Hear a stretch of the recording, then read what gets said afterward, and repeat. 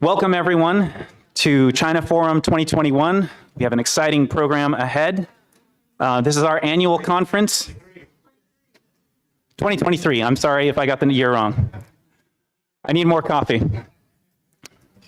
The team's been working very hard to put this event together, and not all of us got tons of sleep last night, so I apologize for that. China Forum 2023, we are proud to welcome you to this conference. It's our annual conference. Every year we convene experts from across business and finance, foreign policy and diplomacy, and most importantly for us in many ways, human rights, to have hard-hitting discussions about the China challenge.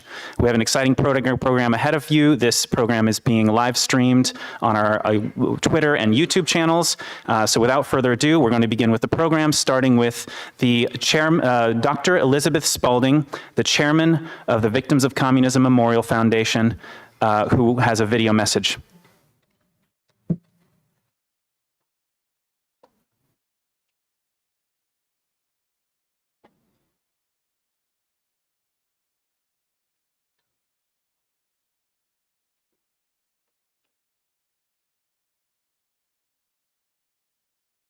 On behalf of the board of the Victims of Communism Memorial Foundation, welcome.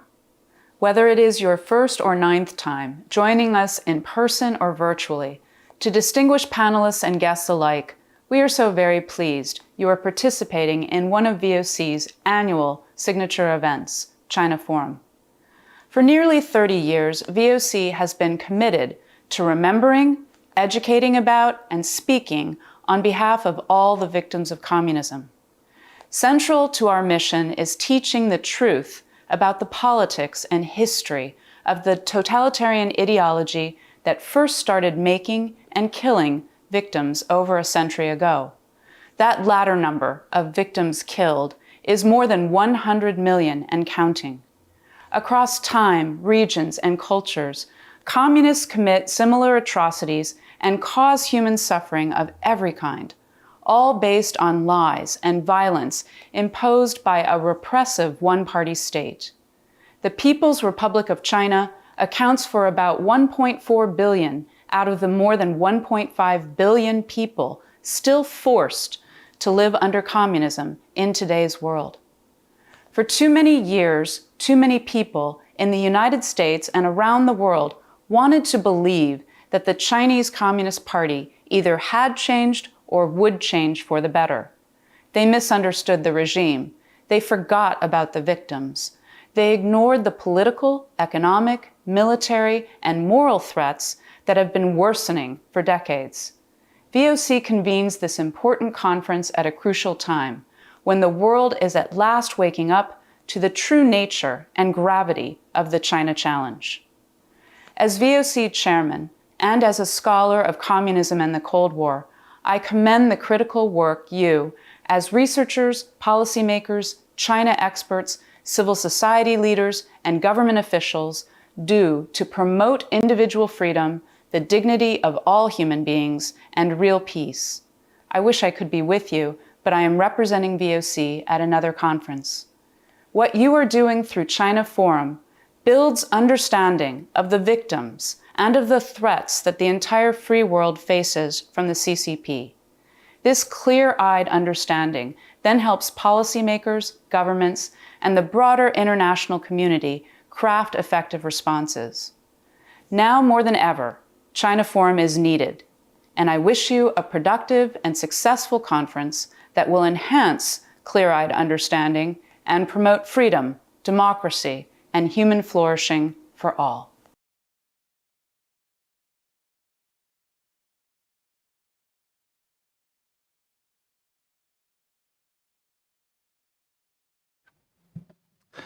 Forgive me for not introducing myself earlier. I am Abraham Armstrong, the Associate Director of China Programs. I have the honor to lead our China work with Dr. Adrian Zenz and emceeing for this event. Next, I'd like to introduce Ambassador Andrew Bremberg, the President of the Victims of Communism Memorial Foundation. Ambassador Bremberg is former Director of the Domestic Policy Council at the White House and former U.S. Ambassador to the UN in Geneva. Ambassador Bremberg.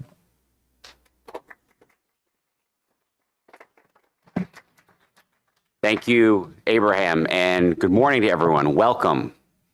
I am so honored to welcome you all to our 9th annual China Forum. Before we get started, I'd like to say a special word of thanks to the Diana Davis Spencer Foundation, the Sarah Scaife Foundation, the Taiwan Foundation for Democracy, the Honorable Don Ritter, Dr. Miles Yu, the Heritage Foundation, and the Uyghur Human Rights Project for their support of this important event. Without your support, this would not be possible.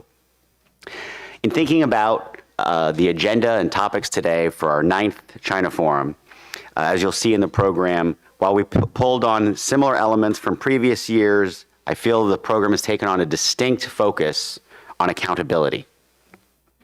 As Dr. Spalding mentioned in her video remarks, 30 years ago, we saw dramatic global changes as it relates to communism, the fall of the Soviet Empire, and the hope of liberalization in communist China. But hope is not a policy, hope is not a strategy, and hope does not deliver the outcomes that we hope for.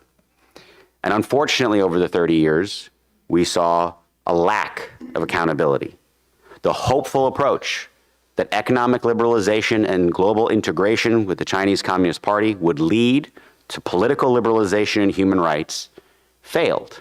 Whether doomed from the start or just because poorly executed, it has failed. And it's important and incumbent upon us to learn the lessons of its failure and understand the challenges we face today.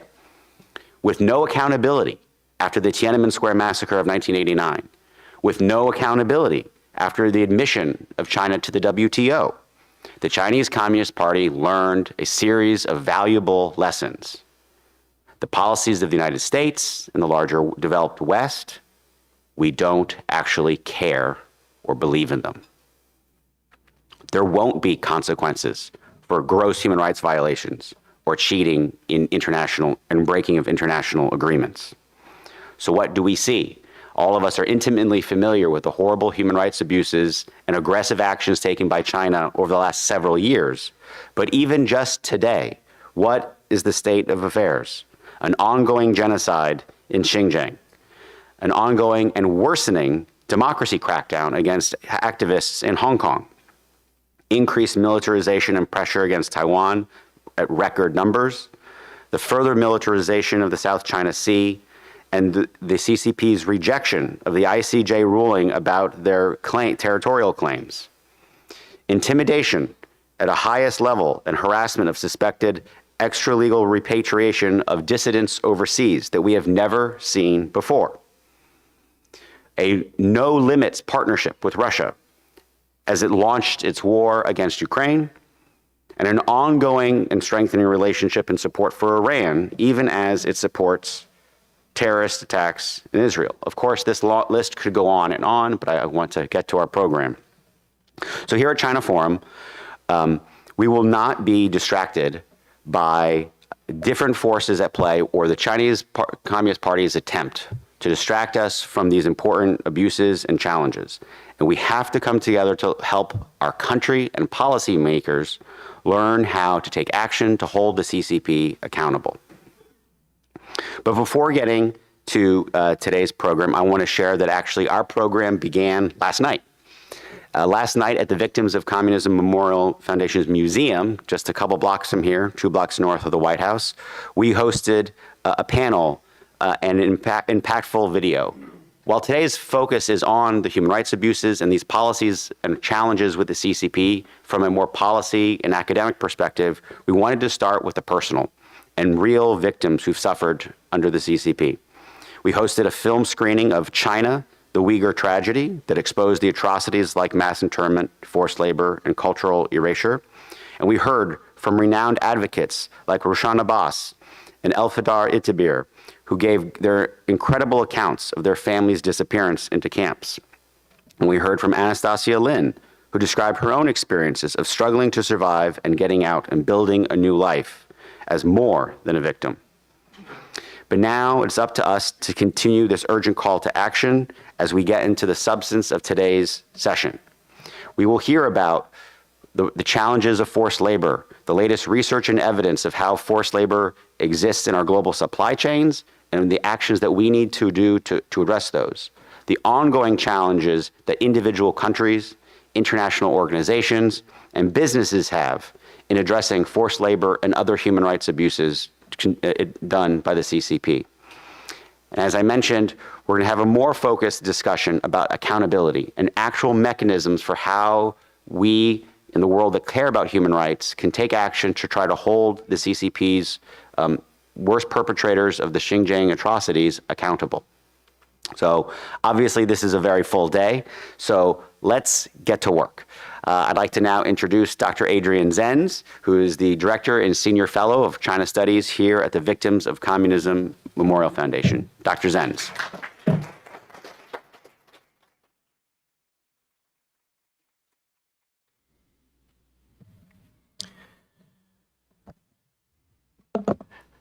Dear guests, dear panelists, dear live stream audience, it's my pleasure today to welcome you to the China Forum, our annual signature event at the Victims of Communism. After many years, the world is gradually becoming more aware of the nature and goals of the Chinese government and the Chinese Communist Party.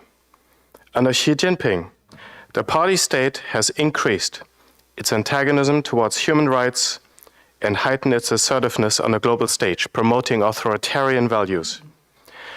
After surprisingly lifting its draconian COVID restrictions late last year, Beijing has failed to jumpstart China's economy, which is suffering from a systemic and endemic loss of confidence, linked both to years of short-sighted economic policies and to the Chinese population's perception that they are captive to the whims of the state.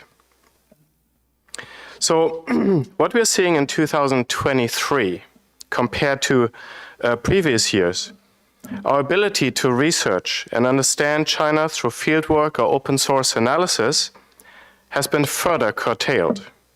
Even seemingly benign investigations into China's economic development are now potentially framed as espionage. Western auditing firms have been raided. Foreign investors are increasingly cautious. Economically, politically, socially, and culturally, China is becoming a black box, more and more isolated from the rest of the world. However, we are faced with the challenge that Western policymaking must be based on a foundation of knowledge and of understanding China. This is the purpose of the China Forum.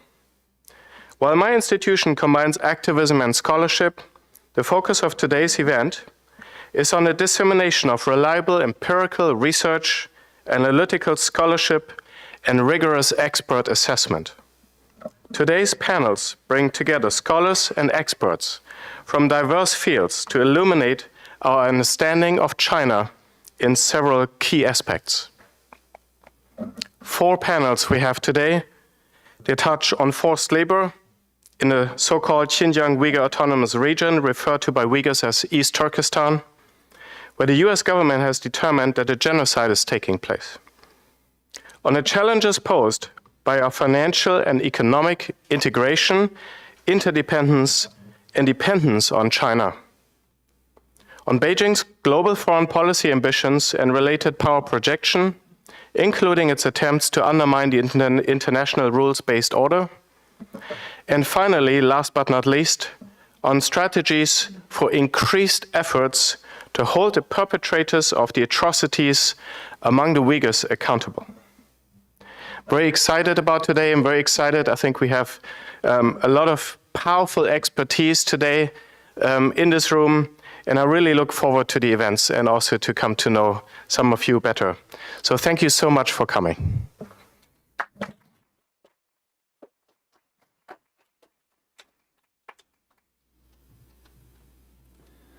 Thank you, Dr. Zenz. And next we will have a video message from the House Select Committee on China.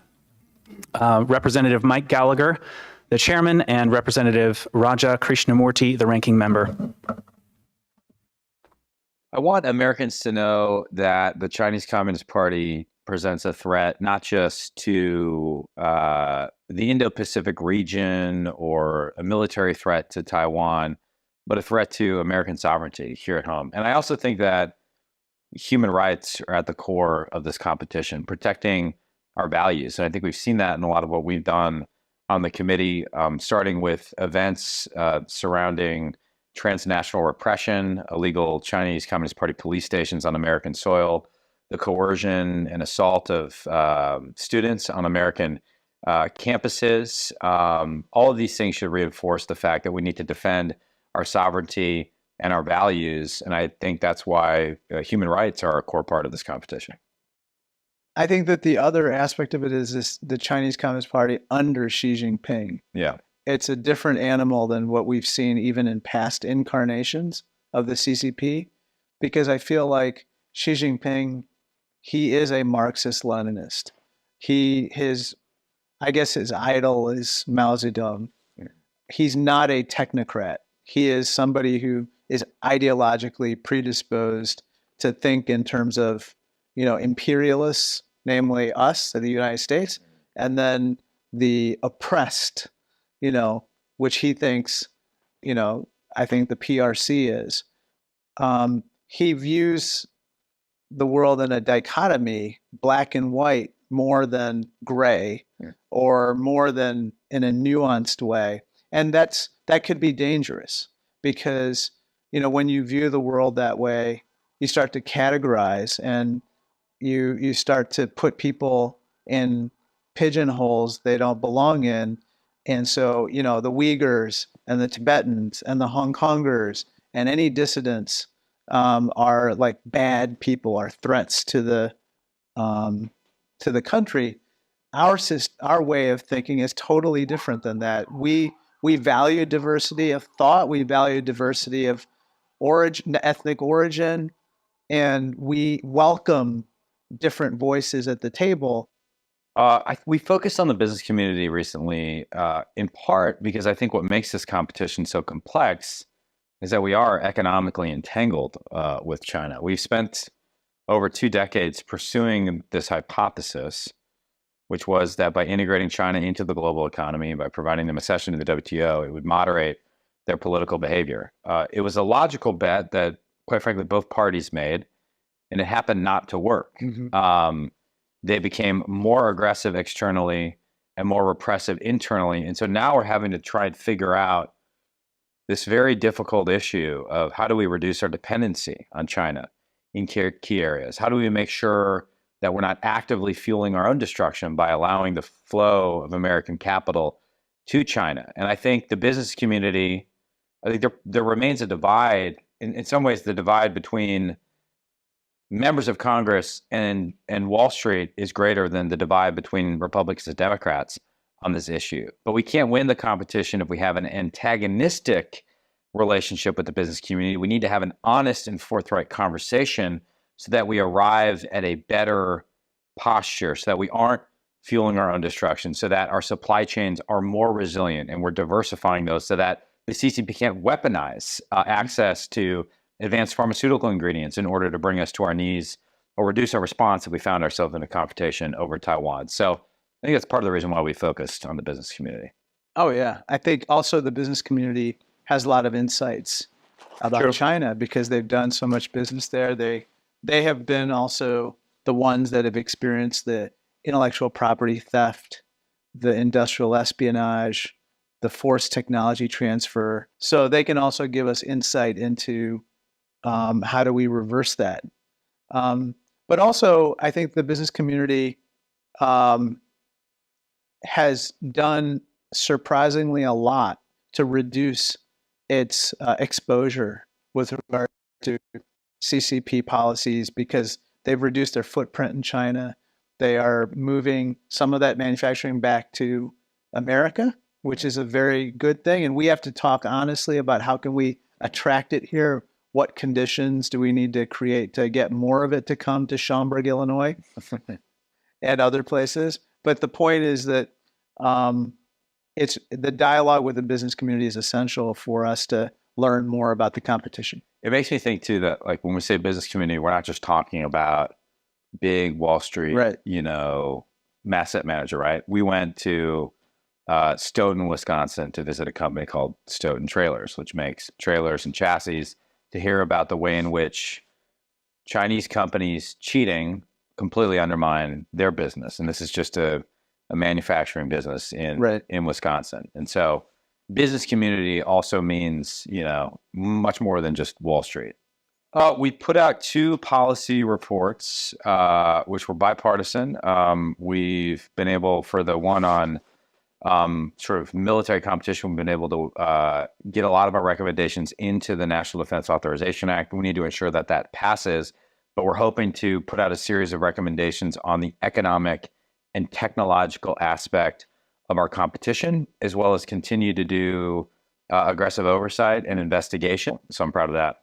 Yeah, I agree. I echo your sentiments. And I think that I'm hearing a lot from people that this is one of those few places where they see real bipartisanship, but it's not groupthink either. Like, we have differences of opinion, not just between the parties, but even, within the parties, that's reflected on the committee. And I think that's a good thing. We've been, able to distill kind of the common denominators that unite all the different opinions and come up with clear messaging. And I think that's really useful. I think that the CCP is paying attention to us. Yeah.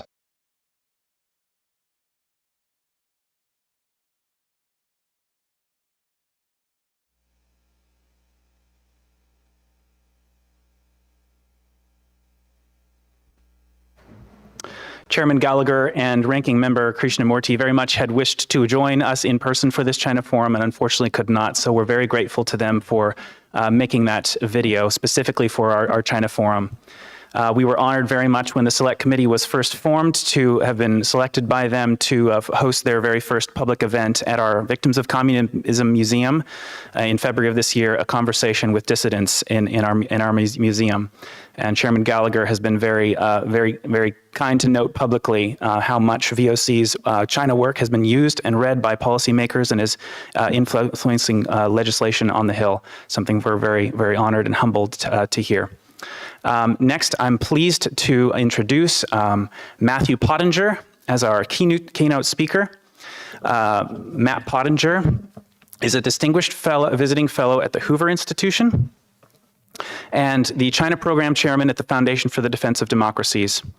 Matt Pottinger served in the White House for 4 years in senior roles on the National Security Council's staff, and previously served as the Senior Director for Asia, where he led the administration's work on the Indo-Pacific region, specifically its shift on China policy.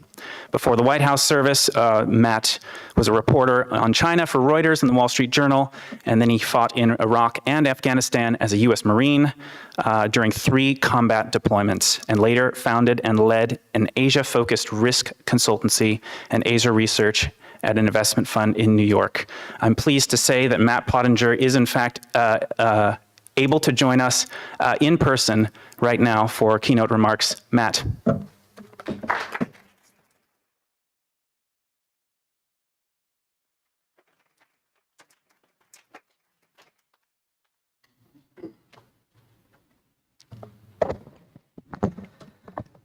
Abraham, thanks for the kind intro, and good morning to everyone.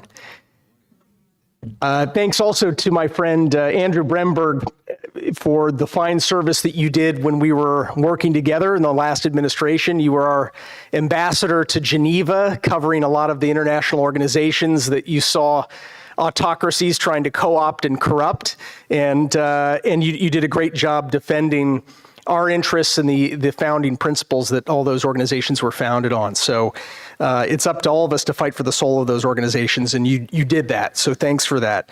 I'd like to congratulate the foundation for the essential work that you've been doing, and especially to recognize the work of Dr. Adrian Zenz and your colleagues who've done so much to document and expose Beijing's crimes against humanity, against Uyghur people and other minority groups.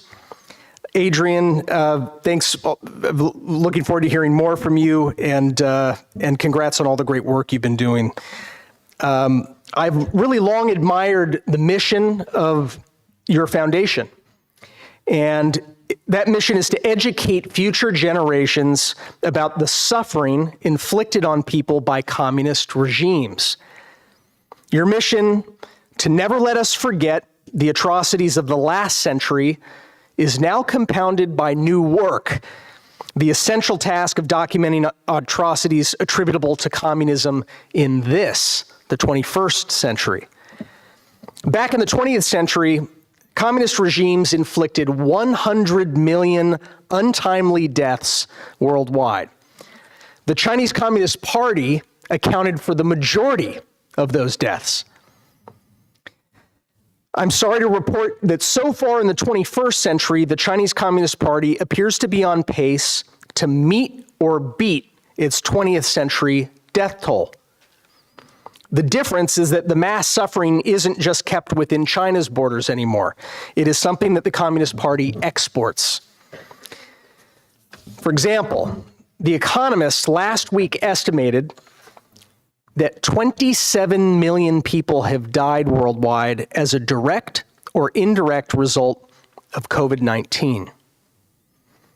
The regime that rules China is at least partly responsible for those deaths, at least.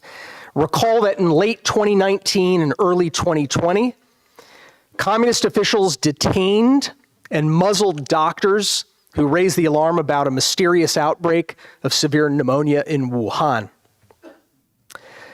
Authorities covered up the cases. Then they blocked the sharing of samples with other countries. They provided false assurances about how contagious the virus was. And they channeled misleading data to the World Health Organization that downplayed the virus's unusual efficiency at spreading through the air from people exhibiting no symptoms. Countries around the world had little notion of what was about to hit them. If the pandemic resulted from a lab leak in China, Beijing's culpability is even greater. The FBI and the U.S. Department of Energy believe an accidental leak is more likely than not the way that this pandemic started. The Department of Energy, by the way, supervises our national labs and is arguably the most qualified U.S. agency to make a judgment about the origins of COVID. Beijing also bears some responsibility for the hundreds of thousands of Americans and Canadians who have died in recent years from illicit fentanyl, the synthetic opioids that are exported here by Chinese state-owned enterprises or produced by Mexican cartels using Chinese precursor chemicals. Reporting by journalists at ProPublica shows that Chinese organized crime groups, which can operate only with Beijing's forbearance, are now the primary launderers of illicit drug money in North America. Then there's the unknown death toll from Beijing's crimes against Uyghurs and other ethnic minorities inside China. Several democracies, including our own, have formally determined that Beijing is committing genocide. Millions of people have been stuffed into concentration camps, sent into forced labor programs, and deprived of the ability to have children. For children already born, many have been taken from their parents and shipped off to squalid, government-run orphanages where they're indoctrinated to forget their language, their faith, and their families. These and related truths are going to be the subject of other panels at this great forum today. You've got a pretty excellent lineup of speakers who are going to give us ideas for how we should respond to the harm that Beijing is inflicting. But allow me to make one recommendation to the list of things that we should do. I think we should have a good laugh. No, really. I think that we should find the inspiration to laugh. And it's not that genocide and pandemics are funny. They're not. They're not any funnier than Hamas's terrorist assault and the intense suffering that that's brought to Israelis and Palestinians, it's not a laughing matter. But totalitarian systems, whether they are socialism with Chinese characteristics or Russia's blood-soaked reenactment of Tsarism, or Iran's pseudo-religious terrorism franchise, all of these things are, let's face it, a little bit farcical. At the very least, these regimes and the humorless men that run them are worthy of our scorn, our satire, and yes, our laughter. So let me explain. The late Nobel Peace Prize laureate Liu Xiaobo once wrote, quote, "I see political humor as an important and widespread form of popular resistance in post-totalitarian society. It played a similar role in the Soviet Union and Eastern Europe before the great changeover that occurred there. Political satire in Chinese popular culture has shown a creativity," he said, "and an authenticity that the solemn face of officialdom lacks." He continued, quote, "The more serious the face of the government, the more people can only laugh." So what does this kind of political humor look like in practice in China? It's actually a pretty rich tradition. From folk rhymes and hilarious jingles, 顺口溜, and that skewer pretentious officials, things like 恶搞, which is very loosely translated the sport of creatively lampooning bureaucracy and other daily indignities online. And I'll just give you a small but telling example. Today in China, typing the name of China's supreme leader on social media can be almost impossible without getting censored. As a result, there's a cat and mouse game that requires ever more ingenious nicknames for Xi Jinping. Some refer to him as Baozi, or steamed bun, after he made a choreographed visit to a food stall early in his tenure.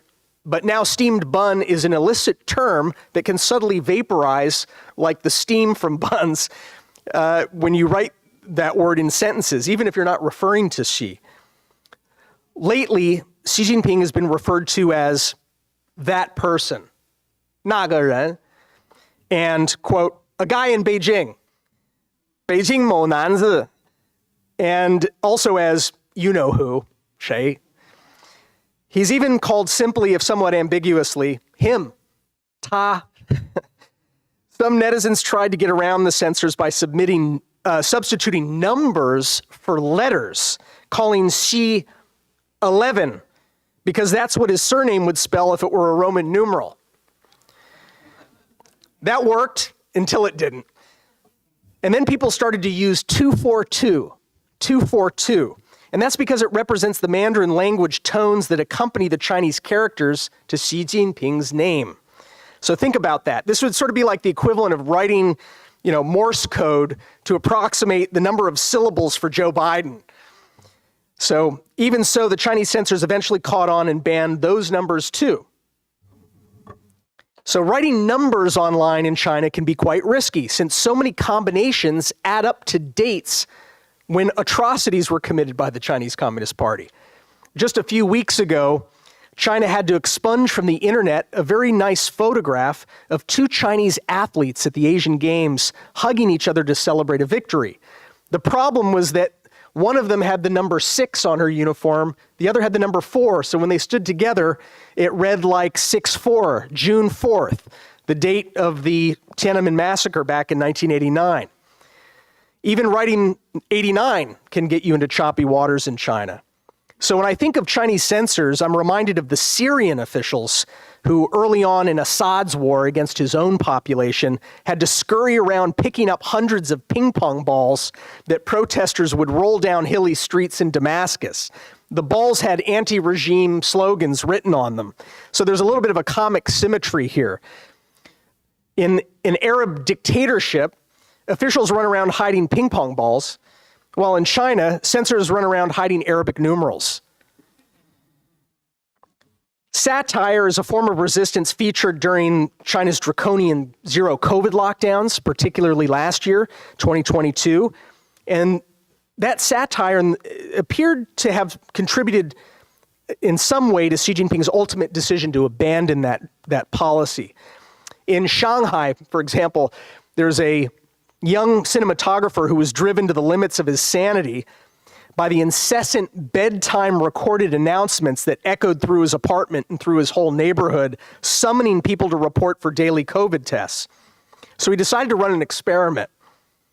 He typed out the text of dozens of these official announcements, and then he ran them through Google's random generator to scramble the words into entirely new and utterly nonsensical phrases.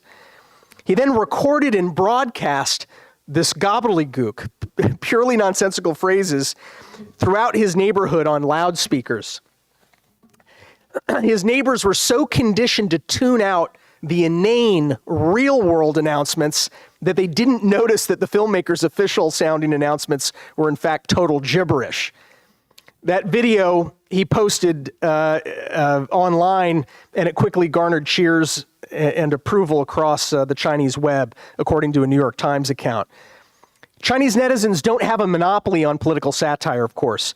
When the dour and bloodthirsty regime in Iran boasted that its cabinet members had more PhDs than their U.S. government counterparts, Iranian citizens responded that in Iran, PhD must stand for passed high school with difficulty. I'm optimistic that there is subversive satire occurring even in despotic outer planets like North Korea, although I have to confess that I had trouble finding any evidence of humor while I was preparing this speech. So if we can't laugh with the North Korean people, we should at least laugh on their behalf as their proxies. Chinese netizens do sometimes step up and serve as proxies for the gagged masses of North Korea. In a phrase on the Chinese internet that skewers the regimes in Pyongyang and Beijing simultaneously, Chinese netizens refer to China as Xi Chaoxian, West Korea. So Liu Xiaobo, the Nobel laureate, cautions that we should be on guard against letting satire breed cynicism, but he says the risks of, quote, parody, mockery, ridicule, and insolence towards the state are, on balance, worth the costs. They're a powerful form of resistance. He said, quote, satire of what is wrong implies that something else is right. Satire tears down for the sake of rebirth. So we should laugh at totalitarian regimes, laugh with those who are living under those regimes, and in places that lack even an ounce of freedom, we should laugh on behalf of those who can't laugh for themselves. There are corners of the world so dark where the concrete cell floors are so thick that even humor can't sprout, but rather it goes dormant like grass in winter. The Uyghur poet Tahir Hamid Izgil described in a recent interview his journey step by step into deeper and deeper persecution and repression in Xinjiang until finally he was locked up in a Chinese labor camp. Quote, after the mass internments began, Tahir said, we felt humor was lost. It was even hard to imagine beautiful things like writing poetry. In that nearly hopeless situation, he said, we chose silence. Now, Tahir eventually got out and immigrated to the United States. And he said his ability to experience humor gradually blossomed again. Humor, he said, quote, gives reality back to us. Reality is what an oppressive government is afraid of, close quote. Liu Xiaobo knew what those darkest corners of human existence were like. He was jailed repeatedly, and for more than a dozen years in all, as punishment for his clear and beautiful writing about human dignity and the need for a Chinese system of government that protects that dignity with rights. In 2017, Liu Xiaobo became the only Nobel Peace Prize winner ever to die while a political prisoner. The first was Karl von Ossietzky, who the Nazis arrested for his journalism exposing Hitler's secret military buildup. Liu wrote that, quote, some people say that political humor tore the Iron Curtain down, This may be giving it a bit too much credit, he said, but there can be no doubt that truth-telling and joke-making have worked hand in hand to dismantle post-totalitarian dictatorships. A recent example of truth-tellers and joke-makers working hand in hand and making a difference occurred just last year. The truth-teller was Peng Li Fa. Peng Li Fa, a brave man who dressed like a construction worker one October day and hung a banner on a Beijing overpass that called for an end to zero COVID and the beginning of political change in China. Peng, who was nominated last week by the two congressmen that you just saw on the screen for a Nobel Peace Prize, was detained on the spot and hasn't been heard from since. Then there were the joke tellers of a sort. By last November, people were fed up with being confined to their homes like zoo animals under that zero COVID policy. Then after a deadly fire ripped through a lockdown apartment block in the city of Urumqi, street protests erupted in numerous cities with students and other citizens chanting slogans targeting the central government. The last time that happened was probably 3 decades earlier in 1989. The joke was the symbol they chose for their protests.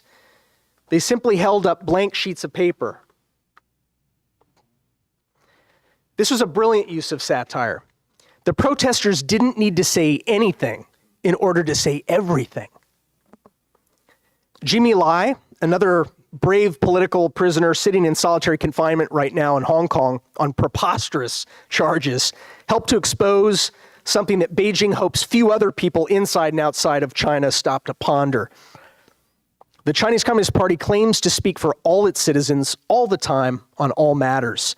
But Jimmy pointed out that people have a God-given will of their own. He's a living embodiment of that fact. And as he used to put it, quote, "Just because you make all the shoes doesn't mean you own all the feet." That's satire of the most dangerous kind. As the Renaissance philosopher and Catholic saint Thomas More once put it, the devil, that proud spirit, cannot endure to be mocked. Thank you.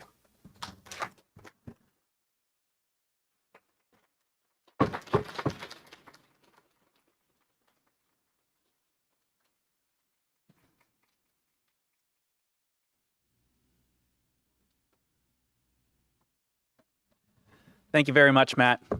Oh, thank you, Matt. You know, Matt, I'm not sure why you think everything's so bad in China. I ask my Chinese friends how it is over there, and they say, I can't complain. Every one of them. For next year's China Forum, we might have to try a stand-up session. With that, I'd like to introduce our first panel, focused on power and responsibility, how Beijing's human rights record is shaping diplomacy and foreign policy. If the panelists can please come forward and sit at the table. This panel will be moderated by Ambassador Andrew Bremberg.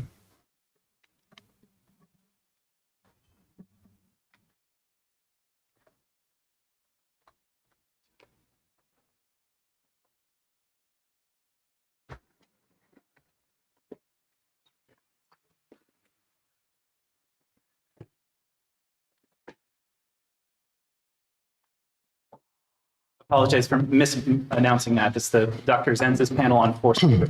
Thank you. Well, thank you very much. I think it's all right because Ambassador Bremberg and I wear the same color suit, so it's about similar, isn't it? Yeah. Well, it's my great pleasure to start off this event with our first panel here. We really have an impressive lineup of panelists to look at the topic of forced labor in the Xinjiang Uyghur Autonomous Region. It's been 4 years since the discovery of systematic evidence of several large-scale systems of forced labor in Xinjiang, which were discovered in the summer of 2019. In June 2022, a historic piece of legislation has come into force, the Uyghur Forced Labor Prevention Act. This act bans the import of any product made in whole or in part with inputs originating in Xinjiang.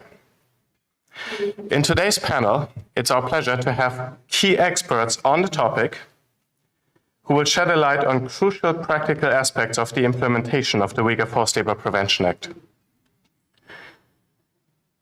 And to introduce and contextualize this issue, I will double as a moderator and the first panelist to sort of contextualize the situation in Xinjiang itself with some of the latest research findings. And then we're going to go to the other panelists in order. Let me introduce our distinguished panelists first. We have to my right here, Brian Hochier. I hope I pronounced it correctly. Huxley. Sorry. No worries. Well, I can play the German card. I'm not a native English speaker. Brian Huxley, Director of the Forced Labor Division within the Trade Remedy Law Enforcement Directorate at the U.S. Customs and Border Protection, CBP, Office of Trade. Brian leads a team of forced labor investigators to enforce the Uyghur Forced Labor Prevention Act. Prior to his current position, Brian was the director of CBP's Enforce and Protect Act investigations of anti-dumping and countervailing duty evasion and managed its e-allegation program. Before joining the Office of Trade, Brian served in several roles providing planning and risk analysis, support for CBP's trade, global engagement, and border security missions. After Brian, we're going to have John Foote. John Foote is a partner at Kelly Dry and Warren LLP. John is an expert on international trade law and policy with deep experience helping companies navigate U.S. trade rules and agreements. I think there's a lot in that sentence, but he's going to unpack that. John advises clients on tariff mitigation strategies and advocates for fair enforcement of trade laws. He represents companies in disputes before U.S. courts and agencies, including customs enforcement actions on issues like classification, valuation, and country of origin. He's an expert on addressing forced labor through trade tools, including import bans and USMCA rapid response labor mechanism. And last but not least, we're going to hear from Louisa Greve, who is Director of Global Advocacy of the Uyghur Human Rights Project. Previously, Louisa was Vice President for Programs and East Asia Director at the National Endowment for Democracy. She's an experienced nonprofit advisor and an expert on human rights in China, having traveled and worked in China since 1980. Her first visit to Xinjiang or East Turkestan was in 1988. She currently also serves as a Washington Fellow for CSW, an advocacy group promoting freedom of religion and belief for peoples of all faiths. She has served on the Amnesty International USA Board of Directors, the Virginia Advisory Committee of the U.S. Commission on Civil Rights, the International Advisory Committee of the Coalition to End Transplant Abuse in China, and the Liberties Promise Board of Directors. She's the author of several book chapters on ethnic issues and human rights in China and has testified before Congress on democracy in Asia. Forced labor really is one of the most important topics because if you are looking at, okay, we have identified all this evidence. We have evidence of mass internment camps. We have evidence of birth prevention. We have evidence of parent-child separation in Xinjiang or East Turkestan in the Uyghur homeland. Forced labor is really one of the areas where there's some of the largest scope for practical action, to actually do something about it, because we have laws that make forced labor illegal. It's illegal to have products made with forced labor being used and consumed here so that North American consumers become complicit in the genocide, in the crimes against humanity in the region. So I'm going to start with a presentation looking at some of the latest research on the area.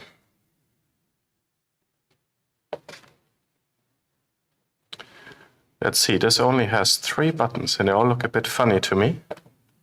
Okay, very good. So Xinjiang has 2 systems of forced labor, which is one of the reasons why forced labor is such a big issue in the region. The one, and perhaps better known system, is directly linked to the camps of mass internment, where camp detainees are then placed into a range of labor placements, a comparatively limited range from what we understand from the policy evidence.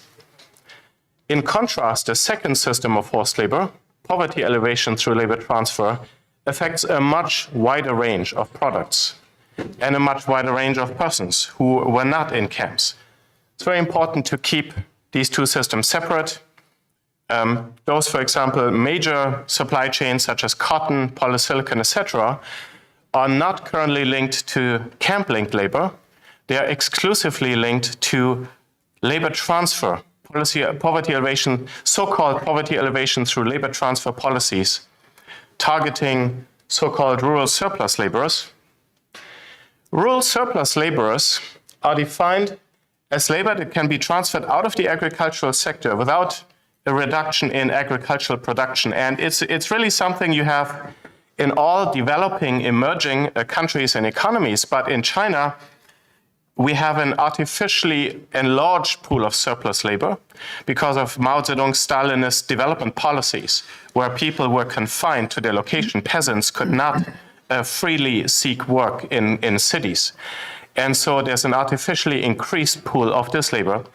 And of course, many of these sort of voluntarily migrated, but in Xinjiang, we have a very different situation where besides regular urban-rural migration, at some point, particularly in 2014, it was decided by the national government in Beijing that Uyghur underemployment is actually a national security risk, meaning Uyghurs who are just kind of idle or semi-idle, at least part of the time in the countryside through underemployment, pose a risk to Chinese national security because they're allegedly considered to be easily influenceable by extremist thought, so the government says.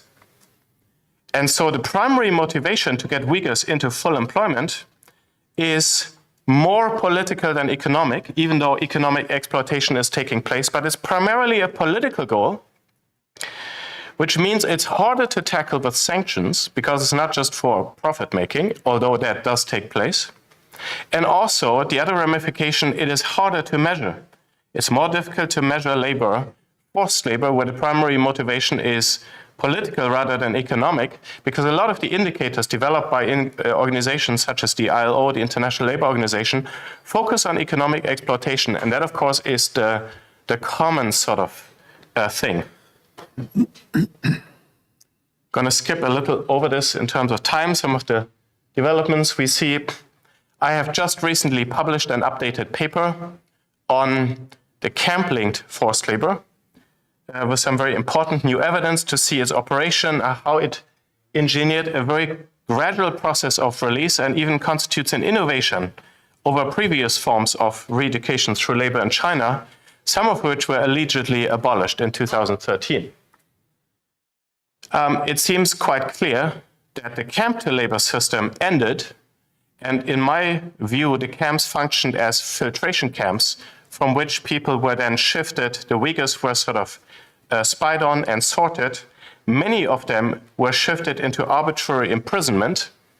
An unknown number remains in arbitrary detention of various kinds under an unknown policy that we don't know about. So I'm talking about the closure of the so-called vocational skills centers, for which we knew what the policy was. So we now have ongoing arbitrary detention under unknown policies that are not published. We also know that many Uyghurs were shifted into forced labor, where they remain victims of forced labor. The ramification of that is that the forced labor system that is now active and alive in Xinjiang is the labor transfer system. That's the one to really focus on. Not to minimize camp-linked forced labor, which continues to have victims, but also labor transfers are the much larger system of forced labor. A conservative estimate of those shifted from camps to forced labor would be at least 500,000, could well be more, but we also need to take into account that a very large and unknown number were shifted to prisons. So that should be considered a conservative estimate. Poverty elevation through labor transfer affects undetained agriculturalists, and those at risk of forced labor could be up to 2 million, or potentially more, because most recently, under the new party secretary, Ma Xingray, we see an intensification of the system of forced labor. Generally, China signed up to the ILO agreements this year, ratified 2 ILO forced labor agreements. And I think one of the reasons they're doing that is because they have desecuritized a lot of the camps, at least the ones that are more visible. They have probably started to desecuritize some of the camp-linked workplaces, many of which were in industrial parks, because everything kind of has now gotten into a certain routine.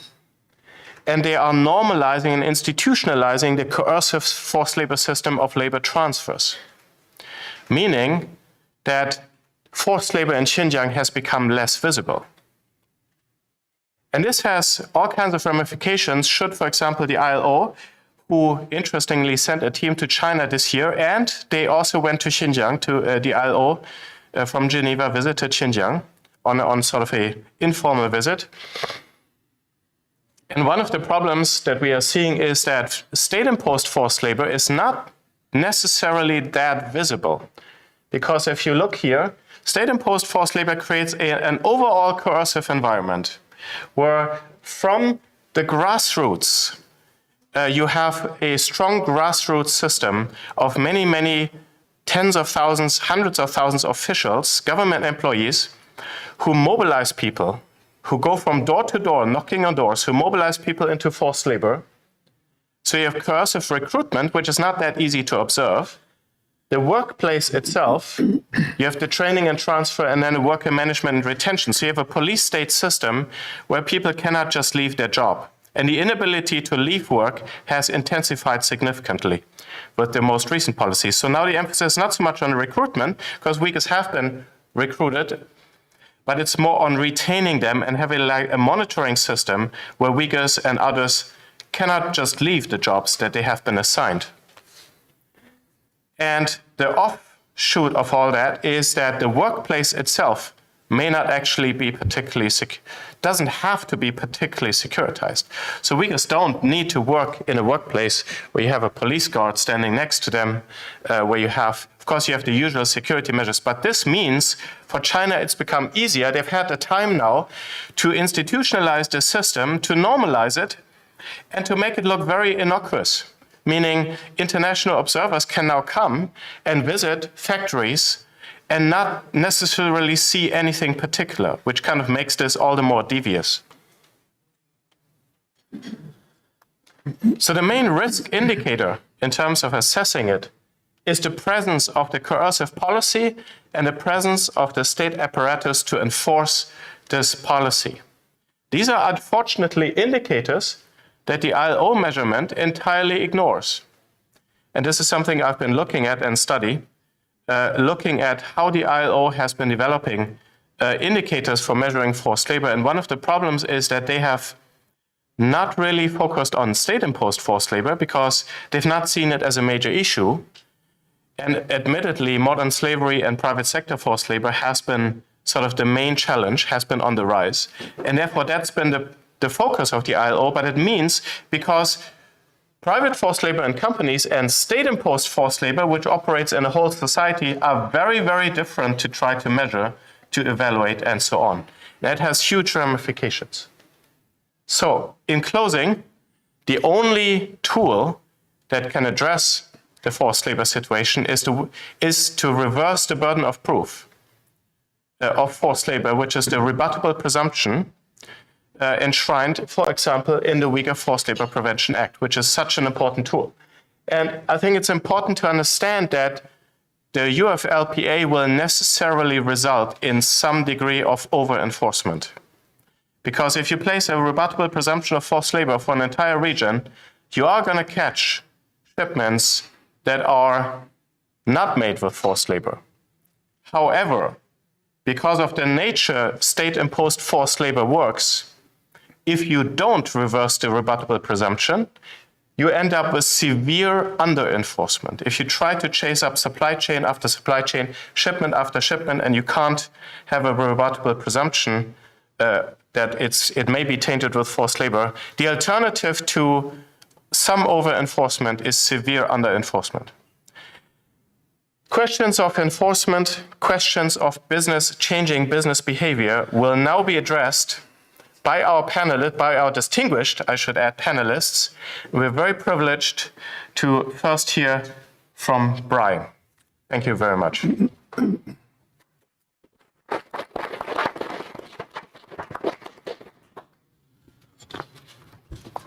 Thank you. Let's see if I can you hear me okay? Thank you.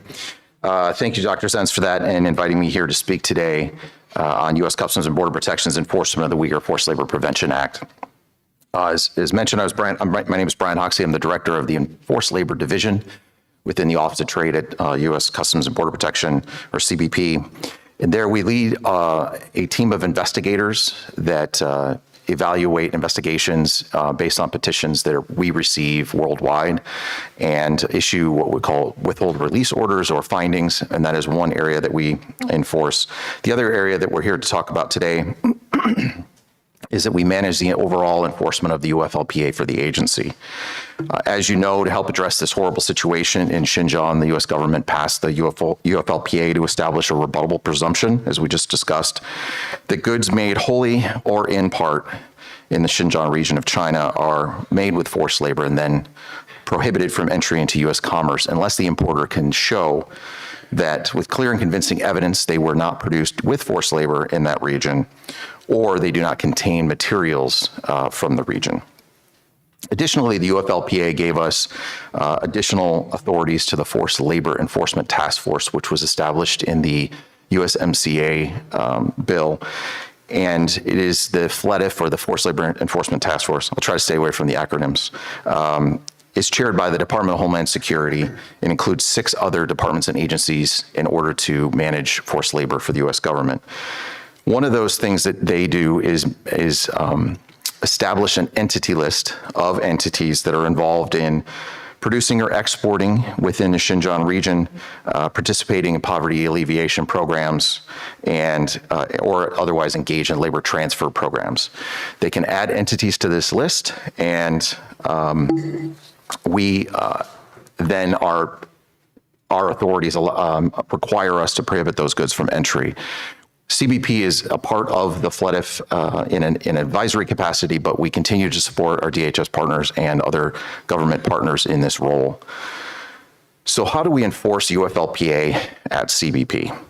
When the law was signed, we, in the beginning of roughly 2 years ago, we established a task force quickly to stand up this capabilities and implement the law. We implemented in June 21 of 2022. And so that's roughly 15 months ago, to put that into a little bit of context. The quick implementation of this bill did not result in any slowdowns or port disruptions from overall implementation. And we view this as a significant success and illustrates that we can implement a strong enforcement law such as the UFLPA without overall affecting trade. So we approach the enforcement of the UFLPA in 2 ways. First, when the goods are exported directly from Xinjiang or from the entity on the entity list, we will apply the rebuttable presumption immediately and prevent those goods from entry. Importers then must request an exception to that ruling for a shipment to prove with clear and convincing evidence that those goods are not made with forced labor before it is released into U.S. commerce. If we were to grant an exception, we would also have to notify Congress, and that would be a publicly available notification. To date, we have only received 3 exception requests. All 3 have been withdrawn, and the goods were re-exported outside of U.S. jurisdiction. Second, for goods that are not directly from Xinjiang, CBP evaluates the risk that a producer uses good materials, either raw materials or parts that in part of the clause, in the final product, and we will stop any shipments that we deem with a significant risk of containing materials made with forced labor from Xinjiang. In this case, importers can either request to re-export their goods, which sometimes they do, or they can request an evaluation of the applicability of the UFLPA to that particular shipment. They provide supply chain tracing documentation, and we require a very rigorous supply chain tracing review to show that every single part of that supply chain from the tier, we call these tiers, tier 1 all the way down to the lowest tier, are free from inputs from Xinjiang. So for example, if you are importing cotton shirts, then we want to see the information of the source of that cotton all the way down to where it was farmed. If the importer cannot show evidence or they do not have enough information, we will deny that from entry. The UFLPA is a major shift for the importers. It requires them to know their entire supply chains from the end product all the way to the raw materials, like I mentioned. Through our enforcement from June 21st of last year all the way to September 31st, we've stopped over 5,000 shipments of goods valued over $1.9 billion because of risk of forced labor and conducted enforcement reviews. Of those, 4,600 shipments made final entry decision, and of those, 53% were denied entry. Due to our enforcement, we are seeing some successes and some areas that I want to say on a couple main trends. First, importers are increasingly improving their due diligence efforts. They're auditing their supply chains, and they're providing better information that shows that their goods are not made with forced labor through our reviews. We see this directly through the information that they give us, as well as our engagements that we continually have with the importing community. Secondly, we are seeing shifts generally from their supply chains away from China region, and more broadly, where the risk of supply chains is too high. Finding information from China is getting more and more difficult on internal production, and we're finding that businesses are no longer finding this as an acceptable risk that they will use imports from that region. We do still have a lot of enforcement challenges. This is 15 months going on, so we are continually learning as we go. One of the areas that is forefront for CBP is that we have our trade mission requires that we balance between facilitating compliant importers and fully enforcing the laws against non-compliant trade. So finding the most effective way to enforce the UFLPA without over-enforcement, as well as not under-enforcing the law, and doing what we can to ensure that importers that are trying to do the right thing to comply and make sure that their goods are not tainted with forced labor are able to continue to trade with the United States. And we continue to work on how to improve that every single day. Secondly, the supply chains are incredibly complex, as many of you know, and businesses typically do not have one particular supply chain. In addition to reviewing documentation for multiple supply chains, companies are now bifurcating their supply chains into areas where that are completely free of forced labor, but then they may have additional risk involved with their activities, and we continually look at those companies and review those packages. Finally, the amount of data that we are sifting through is immense, and we're making sure that we have to enforce across all 97 chapters of the tariff schedule, so that includes every good that could be imported into the United States. Finding tools and capabilities that help us with that has been a challenge for us, but we have several projects underway and some areas that we are using this new technology in order to address this issue. So where are we heading in the next year? We're continuing to increase our enforcement capabilities by assessing lessons learned in the first year of implementation, and we're expanding our capabilities and are utilizing the resources that we have received from Congress every possible way that we can, and we're continuing that work in this coming fiscal year. Regarding the challenges that I mentioned on data, we're increasingly using analytic modeling and technology that will help us sift through and manage and segment the risk in an enormous amount of trade that we have to go through. We're also providing more streamlined flows of information through our improved forced labor case management. And many of you may see in the coming months a improvement to our portal for submitting allegations and as well as submitting information to CBP and communicating with us through a single source, a portal that we can then use to communicate on all things forced labor. Our engagement with stakeholders in the first year of our forced labor enforcement was around, I think we had around 500 engagements, which is obviously more than one a day if you do the math on average probably. We think that those engagements are absolutely pivotal to increasing our enforcement and finding the most effective way to enforce this law. So we will continue looking at those engagements as we go forward and continue to be thankful for being invited to engagements such as this one to share and learn from all of you on how we can improve. And finally, we're going to continue to work with like-minded and partners, enforcement partners within the U.S. government, interagency, but also internationally where we can. We conduct outreach, provide technical assistance where needed, and assist governments as they explore their own forced labor enforcement policies and laws. So in conclusion, I'd like to say that it is and continues to be a priority to enforce the UFLPA and forced labor writ large for CBP. We're not only determined to prevent goods from being entered into the United States, but we want to make sure that they don't have any market opportunity within the United States. We realize we can't do this alone. We have to continue to work with like-minded enforcement partners, continue to work with the global community, the civil society, and all the stakeholders that are far too many to mention. And finally, I'd like to say thank you to all of you and all of the work that you've done, Dr. Zentz, as well as others, and the reports, the findings, the studies, the engagements. Everything that you do is important to us. Sometimes I wonder if everybody reads every report in DC that's created on every issue. There are a lot of them, but I will tell you, honestly, we read them. I read them, my team reads them, we all read your reports because we are looking for every single bit of opportunity in order to effectively enforce this law more strongly. And so please keep doing what you're doing. Please continue to invite us in these engagements and continue to engage with us and help us enforce this law. Thank you. Well, thank you so much. Thank you so much, Brian, for your availability, for your humility, and for sharing with us about this very important work. We're very grateful for the hard work that CBP is doing here. Next, we will hear from John. Thank you. Thank you, Dr. Zentz and Ambassador Bremberg, for extending the invitation. I love this dialogue. I really enjoy this event. I appreciate the opportunity to talk about this Uyghur Forced Labor Prevention Act. I'm going to offer you a different perspective. I agree with probably 95% of everything that Brian shared, but I'll share a slightly different perspective. As mentioned, I'm a partner in the international trade practice at Kelly Dry & Warren. My practice consists of advising corporations on how to ensure that they remain compliant with U.S. trade laws, particularly those governing the importation of goods. And sometimes folks have described my practice as being like in the weeds of international trade. And that used to bother me until I learned to embrace it because it's true.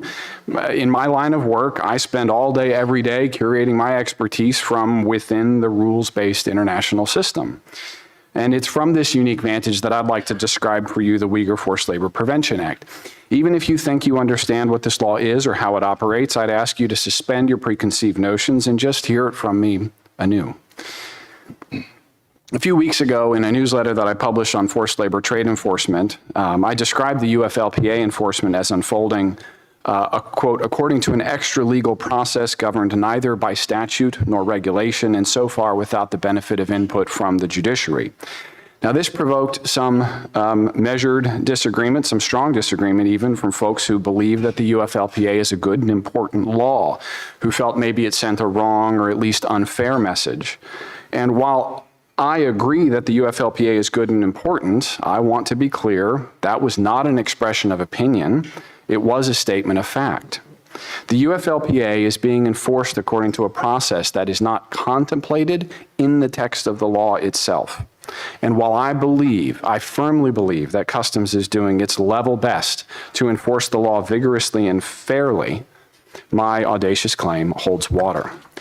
Before I unpack that, I'll just highlight two critical features of the UFLPA that I agree are good and important. I'll explain how the rebuttable presumption works, how CBP picks targets, and what happens after CBP detains merchandise.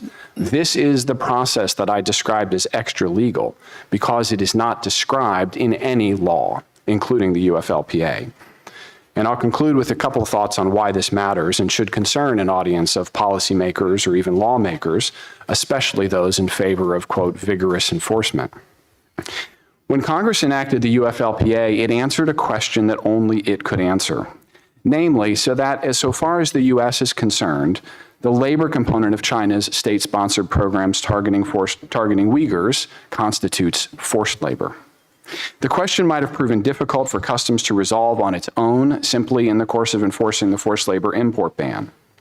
If one major world power wants to spin the compelled labor dimensions of an ethnic elimination campaign with euphemisms like labor transfer and poverty alleviation, it is incumbent for other world powers, and especially those with commercial ties to such practices, to clarify what is actually happening. Ergo, the determination of Congress that such conduct constitutes forced labor for purposes of U.S. law was essential.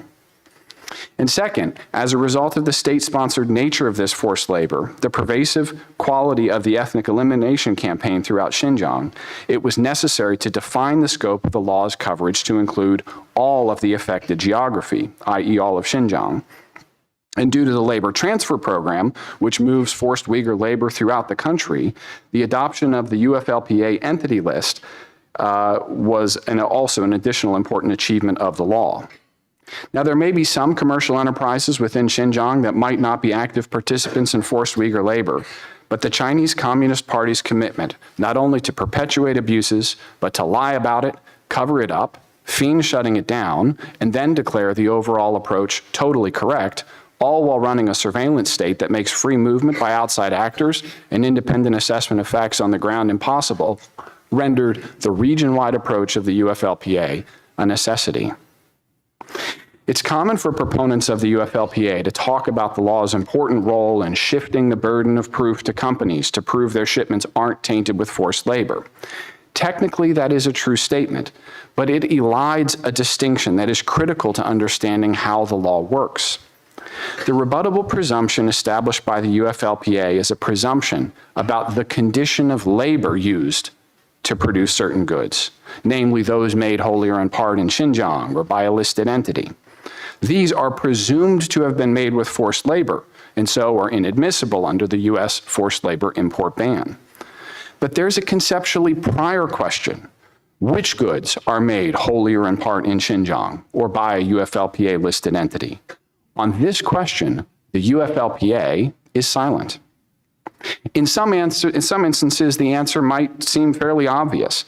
For example, goods might be shipped to the U.S. directly from Xinjiang, or CBP might open a container at the port and discover boxes of red dates, helpfully labeled Bingtuan red dates, the transliterated name for the XPCC. But even in these instances, where it's relatively straightforward to spot the Xinjiang goods, CBP found it necessary to make modifications to its data collection from importers in order not to miss the low-hanging fruit. But more often than not, in fact, in almost all cases, Xinjiang content isn't being shipped directly to the United States. And if you open a container at the port, goods made with Xinjiang content look exactly the same as goods made with admissible content. Now, this presents a quandary for CBP because the UFLPA and the forced labor import ban on which it is built are enforced against specific imported goods. For better or for worse, this is the power and liability of forced labor trade laws as enforced in the United States. It is therefore incumbent on someone to identify goods that are made with Xinjiang content, goods to which the UFLPA applies. Now, at present, the law doesn't even provide an importer the opportunity to make a voluntary representation about the UFLPA compliance of its imported merchandise, if it wished to do so. Therefore, CBP alone has to make the call. And because CBP does not know a priori which goods have been mined, produced, or manufactured in Xinjiang, wholly or in part, it has to make the best guess possible. Now, to say that CBP has to guess which imports to detain is not to say that CBP doesn't make an educated guess. It most certainly does. Customs has access to some information related to import activity, and where it lacks data, for example, on the depth of the global supply chain beyond the foreign producer, it has purchased additional data from external software providers and is stitching such information into enforcement algorithms. But data alone, even purchase data, only gets customs so far. As I wrote a few weeks ago, informal inferential reasoning is the only true precondition to enforcement. It all starts here. Customs has to infer which goods from which final manufacturers are most likely to contain Xinjiang content. And that is why academic research outfits, NGOs and the like, have taken on such outsized importance in the UFLPA universe. They serve up juicy, well-documented enforcement targets for breakfast. Now, when CBP picks targets that might contain Xinjiang content, importers respond by trying to disprove that geographic assertion. They're not rebutting the forced labor presumption of the UFLPA, mind you. They're just trying to prove their goods aren't subject to the UFLPA in the first place. This process describes approximately 99.97% of all UFLPA enforcement to date. And according to CBP's own stats, importers have been successful in proving that they were, in fact, importing compliant merchandise somewhere between 55 and 70% of the time. In other words, almost all UFLPA detentions are being handled under the process not provided for by the statute. And a generous majority of all goods stopped by CBP have proven to be the wrong goods. Now, I'm going to circle back to my audacious claim in just a minute, but before I do, let me just briefly describe what happens after CBP picks out what it believes to be a good target based on available data and informal inferential reasoning. Just a quick tour of the weeds, if you will. When CBP decides to bring the enforcement storm against a particular target, it does so with great intensity. Customs will stop every shipment of goods from a given target. And depending on the commodity or type of product Customs is targeting, cotton, polysilicon, PVC, renewable batteries, it will demand the production of traceability documentation. Traceability documentation is delivered to Customs by the importer, but it's usually collected by the finished goods supplier, who in turn collects it from other parties throughout the supply chain. There might be 3 parties in a polysilicon supply chain, or there might be 30 parties in a cotton supply chain. All of them have to play ball. The documentation for traceability packages, as Brian noted, is extensive, and by CBP's own recognition, defies somewhat easy categorization. Customs will list exemplars, but cannot define the full extent of a perfect traceability package. You'll need purchase orders, invoices, proofs of payment, but also shipment records, inventory records, production records that connect the dots at each node in the supply chain. Everything has to tick and tie back together. It needs to be summarized, translated, indexed, and technologically enhanced traceability, if it exists, is always subordinate to the paper. In Customs' view, actual transaction documents are king. A traceability package might consist of dozens of individual documents and be between 600 or 1,000 pages long. And the question presented to CBP is deceptively simple. Does this traceability package depict an actual supply chain, or does it not? This is one of the most difficult factual and conceptual questions I've encountered in any corner of international trade law. An importer might have to produce a traceability package for every type of product contained within a single entry. There might be 12 products in an entry or 50, and Customs might detain 50 entries from a single supplier, and in some instances has detained hundreds. No published standards indicate when Customs will move the storm on from one finished goods supplier to a subsequent target. And the further you get away from the high priority sectors in the law, the more untethered the traceability demands have become. Customs started targeting imports that contain PVC after an NGO report documented PVC production in Xinjiang. But Customs traceability demand included not just PVC, but every raw material in the finished merchandise, including many with no alleged link to Xinjiang whatsoever. And remember, all this is to decide whether or not the goods are subject to the law. CBP's traceability demand for renewable batteries contemplates traceability packages for 17 different components, many of which are not currently subject to an allegation of Xinjiang nexus, and for 13 different machines used in the production process, among other demands. I believe the characterization of an extra-legal process governed neither by statute nor regulation without the benefit of guidance from the judiciary is charitable. From the selection of a detention target to the scope of a traceability demand, to the rejection of an entry for lack of some obscure piece of paperwork from a company in India, to the ultimate evaluation of a traceability package, to the decision of when to move on to another detention target. None of these decisions are governed by law or any other individual statute or regulation in the Customs law canon. The point is not that customs is getting everything wrong or even that it is abusing its discretion. It's just that the entire UFLPA apparatus, top to bottom, is agency discretion. And if you're not familiar with the weeds of international trade law, then you'll have to take my word for it. This is deeply weird. The great irony to all of this is that in my experience, CBP is to a person filled with civil servants who are charged with enforcing this law. All of them, as far as I can tell, are doing their level best to be efficient and tenacious to the facts and to render consistent decisions as they work their way from one traceability package to another. It's good and important work if ever there was some. It just lacks the benefit of a governing law. I know that this audience is among the most optimistic in America regarding the goodness and importance of the UFLPA. And I address you all as one who shares your conviction that preventing the importation and sale of goods made by forced Uyghur labor is not just one of the most important objectives of U.S. trade law, but it is actually doable. And yet I feel constrained to try and explain why interested observers in the policy space should care about these weeds. It's deeply unsatisfying to be told as a trade lawyer that this is the point, that the goal of this law is simply to decouple the U.S. and China economies come what may. If elected officials believe that is the right course of action, there are tools well suited to achieving it. The forced labor import ban isn't one of them. This law requires us to indulge a particular conceit that it is possible to distinguish between goods tainted with forced labor and goods not so tainted, the former being inadmissible and the latter eligible to trade freely. So 3 quick thoughts on why this should matter. The rule of law should mean something to an American audience, perhaps most of all in this arena where the marquee U.S. human rights law is on display. There are jurisdictions that deliberately pass opaque laws for the purpose of using such laws as a political joystick, subject to the whims of the ruling, usually single party. The U.S. should relish its difference in this regard. And 2, if appeals to American exceptionalism and/or continuing to perfect the legacy of the U.S. role in constructing the international rules-based order leave you unmoved, there's also this.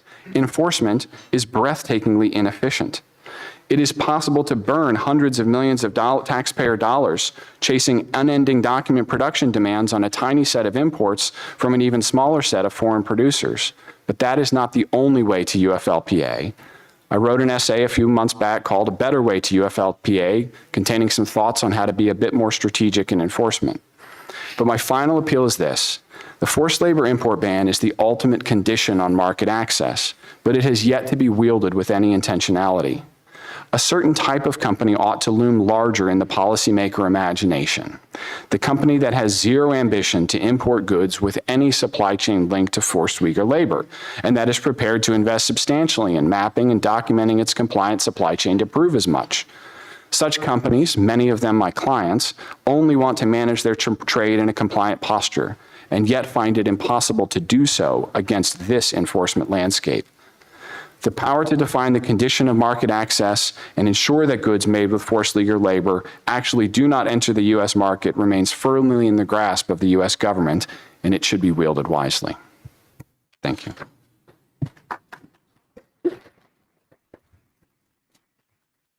Thank you, John. It's always very interesting to hear your perspective as one of the practitioners, somebody who deeply believes in the value of the Uyghur Forced Labor Prevention Act and in countering state-imposed forced labor in Xinjiang, while at the same time facing some of the practical challenges that this very unique and unprecedented sort of step entails. I'm sure we'll have some time during Q&A to go further into this, but we're also first very much looking forward to hear from Louisa about some of the advocacy side of trying to change company behavior, spreading awareness worldwide. Louisa, please enlighten us. Yes, thank you, Adrian. I'm very happy to be here. My organization, the Uyghur Human Rights Project, is founded by Uyghurs nearly 20 years ago and led by Uyghurs. So my job and our mission is to ensure that Uyghur human rights are documented and that there is a proper policy response to violations. And indeed, what is the proper policy response to genocide and crimes against humanity. I'm quoting U.S. government determination of the level of international crimes. And certainly, as has been said, the fact that this country has a ban on forced labor inputs enables a very practical measure, in addition to other sanctions and international mobilization under the Genocide Convention. So it was focusing specifically on forced labor. As a counterpoint to what John has brought forward, I would say that a very efficient and simple way to enforce prohibition on U.S. commercial and consumer complicity or profits from forced labor in violation of U.S. law since 1930 could be something like a trade embargo, which was what was in place when Stalin had the gulags and when the Nazis put people into forced labor. That is not the case now, and so how do we reconcile some forms of trade with a regime that's committing a genocide and is targeting an entire ethnic group using forced labor as a major tool? So questions I'd like to go into. Who is mobilizing, to answer Adrian's question? Clearly researchers, clearly alliances of people speaking for worker rights, trade unions and worker NGOs, as well as governments, and then the question of mobilization in intergovernmental cooperation. So certainly reports I've counted. We have the Coalition to End Forced Labor in the Uyghur region has a list of reports, which is not fully complete. It has 25 NGO reports since the summer of 2019. The very first one actually was in the summer of 2019, so more than 4 years ago, as Adrian said, which UHRP helped launch. First report on cotton in international supply chains by Initiatives for China, a Chinese dissident group, and that was launched here with a Uyghur speaker mentioned already this morning, Tahir Humut, testified to his experience of forced labor in the cotton fields. So the researchers are providing information on supply chains, on the conditions, and of course Adrian's research focusing on what can be found about what the policies are and how they're being implemented, and as you've said today, implementation without clear policy. The NGO mobilization brings together for the very first time global experts on forced labor, human trafficking, and anti-slavery with Uyghur voices. And I will say that today in today's audience, and I'm sure watching, are many Uyghurs whose relatives are missing, or they even have knowledge that they're in forced labor. And their question is, who will help with us? And I can say that absolutely the worker rights movements, the trade unions, and the anti-slavery movement are standing in solidarity and providing expertise that is necessary to navigate policy responses. At the governmental level, the U.S. has gone first and is so far the only jurisdiction to take decisive action. Even before there was a UFLPA, 5 cabinet-level departments jointly issued the Xinjiang Supply Chain Advisory. And I would say let's pair that with what all large corporations and many small ones declare. We have no tolerance for forced labor. Every American company operating in California has to have a public statement of their compliance with the California anti-modern slavery, anti-human trafficking law. There is a declaration of no tolerance. And so the question is, yes, where is the burden of proof? If you have no tolerance, shouldn't you be able to prove to CBP that you're complying? That certainly became implementable, both with legislative action to remove the exception for consumptive demand, which made our own forced labor import law almost never brought to bear for the first, let's say, 60 or 70 years of its existence, and now with this new law, which came into effect 15 months ago. I will say, some interesting things here that people may not be aware that are really, truly new in being able to advocate for Uyghurs.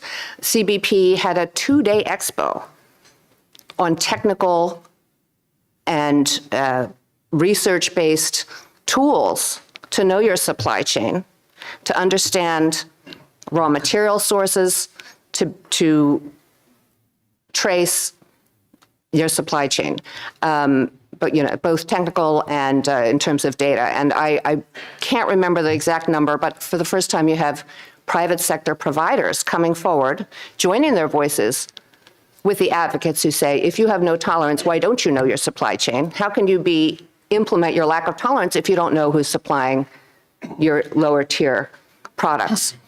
And that was really a turning point, I would say, where you have, by participating in the CBP Expo, 2-day Expo in March, you have the private sector very clearly saying, in a group, not just on their own business development materials, their own websites, you can trace your supply chain with their help. I'll go on to say, where have we seen industry responses changing? I will tell you also a story about when the coalition to end forced labor in the Uyghur region began mobilizing. It was after this summer of 2019, Adrian's research, other research coming out and being briefed to NGOs, to the National Security Council, to the State Department. The Cotton Campaign, which had worked for 9 years to get a voluntary business-wide agreement not to source Uzbek cotton because of the degree of state-imposed forced labor for the cotton harvest there, helped us form this coalition. And some of the people in our coalition who were already in touch with the ESG officers, the sustainability officials in some of the largest corporations in the textile and clothing space, we learned that as of about January and February 2020, right? So a few months after this research comes out, the very first hearing, which was held by Congressional Executive Commission on China, where Adrian testified, as did UHRP, top of mind supply chain risk issue that the textile importers felt was coming down the pike. So C-suite level risk alert was Xinjiang cotton. And then the pandemic closed down trade. And so it was a tremendous scramble to look at supply chains elsewhere. So a global crisis overtook a different global crisis, which was the crisis of genocidal targeting of Uyghurs. And so then it dropped off. So it was a burden on the advocates for Uyghurs and against modern slavery to, again, bring that to the attention of the companies. In the meantime, the chair and co-chair of CECC, there was a bipartisan introduction of the UFLPA, a version that was later modified in bicameral bipartisan negotiation, but that was March 2020. And then the coalition formally launched its call to action in July 2020, which was, we as a coalition of groups, we have 180 endorsements from NGOs around the world. We must stop sourcing from Xinjiang because of the high prevalence of forced labor there. And unless you know your supply chain, you will not be able to comply with the law or comply with your commitments to have no tolerance, and you should completely cut out Xinjiang sourcing from your supply chains as a moral matter. Let me say this I'll just say something about where does UFLPA stand in the response to the crisis of forced labor, and then tick off a few remaining undone issues, unaddressed issues. Really, the UFLPA is too little and too late. That's what happens in a democratic society. It takes time to enact a law. Elfidar Iltabil here with the Uyghur American Association, some of the survivors of the torture camps, they themselves were never in forced labor, but that prelude to the vocational training centers, stood in the cold in December 2021 with a big banner, "End Uyghur Forced Labor," passed the UFLPA. We need some kind of response other than a policy determination and a few WROs. It was very disappointing, actually, for Uyghurs who felt such a crisis, American commitment to democracy, other jurisdictions not taking any action between March 2020 and December 2021. However, once it passed, it's still difficult to enforce. It takes time, it takes resources. The CBP had to stand up expertise. All the 7 agencies in the Forced Labor Enforcement Task Force had to get up to speed and frankly are still not fully staffed. They don't all have fluent Chinese speakers. They don't have enough staff by their own presentation to truly do a good job of processing what they're asking of companies and to understand the priority sectors fully. So I would say on the agenda yet are how can we deal with de minimis imports under 800? This is a much higher threshold than in any other jurisdiction in the world. Many clothing products, of course, come in through the brand name direct to consumer shipments that you all know from Shein and Temu. Honestly, for Uyghurs to see Temu have a television ad during the Super Bowl was really quite shocking to see, an appeal to a broad global audience without any recognition that so much cotton, right? It's still 20% of the global supply of cotton is grown in Xinjiang. And to say all of these things should be coming into the U.S. without the CBP's ability to truly police the contents of these small shipments coming in directly to consumers. Be happy to talk more about that. We have not yet seen any penalties for importers who may have knowingly and willfully violated Section 307. It may be that none are doing that, but we would like to see a clear statement by CBP or DHS about the authorities that allow them to do that and what would constitute cause for a penalty. Our organization, the coalition, strongly endorse what Chairman Gallagher said about the need to ensure it's not just about imports. It's also about profits through investment and frankly asking investors who are perfectly happy to provide working capital to some of the companies that are engaged in supporting the state-imposed forced labor, profiting from it, or supplying, for example, the surveillance technology that allows this overall atmosphere of and environment of coercion that Adrian has pointed out. And there are some investment bans, and the U.S. deserves credit. President Biden imposed investment bans starting more than a year ago. No other country has done that, but there needs to be more. And then finally, this question of re-exporting that Brian mentioned is truly troublesome because it means that any other market could be a dumping ground for products that are truly do not belong in international trade. And then finally,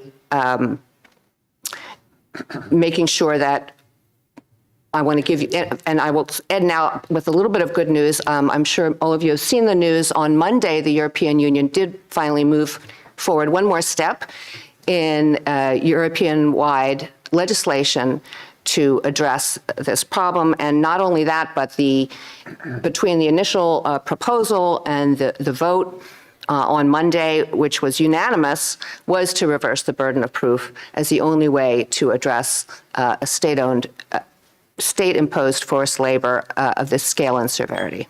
Thanks.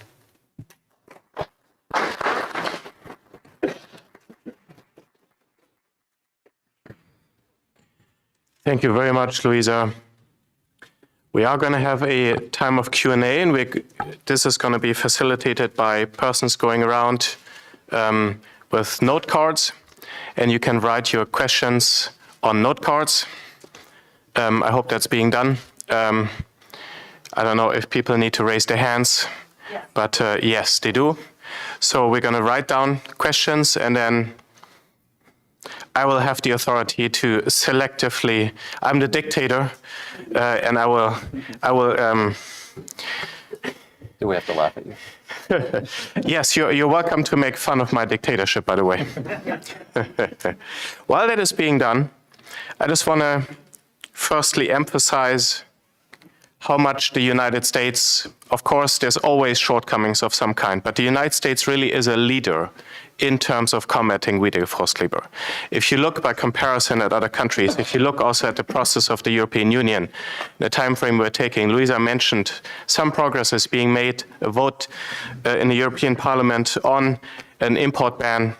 And finally, I've had several conversations with members of the European Union and Commission, and to try to convince them that there has to be the rebuttable presumption is such a difficult task. And in those terms, it's really commendable how quickly by comparison, too slow for the Uyghurs, of course, too slow for the Uyghurs, but by comparison, the US was willing to go and take on something very unprecedented, to reverse the presumption of forced labor.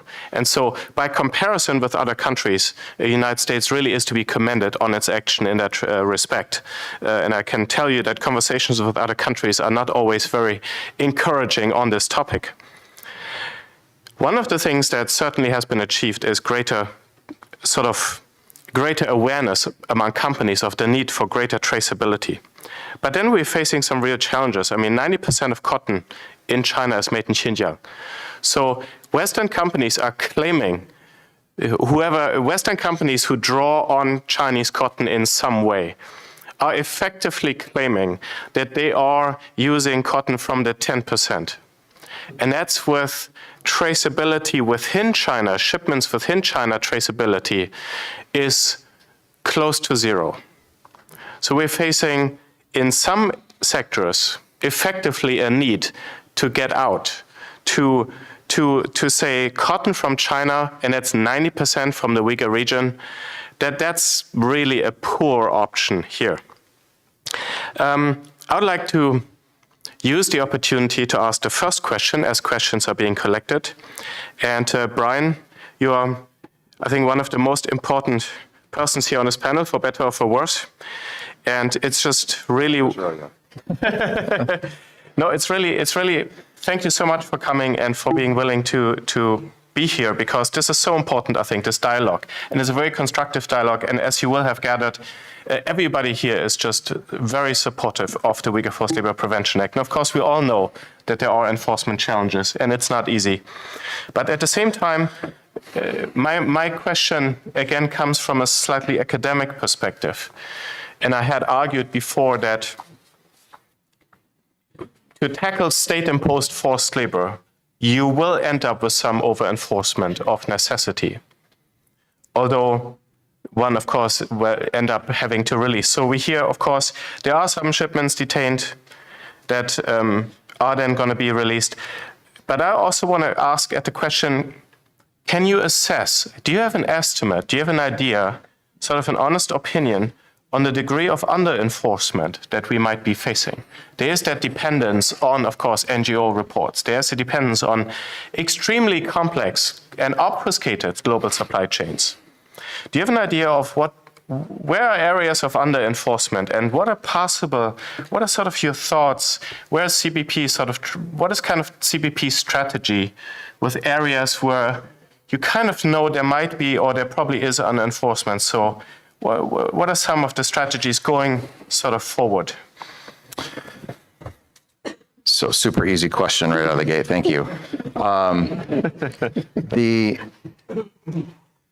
On the question of an estimate of under enforcement, I think that would be very difficult to do. I'll say that I'll focus in on our strategy more on this for making sure that we do enforce. We utilize a number of the tools that we utilize are able to, like I said, leverage all the different sources of data that we get, and they're continually updated.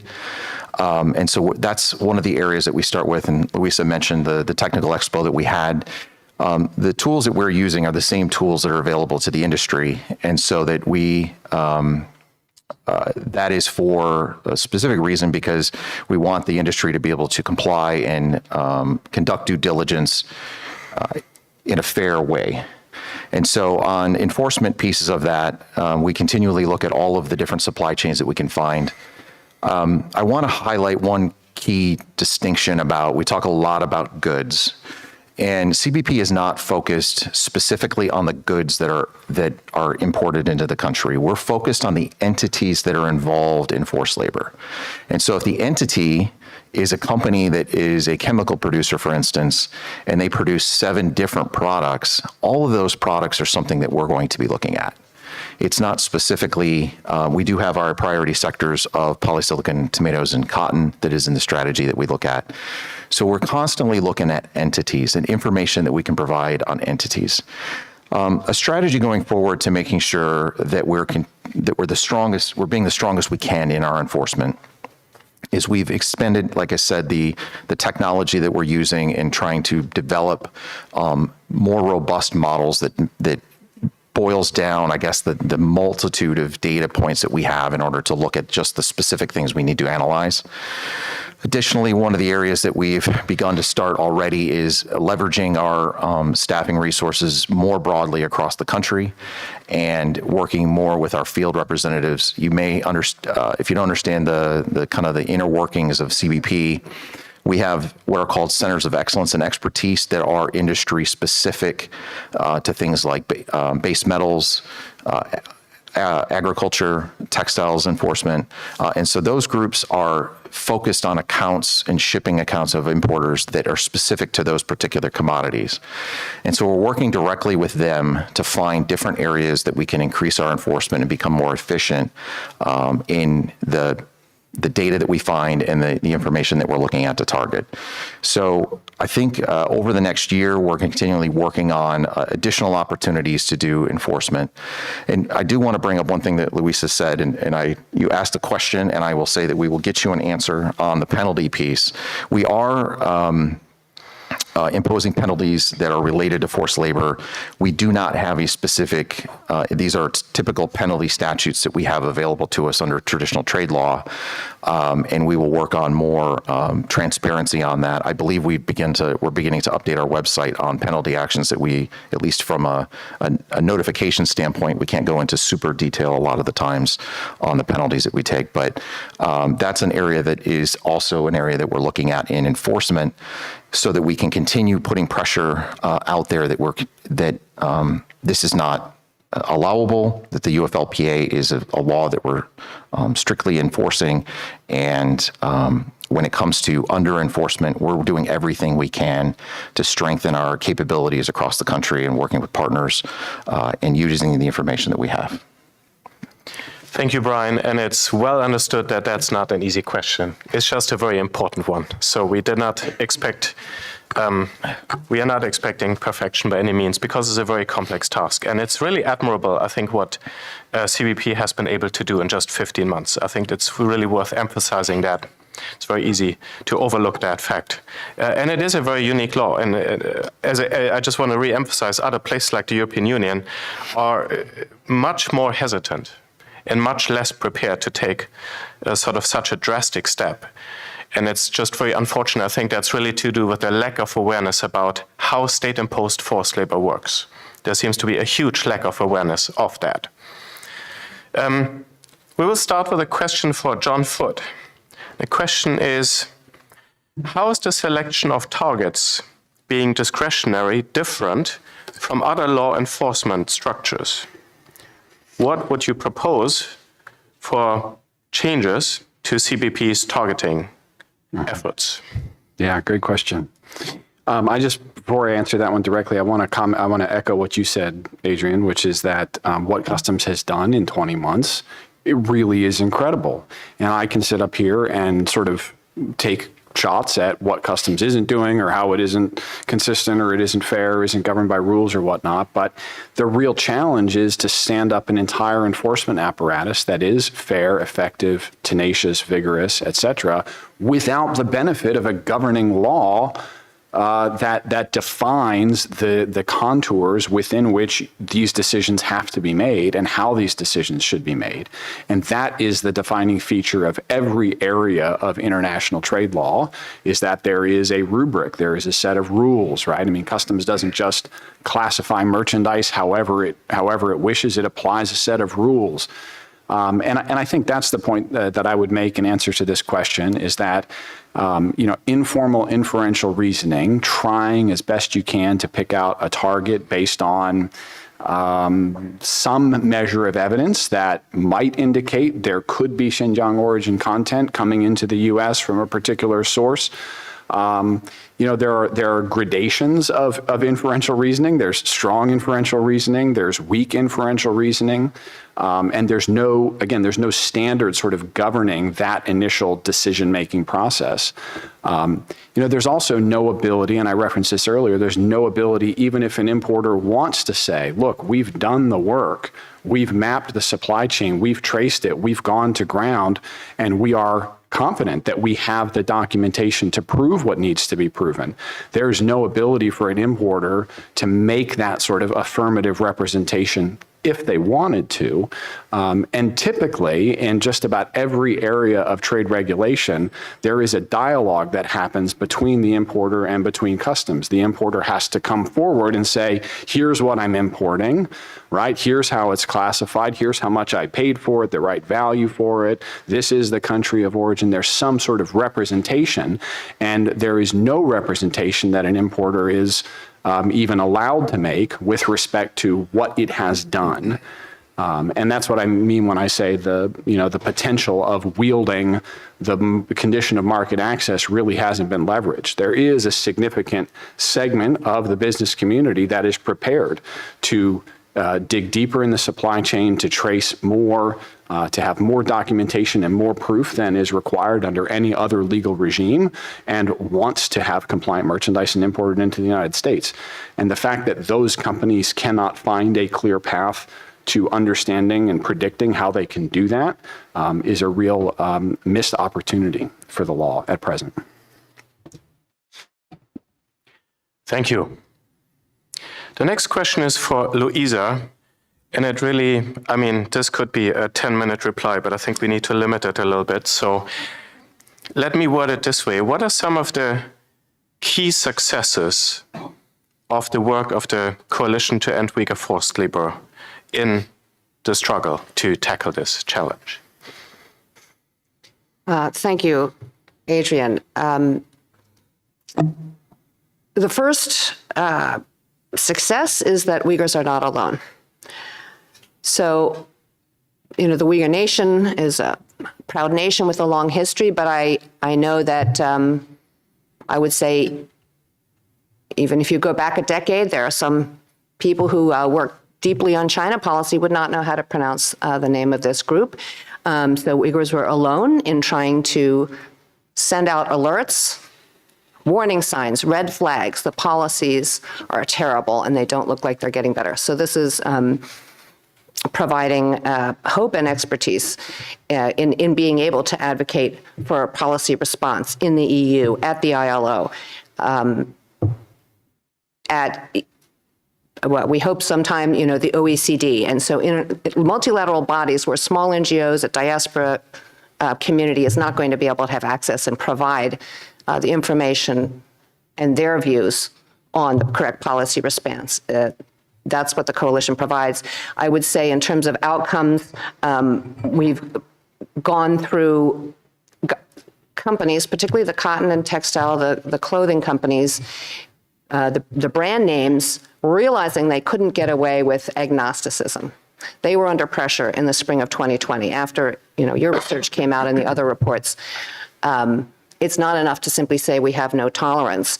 And then they went into the maw of the Chinese government's response, which was to organize so-called consumer boycotts, retaliation against brands, H&M in particular will come to mind if everyone recalls, and recognizing that, again, a state that's ready to retaliate capriciously, not under the color of law, through deception. We know that when there's an online, sustained online netizen response to something that is approved, it will be approved by the state, and therefore it represents a state wish to have this go forward, to retaliate against foreign brands that actually state, we have no tolerance for forced labor. We will not be sourcing products that are at high risk, because that's our company policy and our internal ethics, to have that kind of consumer, commercial market access retaliation against their brands should be a big wake-up call. And so that happened because companies realized they couldn't stay silent. Yes, absolutely.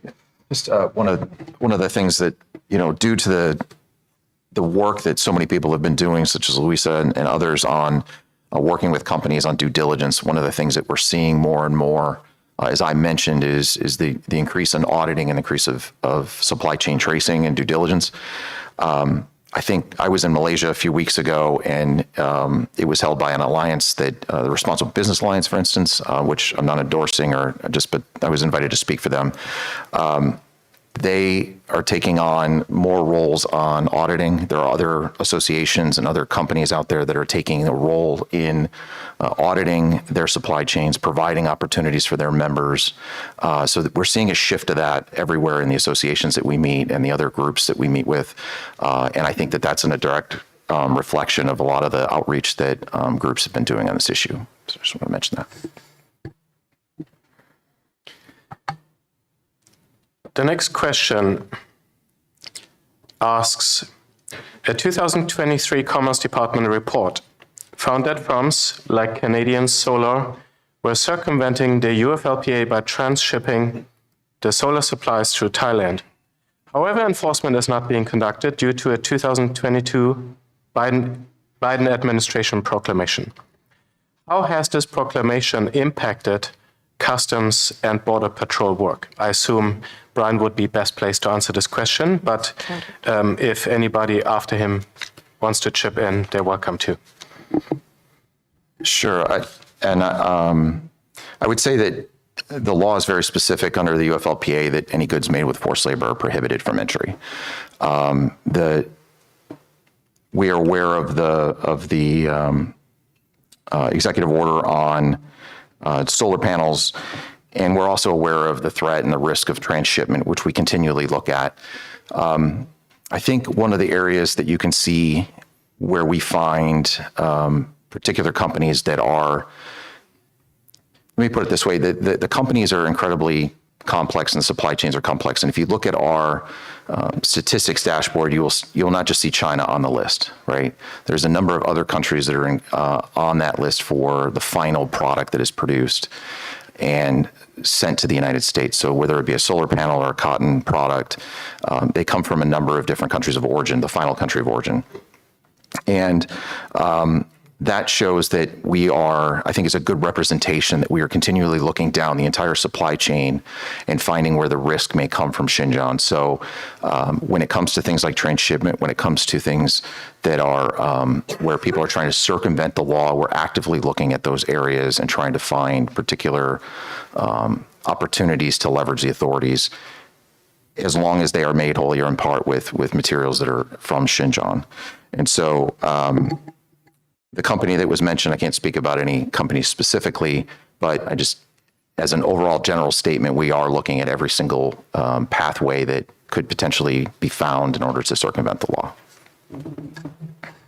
I would just chime in that the term transshipment is thrown around a lot in the UFLPA context, and transshipment in a trade context typically has a specific meaning, which is the movement of goods from one jurisdiction to a second jurisdiction for the purpose of deliberately obscuring the country of origin, so that upon importation, the second country is designated as the country of origin when really the goods came from the original country.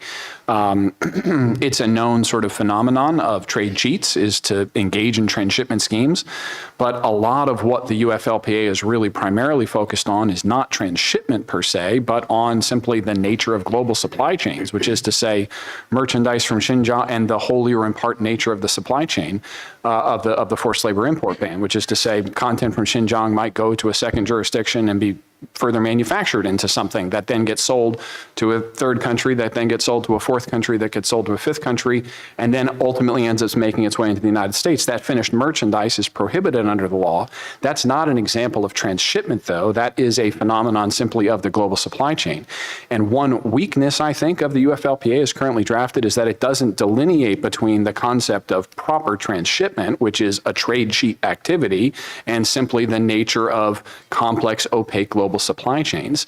And you might think that in this trade law, as in many other trade laws, you would want to define the type of conduct that constitutes deliberate, intentional cheating.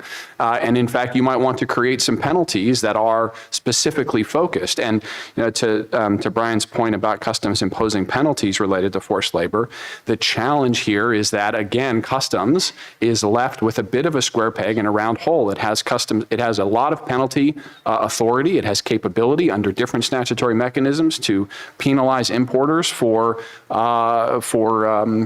trade violations of one stripe or another. It is not exactly an easy fit to map those particular statutes onto the type of conduct that is governed and regulated by Section 307 and by the UFLPA. Again, you would want to identify, ideally, what constitutes truly problematic content. And you'd want to circumscribe that, and you'd want to be able to penalize for that type of problematic content. Next question. Should there be an amendment to the UFLPA as to not just block products, but to confiscate them altogether? Any panelist may respond. Feel free.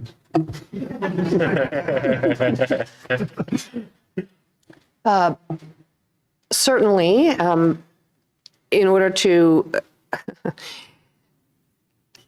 have real leverage over the Chinese government decision makers and business decision makers, and then the international market and trade partners of those Chinese entities, it has to be the case that you can't make a profit. Now, does that change the Chinese government's mind? As Adrian and many others have pointed out, the Chinese government wants to put Uyghurs in factory situations, take them away from their homes and their orchards where the government says you're idle because you're not drawing a wage. You might have a perfectly fine household economy, or some of your family have a wage and you don't.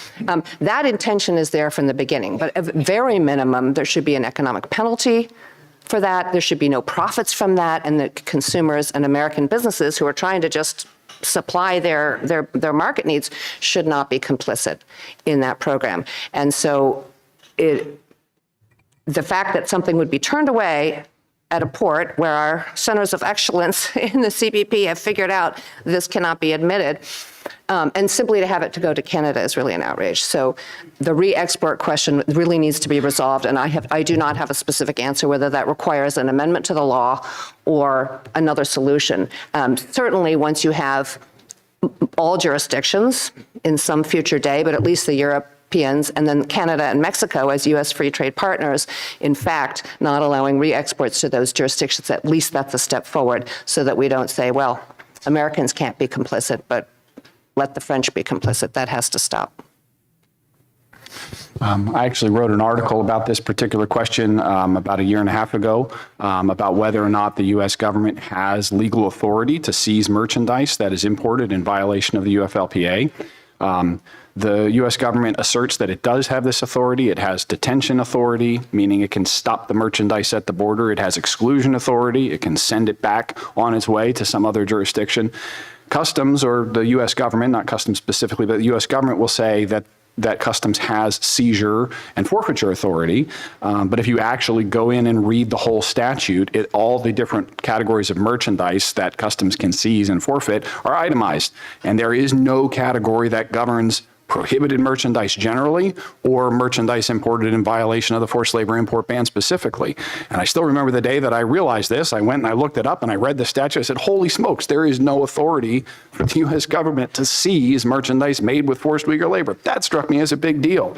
But what it ultimately is a symptom of is an incongruity between this marquee U.S. human rights law and the existing sort of apparatus of U.S. trade law.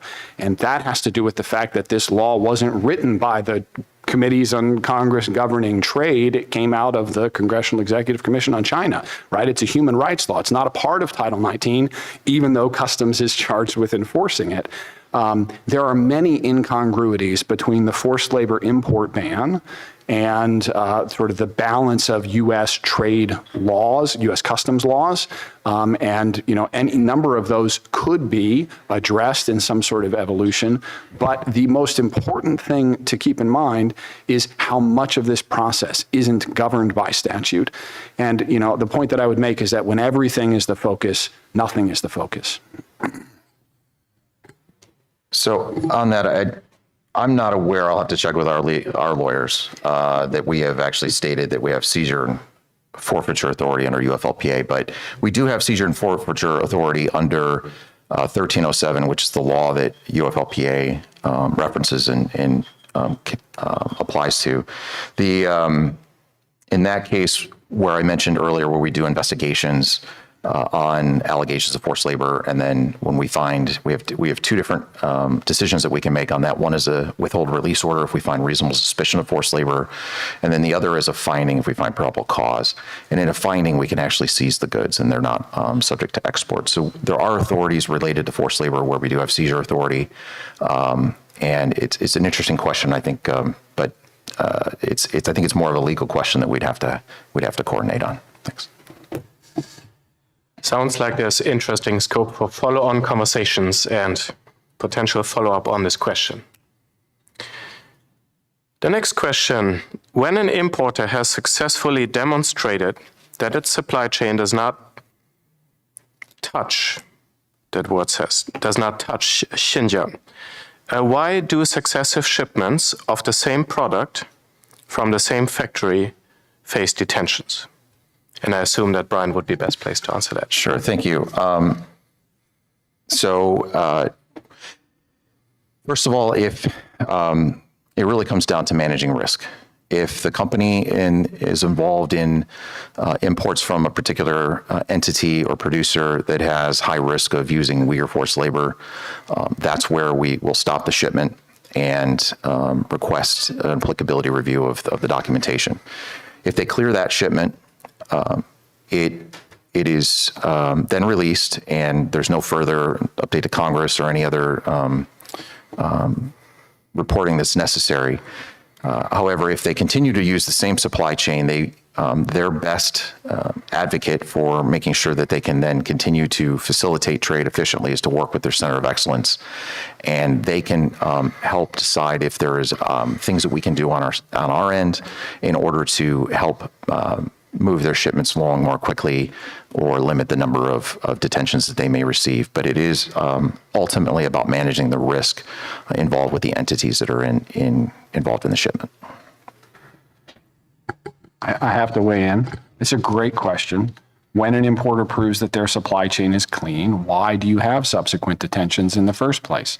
And the answer is, well, Customs is still managing risk, as Brian put it, right? And there's still some risk, right? I mean, the inferential reasoning that led to the identification of that foreign producer as a target for enforcement is still valid, right? That foreign producer might have, the documents might still show that that producer received a shipment from the Uyghur region, going back a year and a half, and that might have been what justified getting them in that NGO report. And I agree that Customs will try to work with an importer to permit sort of expedited review of traceability documentation. But, even expedited review of a 600-page packet takes a bit of time, right? And without any legal standard governing the decision of when you sort of move to expedited review, when Customs will move the enforcement storm onto a different foreign goods manufacturer, a different target, without any guidance regarding when, a cleared shipment should be regarded to have some sort of precedential effect, like, yeah, you cleared that shipment and we're now going to presume that, or we're going to infer that perhaps maybe the rest of these detentions sort of aren't, worth the full, intense treatment. None of that's governed by law, right? Like it's just subject to agency discretion. And, at the very least, what you expect in an administrative law context is the ability to have like an intermediate sort of decisional authority within the administrative structure, right? Like Customs officials have to make decisions. They got to look at papers. They got to make a call one way or another, left or right. Like it is what it is. It's yes, it's no, whatever. That decision should be reviewable at least by one layer of review that is capable of issuing sort of a written public decision, suitably anonymized, but let's say in 3 weeks' time, that says, here were the facts, here's how we applied it. Now, interestingly, this is something that Customs has done for years. For 40 years, Customs has been, and longer, Customs has been publishing rulings and decisions applying the law that governs international trade to specific fact patterns. And it served to create an entire body of law around certain types of trade questions. We desperately need something like that, although it can't, take 180 days or 300 days to issue a decision. It's got to be on sort of a tight timeline. But creating some sort of at least administrative review public decision will write it out and justify the decision made under the facts as we understand them, would do a tremendous amount to turning this into something that is governed by something that's predictable, i.e. the rule of law. Question to all panelists, open to any of the panelists. Is there a case study that shows either how effective or ineffective the UFLPA plays out in the customs process?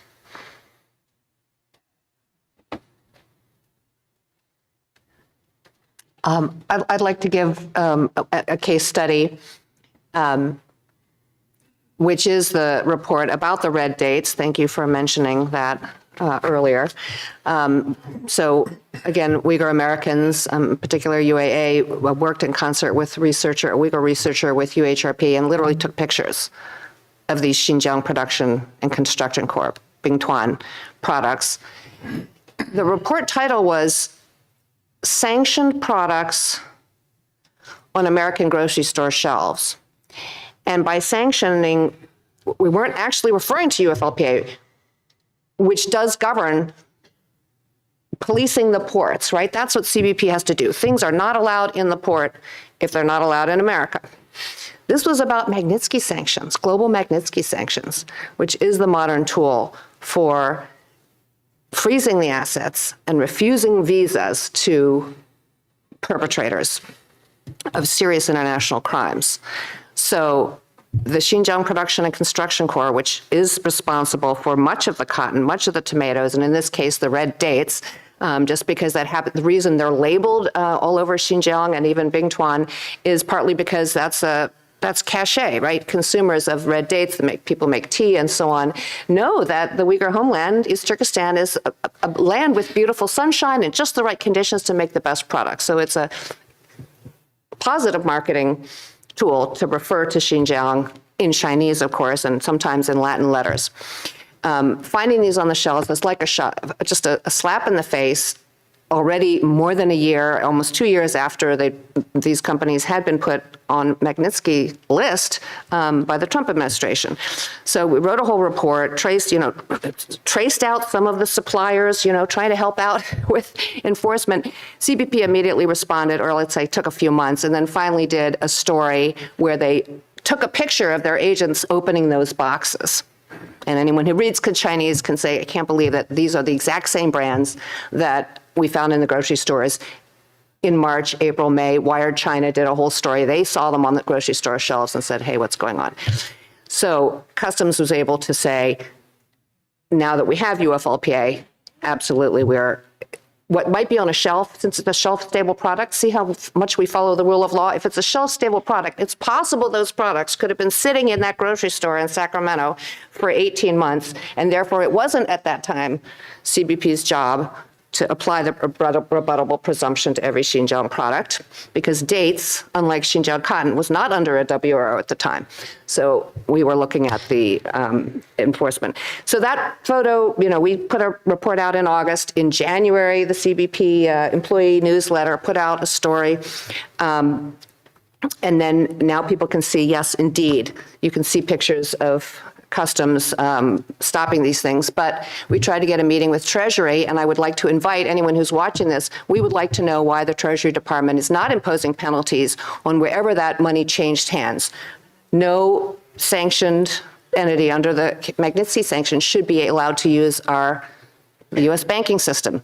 Their assets should be frozen. So how is it that these grocery distributors are able to somehow be paid and pay for goods with a sanctioned entity? So there's more than one entity, more than one issue going on, and there's a lack of enforcement on many actions, even when the American government has taken action, which is, there are 117 U.S.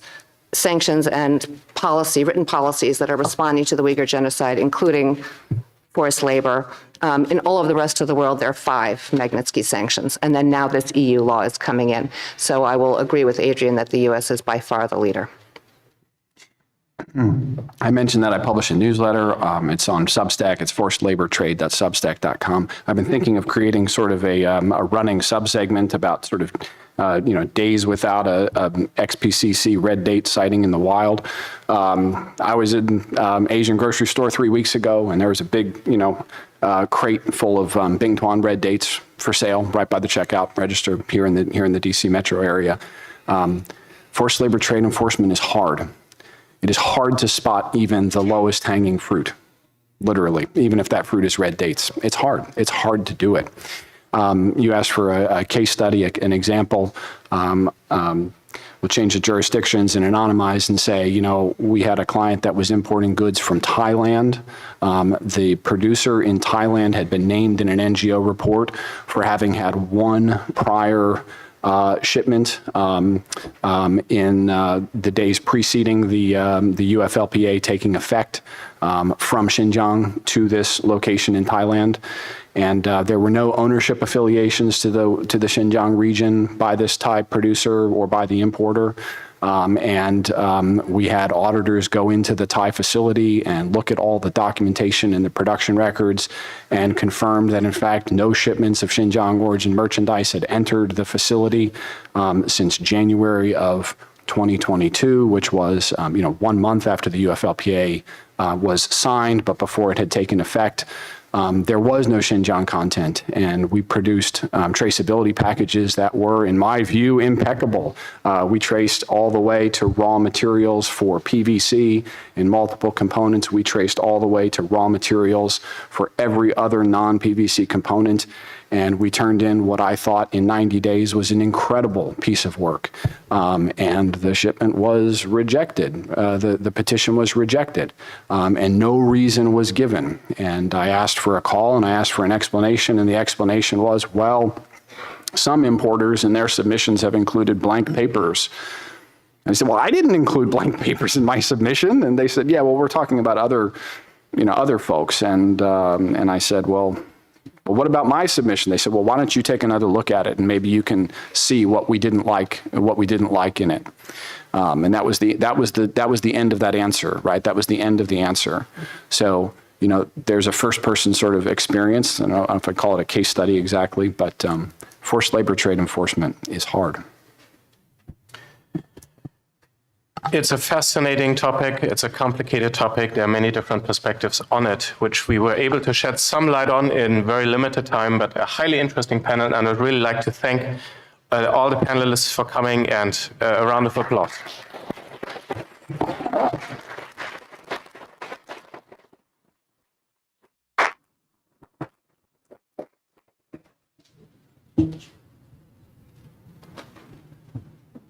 Many thanks to excuse me? Is this on?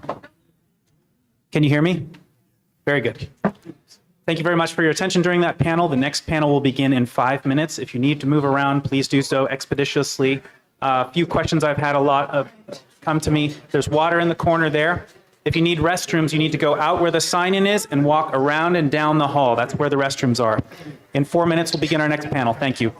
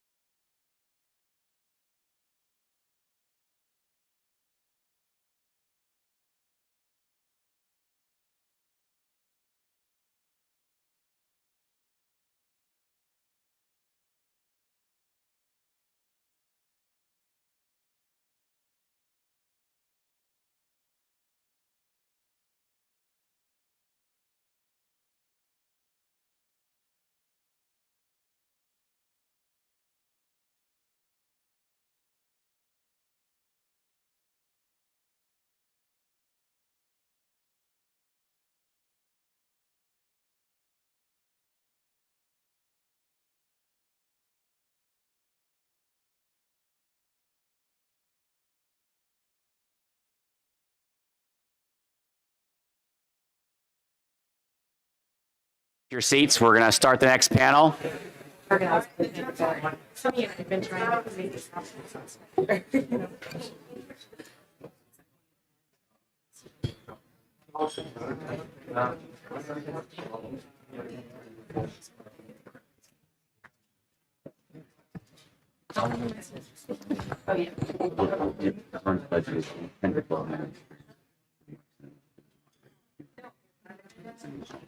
I'll start Q&A.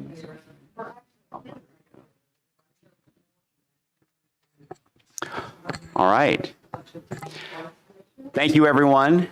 We're excited to start our second panel, particularly after such an engaging and thoughtful first panel. Now we will discuss the power and responsibility, how Beijing's human rights record is shaping diplomacy and impacting foreign policy around the world.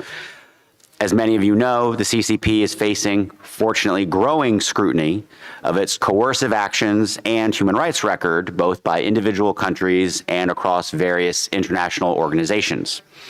As we heard just in the last panel, we see the new enforcement of the Uyghur Forced Labor Prevention Act, and now increasingly close, the passage of the EU's policy to ban forced labor. But what is happening beyond just those forced labor policies? What's happening internationally? Is meaningful progress being made, or are we risking failure at important points? These are some of the topics we will discuss. So just briefly, I'll do an introduction briefly of our guests, our panelists, and I'll kind of give my thoughts on this topic and then introduce them more fully. But we will hear about how Xi Jinping is using various mechanisms to try to advance his framework for creating his famed shared future of humanity for all mankind, both in the multilateral space and as it relates to changing and advancing their view towards normative frameworks. We will also discuss how protection of human rights and the CCP's their approach to internal security are inherently in tension and completely incompatible, and discuss how that we've seen that take place in the sad examples, or I should say tragic examples of what we've seen take place in Hong Kong, and try to imagine what that would look like in Taiwan. We'll also examine how regional partnerships and bilateral cooperation, especially across the Indo-Pacific, are changing and developing in ways to address China's increased aggressiveness in the region, as well as human rights abuses. Joining me on the panel are Jude Blanchett, Ambassador Kelly Curry, and Matthew Turpin, and I'll give a brief introduction for them in a moment. I want to pick up on some of my opening comments at the top about my view of, as not just a moderator, but a panelist, of the approach the CCP has taken in the multilateral space. I'll speak most specifically in the UN context, but I want folks to understand this is not just in the UN. This is in their bilateral relationships and in other multilateral settings. Over the last decade, the CCP has dramatically changed its approach to multilateralism and work in the UN setting, from what you could have described before as maybe a snapping turtle to the more common diplomatic phrase of wolf warrior, of an approach focused on purely kind of defensive approaches in the UN, to kind of only kind of push back when poked, to actively working to advance their agenda and reshape the kind of norms of our Western tradition, not just in the human rights space, but across the international frameworks of the UN system. That's an important point to recognize, and we'll come back and focus on many of the human rights aspects, but across the UN system, the CCP has been much more aggressive in terms of pushing its way, both in the Security Council and in many of the technical bodies across the UN. The International Telecommunications Union, where the former Secretary General, Chinese national, pushed their own 5G agenda inappropriately, promoting Huawei across the global south. The leadership at the Food and Agricultural Organization, the International Civil Aviation Organization, and as we all saw, attempts to inappropriately influence, successfully, unfortunately, at the World Health Organization, and their attempts to lead the World Intellectual Property Organization.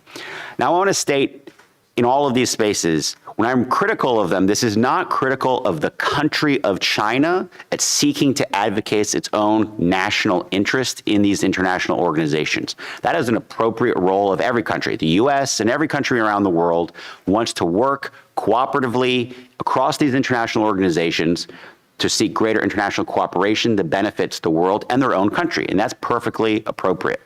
What I'm talking about is the use of Beijing's leadership to undermine the structural and policy framework of these organizations, particularly as it relates to human rights.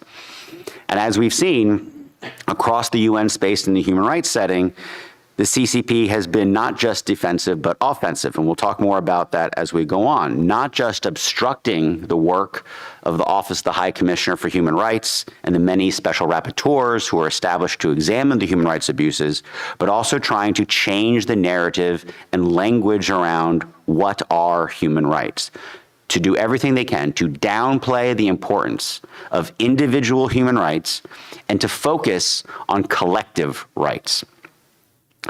I could complain at length about the previous High Commissioner for Human Rights, Michelle Bachelet, and all her many failures. And we have more hope in the new High Commissioner, High Commissioner Turk.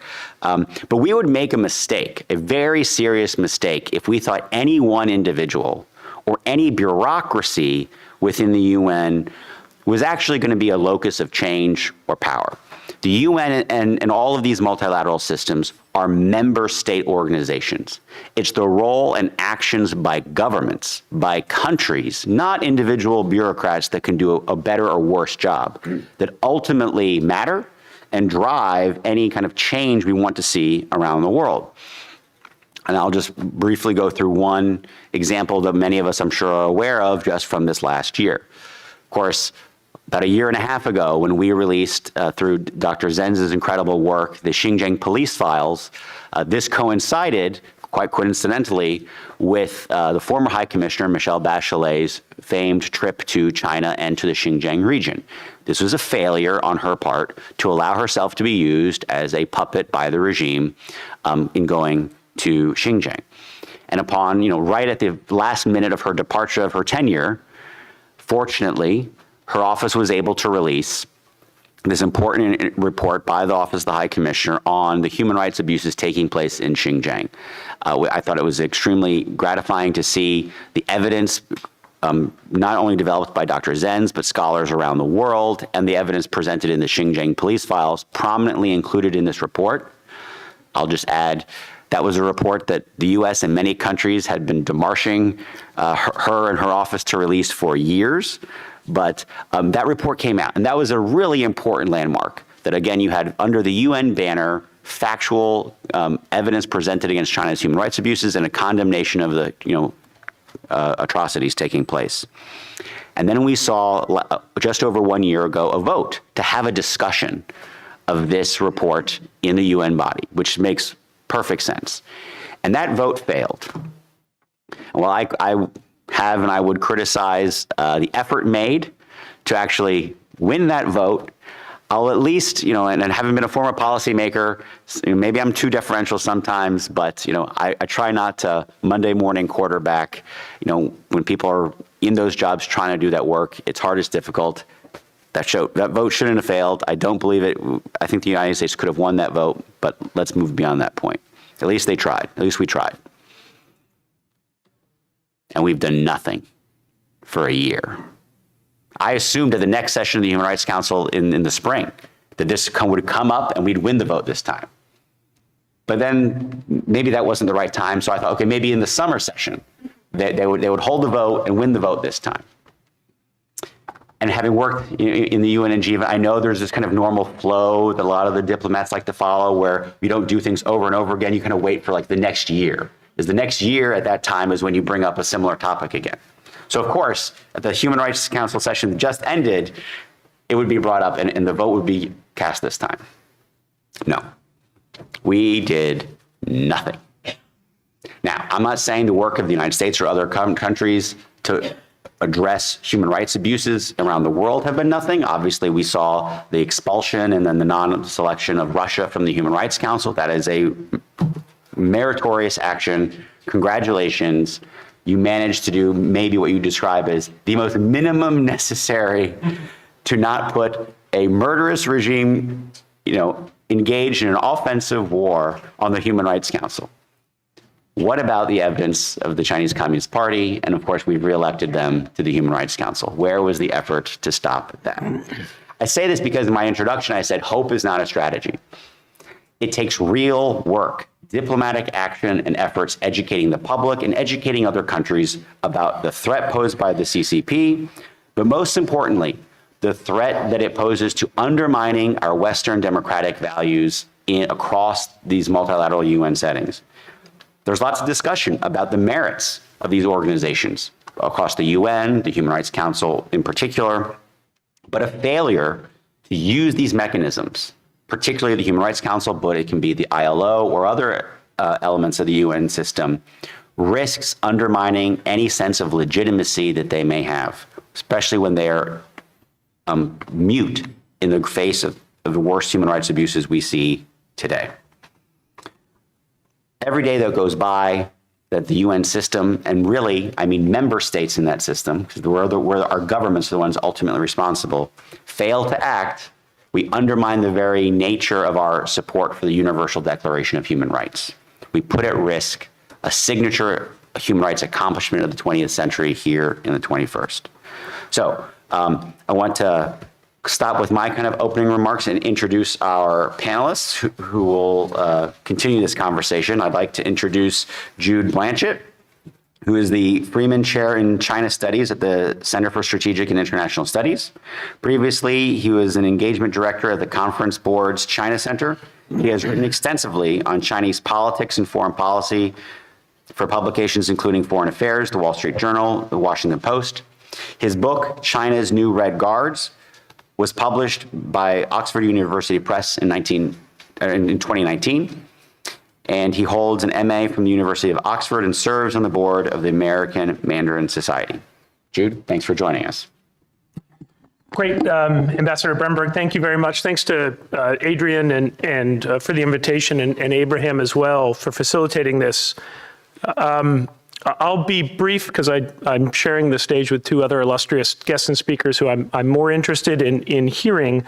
But let me make a few points, one of which may be obvious and banal, but nonetheless I think is important to reiterate and to continue to reiterate. And the second is second and third points are a bit more speculative. But the first point is appreciating how fundamentally incompatible, or I guess we could say in the most polite version, at tension and at odds are the types of institutions, rules, and enforcing bodies we would need to protect the dignity and rights of individuals, and what the Communist Party sees as necessary for the maintenance of internal stability and what it needs to be able to project power globally. Those two things are you could say incompatible, or again, if you want to take the more polite end of the spectrum, at odds. We've seen not only what Ambassador Bremberg was just mentioning, but we have seen that as basically the Xi administration came to appreciate what it believes was a state of the Communist Party that was on the verge of collapse, or certainly was at the verge of instability, it had to reassert control. And with that has come a necessary movement from the snapping turtle to the wolf warrior, from purely defensive to much more offensive position. And so even in the debate on China, we hear this at the sort of more benign end of the spectrum, people framing this as, well, look, the party is just doing what it needs to do to make the world safe for autocracy. Even if you're in that world of Beijing doing what it needs to do to make the world safe for autocracy, that means necessarily an evisceration of, manipulation of, undermining of, destruction of what we think of as the types of multilateral institutions and bodies, but also it is a threat to have these same institutions and protections and mechanisms like a free press existing in other sovereign states like the United States. I don't think the party sees boundaries at play here when it considers the threat that, say, the free press plays in the United States or Canada or the UK or Europe, those are also existential threats to the party as well, and it has an interest in undermining these. So we see, I completely agree that what we've seen the party feel is a necessary strategy of co-opting, redefining what the term human rights means to where, like China's attempt to redefine democracy into something that, you know, even if with your best interest to try to understand what the heck they're talking about, when you step away from it, you realize what's happening here is a complete rewriting of just the basic understanding of what it is to have a human right, what you need to protect a human right, and what you need institutionally and legally to enforce those protections, as well as the types of civil society institutions that play a buttressing role, again, like the free press, like nonprofits.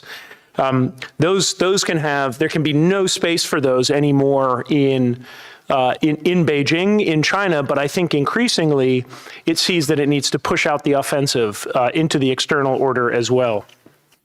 Which brings us to, I think, two of the more discrete issues I was going to discuss here today. One is an actual case study. We have a real-time case study of watching what happens when we move from a world in which Beijing is having to negotiate as somewhat of an outside actor to actually controlling and dominating the institutional arrangements. And this is thinking about the trajectory of Hong Kong since 1997, but certainly since 2019.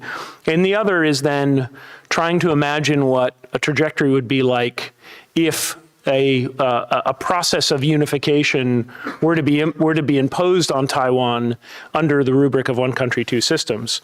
So first, you know, on Hong Kong, and I was there recently, what strikes me about it is, in some sense, we're focused purely on the national security law, right? So this physical, tactile, legal architecture, which is what the party imposed on Hong Kong in the summer of 2020, after the social movement and protests broke out in 2019 over the proposed extradition law. But more importantly, it was a convening moment for residents across Hong Kong who had deep and wide grievances about the trajectory of the city and concerns about its relationship with the mainland to come together and vent those frustrations.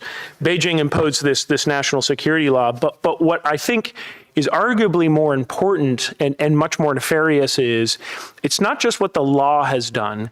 It is, and this is often the case with dictatorships, it is a new sort of incentive structure that is imposed on a polity that at its very core has shifting and blurry boundaries about what is licit and what is illicit, such that citizens and residents have no sense of security over what is the island that they can stand on and have rights and jurisdictions and sovereignty, and an understanding with any predictability of what behavior is acceptable and what you have to constantly question and be concerned about. So it is whether this is in North Korea or the Soviet Union, autocracies in many ways, the potency of those political systems is not in what you can see and touch and articulate. It's precisely the opposite. It's the expansion of gray zones that make it nearly impossible for the citizen, for the journalist, for the policymaker, for the academic to say, I can write this because this is safe, and I know that these are essentially these are the outer bounds, this is the fence, this is the delineation, the demarcation. That all gets eviscerated. And I think that's what we're starting to see in Hong Kong. And so, you could point to the national security law and see that technically you've had a near drop-off of cases that they're bringing against the national security law. Therefore, that's not, there's no problem with the national security law. It was a surge of prosecutions.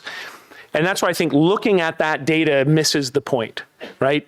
In the Chinese, the proverb is you kill the chicken to scare the monkey, right? You set examples, you pick out a few quote unquote bad apples, you over punish them to try to essentially create an ecosystem where there's self-enforcement, where there's self-censorship, right? Where there's ratting out family members or other academics. That's the real poison of what these political systems can do when they want to impose a will. So it is the formal structure. It is the fact that they have built out in Hong Kong new bureaucracies coming out of the national security law with a role in enforcing national security law. But I think that's about 40% of it. The rest of it is the insecurity and subjectivity of this new regime that is operating. Which now brings us to thinking about futures for Taiwan under a rubric of one country, two systems, which we know, as articulated in the Taiwan white paper that Beijing put out in August of last year, is still their clearly articulated value proposition of how this is going to go forward. So they're saying still one country, two systems is it. This is what we're going to bring to you. And what they are increasingly saying is, but here's your choice. Either we enforce one country, two systems as we think fit, if you don't play nice. If you do play nice, there's going to be room for discussion. And I think what everyone understands, both in Taiwan, in this room, and around the global community is, first of all, that's a false choice. It will be what Beijing mandates. And I think the second thing is, we understand that as we're seeing in Hong Kong, and as we see as the party works to undermine legal and regulatory and multilateral regimes that have any enforceability, that really rights, when you're under the legal jurisdiction of the Communist Party, are a matter of grace that the party decides to give to you. There's no enforceability of this. This is not something you have recourse to. And so in some way, what we were hoping would be the case in Hong Kong, I think we're starting to appreciate how that was indeed hope, and really required that the party was going to be willing to grant, with its own benefaction, a set of rights that is now decided. It doesn't feel are opposite, and it actually feels like we're becoming a security risk, so it needs to undermine those. I think the more tragic reality of thinking about a scenario in Taiwan where you do see Beijing in a functional position to be able to define a relationship in a regime like one country, two systems, is that would almost by definition come by force, given that we see that no one on Taiwan is looking to buy what Beijing is selling. And so what can we imagine in that very, very dark, unfortunate scenario?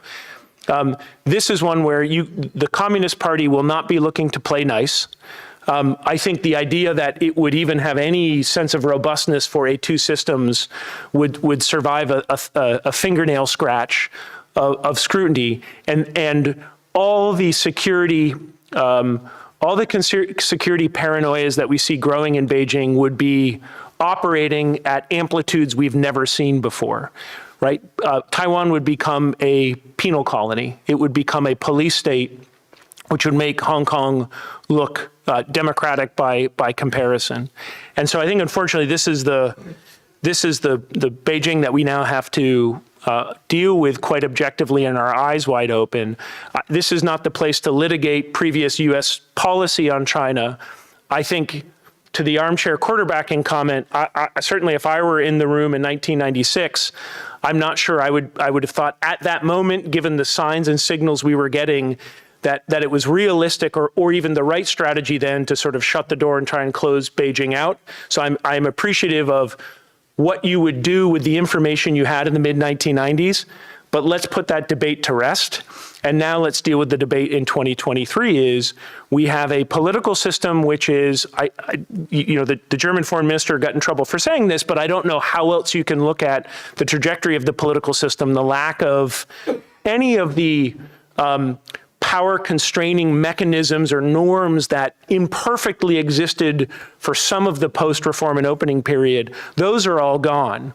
And so you have something which is or hurtling towards a dictatorship, where there's an ideology. I'm less worried about the Marxism ideology. I'm more worried about the national security ideology, which has now infected the way that the Chinese state thinks about the world. External relations are becoming much more tense for Beijing, which in an ideal world you would hope would force a course correction.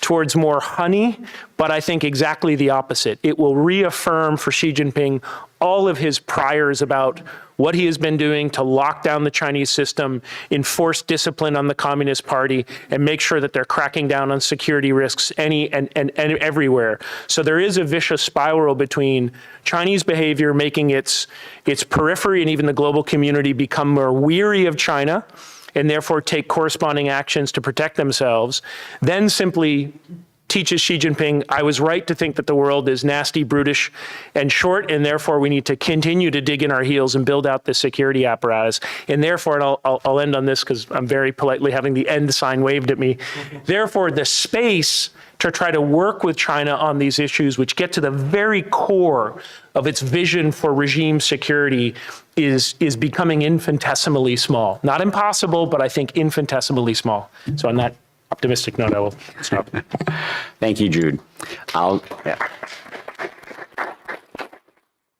Next, I'd like to go to Ambassador Curry. Ambassador Kelly Curry is a senior fellow at the Atlantic Council and founding partner of Kilo Alpha Strategies. She has specialized in human rights and political reform in the Indo-Pacific through her foreign policy career. Ambassador Curry served as the U.S. representative to the UN Economic and Social Council and later as ambassador at large for global women's issues. Prior to re-entering government, she was a senior fellow at Project 2049 Institute, focusing on security issues in Asia. Ambassador Curry holds a JD from Georgetown and a BA from the University of Georgia. I'm pleased to welcome my friend, Ambassador Kelly Curry. Thank you. Thank you, Andrew. And I am really honored to be here and to be on this panel with folks who I have consumed their work to inform my own thinking about these issues. And so it's really, really fantastic to be with this on this great panel and to be at this important forum again this year. You've continued to outdo yourself with the China Forum year after year and build on success here. To pick up on some of the things that Jude has said, I think that it is really important for us to, and that Andrew said earlier, I think it's really important for us to understand the lattice work that that Xi Jinping and the party state are building, that they are relying on as they work their will within these international institutions that the international community relies on to deliver global public goods, and how they think about this system beyond their kind of innate suspicion of it, but what they believe they need to do in terms of how to make it their utilitarian approach to it, I guess I would say. When we talk about things like the Global Development Initiative and the Global Security Initiative and the Global Civilizational Initiative, these are the three main documents and kind of the pillars, if you will, of what supports the shared future of humanity for all mankind. And so you've seen as these three initiatives have rolled out over the past 5-6 years that Chinese scholars have been writing about them in earnest, because that's what happens when the tifa comes down from the top. The scholarship then blossoms around it and builds it out and makes it into something more. But the fundamental message that comes through, even in the Global Civilization Initiative, is very clear about first and foremost, the global ambition that underpins these things, and that this is not. I mean, there's a lot of. I think early on there was a lot of question about whether this is more about, propagandizing inside China. And there's always an element about that. I mean, I think that, everything the party state does is about preserving the party state and its right to continue ruling China. That's always the first and foremost priority of the party state, is its self-preservation at the ruling heights. But the fact that Xi Jinping sees a need to go out, as Jude said, and work within these institutions and reshape them in ways that make them more conducive to China's success and to the party state's success specifically, is indicative of how they're thinking about this. And so I think that when you look at these this global ambition and this lattice work that they're building, that is both ideological and programmatic, it's not just just, speeches and papers that they've written, but they're implementing it through on-the-ground activities, both inside the UN system and inside the multilateral system, as well as developing new multilateral institutions that we all are familiar with, whether it's BRICS or SCO or these other China-centric, the AIIB, their multilateral bank, the things that they're doing to build, not only infiltrate and rewire the global existing system, but to build a parallel system that with China at its center and at its core is, that they're doing both of these things at the same time, I think is very important for us to understand. And that the whole goal of all of this is to advantage the party state and its totalizing authoritarian system. And it goes beyond just, as Andrew and Jude both said, being defensive and rejecting the premise, but they are trying to rip out the existing wiring and inject a different way of thinking about these issues, whether it's human rights or development. And I'll give some pretty specific examples. And I think, when it comes to, for instance, development, which is a really important, they've tried to elevate the right to development as the most important human right.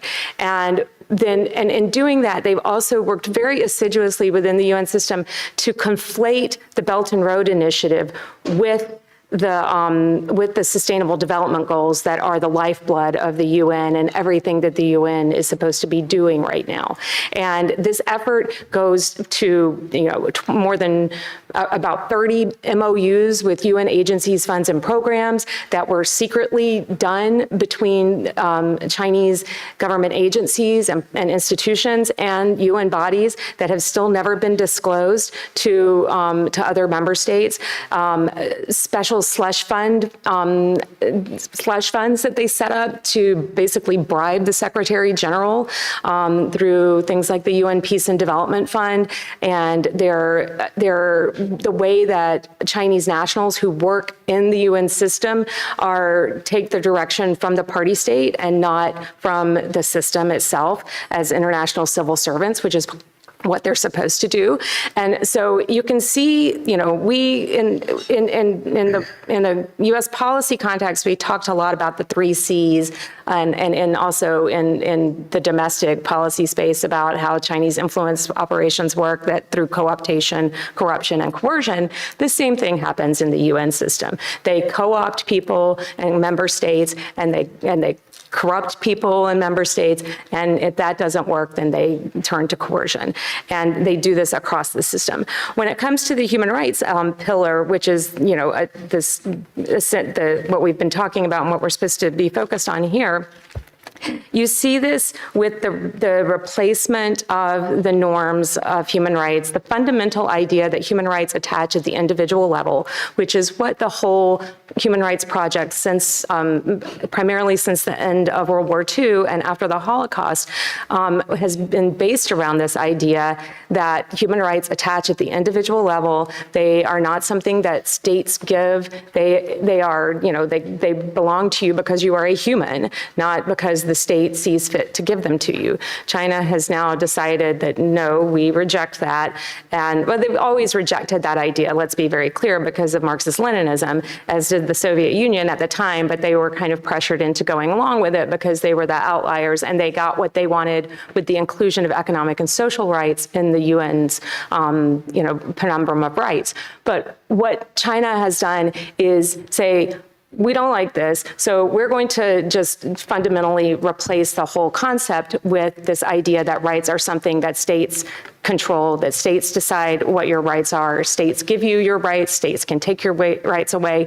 And when we're talking in the international context about human rights, that it is not for civil society or the victims of human rights or the survivors of abuses to say what a human rights violation looks like, or even experts to say what it looks like. It's for states. It's for governments to decide, and only for governments to negotiate among themselves and with each other about about what the measures of accountability is. It's a very state-centric view. It's an exclusively state-centric view of human rights.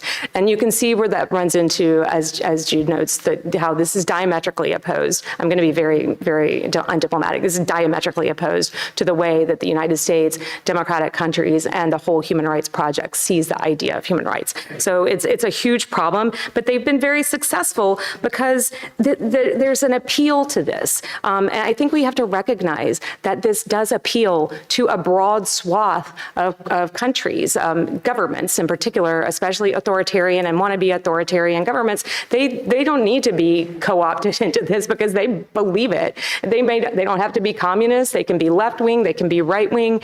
Doesn't matter. But if they do want to be able to, abuse their people with impunity, then they're going to buy into China's narrative about human rights. They're also going to buy into its state-centric, state-led model of development because that allows them to control public goods and the means of being able to control the population. So there's a huge appeal out there. And often Beijing has numbers when it comes to votes in the UN because there are a lot of authoritarian countries out there, and we're in a democratic recession that's been going on for now 18 years, where democracy is under stress and under attack around the world through coups, and it's no coincidence that this has been escalating and happening at a time when China is pushing out this ideology together with partners like Russia and Iran. So I think we do have to recognize that this is what is happening and be more alive to the nature of this threat. I think that, one of the things that I will go back and, give everybody a little bit of grief about from the 90s when I was working on the Hill doing human rights, and I don't know if Sophie Richardson's still here, I'm going to name check her, but, we've been doing this for a long time. And I will say that from the beginning, that going back in the mid-90s, the human rights community saw very clearly what the Chinese Communist Party was all about and was always very concerned about this idea of change through trade and had real reservations about it. And, I think that to understand that, but over the past, my experience of nearly 30 years working on these issues in U.S. policy, the human rights community is routinely dismissed as a bunch of, bedwetting activists who just, are a bunch of, unrealistic people, when actually I feel like the human rights community tends to be the most realistic because they see what these regimes do. And I think it's really important for policymakers to center these, to listen more to human rights communities and human rights activists and to communities that are being threatened by these regimes in order to really see more clearly what these regimes are all about. And so I think that that's really got to be an important part of how we address this. The other thing that I think that we need to do is really accept the fact that we have some fundamental asymmetries when we're operating inside the international system here. China is willing to throw whatever resources it needs to things like the Human Rights Council and other bodies in order to work their will and achieve their goals. Whereas we often, as Andrew very pointedly noted, do not do that. And there are so many nodes and places within the international system that they can find these, technical bodies and all of these, obscure entities within the UN that otherwise we don't care very much about. But China goes into these bodies and is able to co-opt them and take them over just because they show up and are active and throw resources at them. We can't duplicate that, but we've got to be smarter about how we engage these systems, figure out what our priorities are, where we do need to put resources. And if we're going to actually do things like call a vote and put forward a resolution, we've got to be serious about it. We've got to put in at least a similar level, if not the same level. When Xi Jinping was calling around countries on the Human Rights Council resolution, we couldn't even get an assistant secretary of state to call people. And we didn't, it was pathetic. So, of course we're not going to win that vote. And I know for a fact that some countries weren't even called that were gettable. And so we've got to do better on that stuff. And we've got to take it more seriously. And then when China does violate the norms of behavior in the international system, there have to actually be consequences. We have to stop exceptionalizing penalizing China when it comes to these things. They get away with stuff in the UN that nobody else would, bribing people and requiring them to take pictures of secret ballots and send them back in order to collect their bribe, all kinds of things like this, that there's no consequences in the UN system for them. They need to, you need to have diplomats kicked out. You need to have them not be allowed to run candidates. You need to actually have consequences if they're going to violate the rules blatantly the way that they do. And that's got to be, something that we all have to, and we've got to find ways to communicate with countries outside of our little bubble of the US, the EU, Japan, and get them to understand that this damages them in ways that they don't see because they're getting something up front from the Chinese, but they need to understand that how this damages them, that if these institutions don't work, that they're the ones that suffer for it. And I'll end with that. Well said.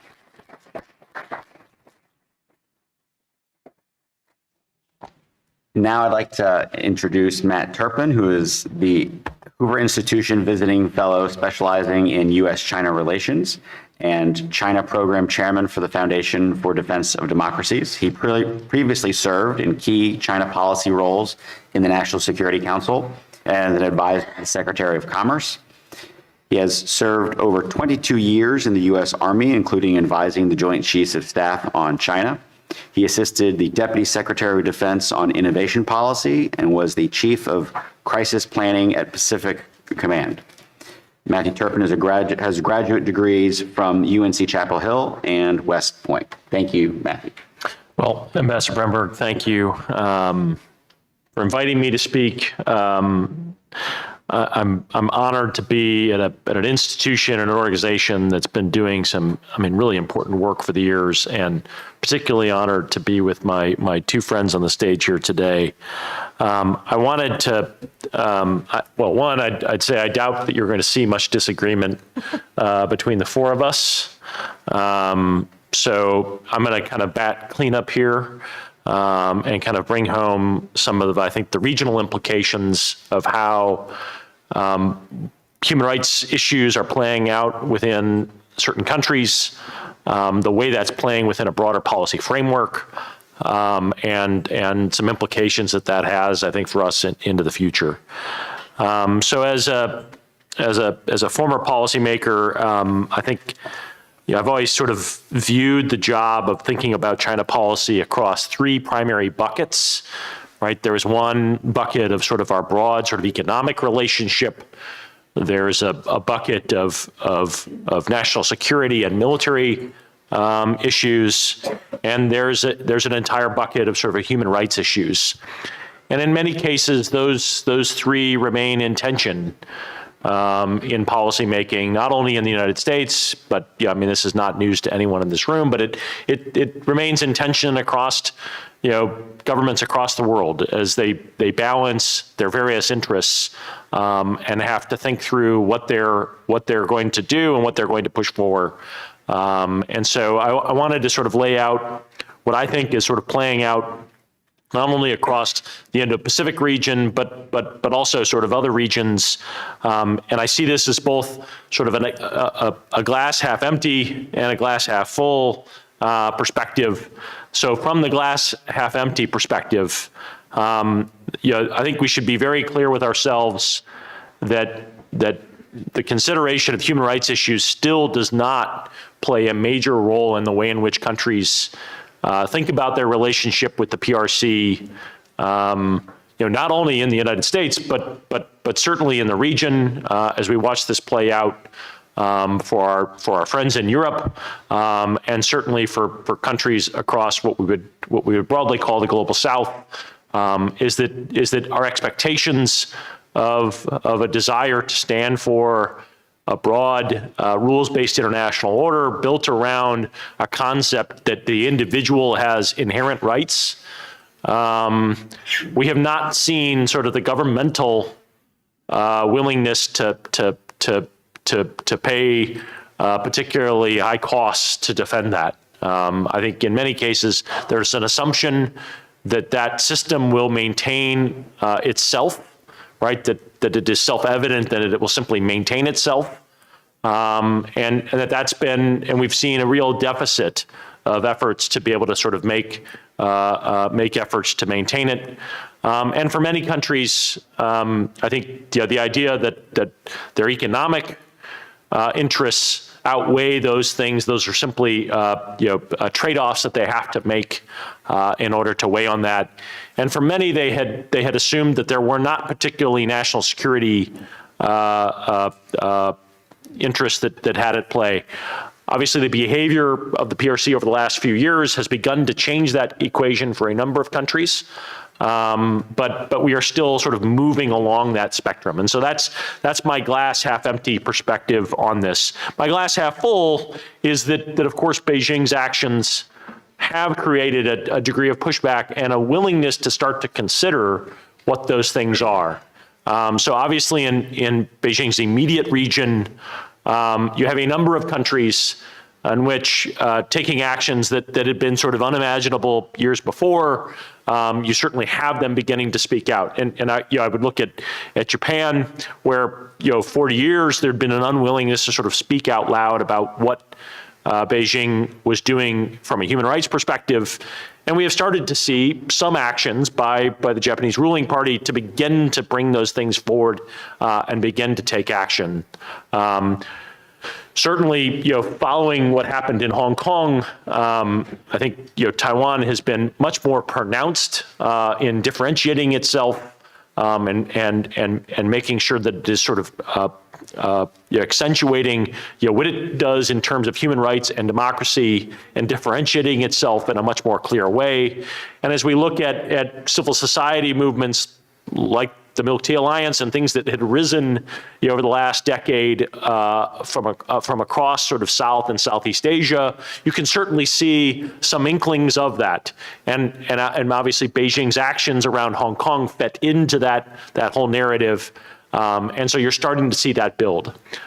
We see a little bit of this across Europe. I mean, obviously we have a long history of a strong European human rights movement, but in many ways that is starting to erode at the economic interests that some had felt Wandel durch Handel change through trade was the way to approach this. That is beginning to erode, and so we should view that there is some sort of hope to be seen there. So I think there is a reason for us to be somewhat optimistic of the kinds of things that could be done into the future. And so I'll close on kind of what I think is likely to happen into the future, and how the role of human rights will play in policymaking as it goes forward. I think one of the lessons I would sort of draw from this is it is unlikely that efforts in the human rights domain is going to have a direct impact in changing Beijing's behavior. I think we should be very clear that we are unlikely to play that kind of direct role in convincing the Chinese Communist Party that its most deeply seated and deeply held beliefs about how it should rule and how it should operate, that they would question that and reverse that based upon our persuasion, right? I think we should be very clear that's unlikely to happen. Particularly when they don't see that there are costs in those other realms, right? So as long as there aren't costs in those other realms, it's unlikely to change their behavior. But we should be optimistic that our efforts within our own domestic political systems can have effects on creating those kinds of costs, right? And so obviously the panel that preceded us around the Uyghur Forced Labor Prevention Act is kind of one example, is that the job of that kind of community that is pointing to the kinds of very real abuses that are happening has an impact upon our own systems and the actions we might take, and that those create real effects. And that's the area that I think we should be sort of most focused on, and it's how we should maybe approach this. And of course, the cumulative effects of Beijing's actions continue to build, and it makes it extremely difficult to hold on to the vision that folks might have of a convergence and a softening of the party. And I agree with Jude that I am not particularly worried about the sort of the Marxist economic system that the party brings forward. I am particularly worried about the Leninist sort of system that the party is reinvigorating. And that, I think by identifying that sort of real political effort to reorganize and then to essentially remake the world in the image of being able to sort of protect that Leninist system is the thing that we should be most concerned about, and that we can build a degree of consensus around that. And we are early days on that, but it is something I think we should be somewhat optimistic about. So I'll stop there.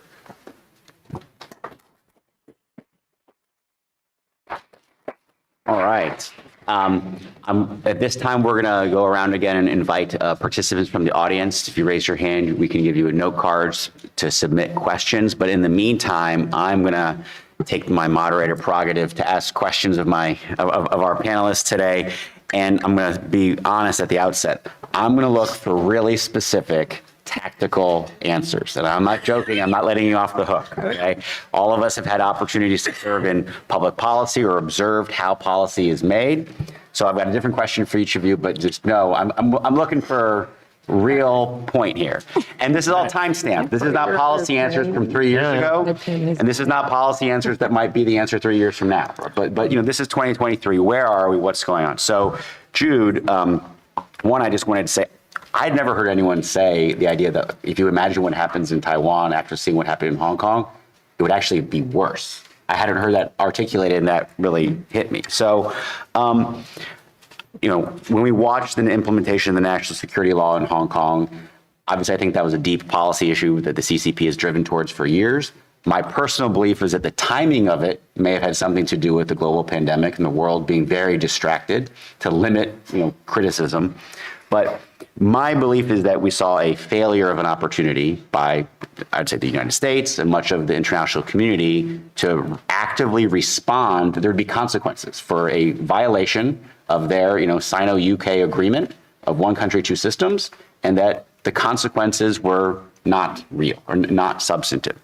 So you're going to get an opportunity to answer this one of two ways. So either if you want to Monday morning quarterback and look back at what happened after 2020 on the national security law, what should or could the United States or in partnership with other countries we should have done? Or my more interesting one is, what do you think is something we could or should do today to actually send a response signal that the lessons they may have learned from that, they shouldn't apply in their thinking about Taiwan going forward? That, any approach they take to that is going to actually meet with something. So what's something you would have done or think we should do now to correct that framing? This is why I don't like very specific questions, because I don't have as much room to fudge. But let me, door number 3 is I'm going to sort of combine the first two, because these are just sort of my observations rather than a grand theory of the case.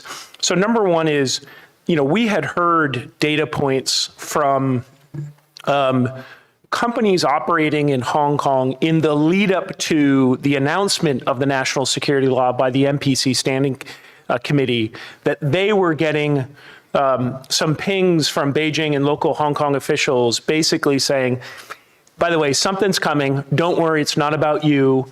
It's for the rabble-rousers. We want you to stay. We're going to hold your hand through this whole process.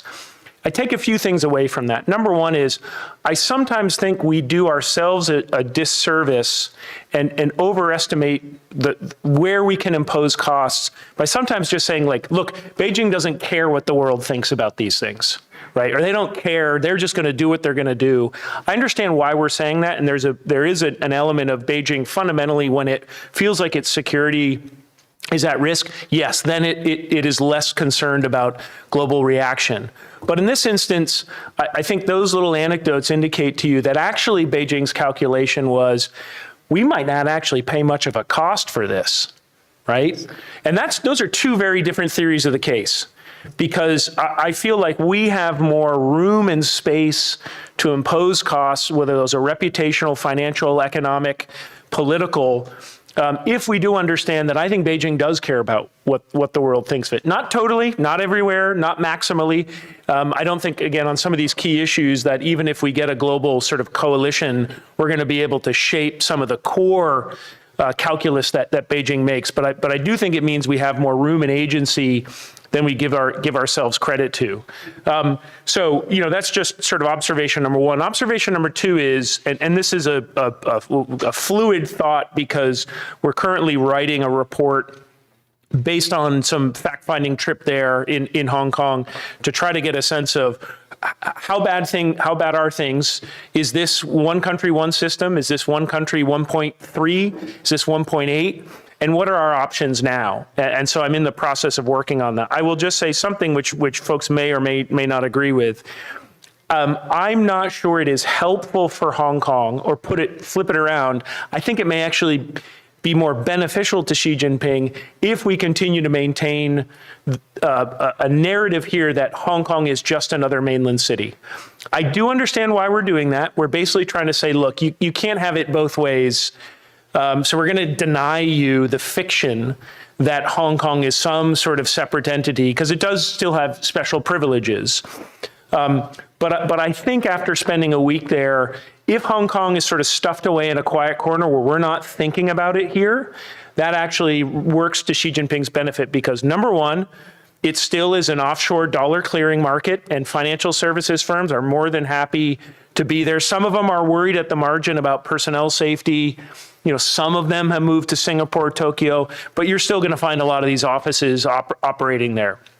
So Beijing sort of still gets a lot of the benefits of Hong Kong, but Xi Jinping feels like he has a dark corner where he can continue to salami slice, where he can continue to expand his national security vision. The security authorities are building a building in Kowloon that's supposed to have a staff of 900 working in the national security space, which will be very much Perry Link's proverbial sort of anaconda in the chandelier, the mere sight of that building. So I think I'm not getting a specific answer as you would like, partly because I don't have it yet, but I am beginning to reevaluate the idea that it is helpful for us or Hong Kong to say it is just another mainland city.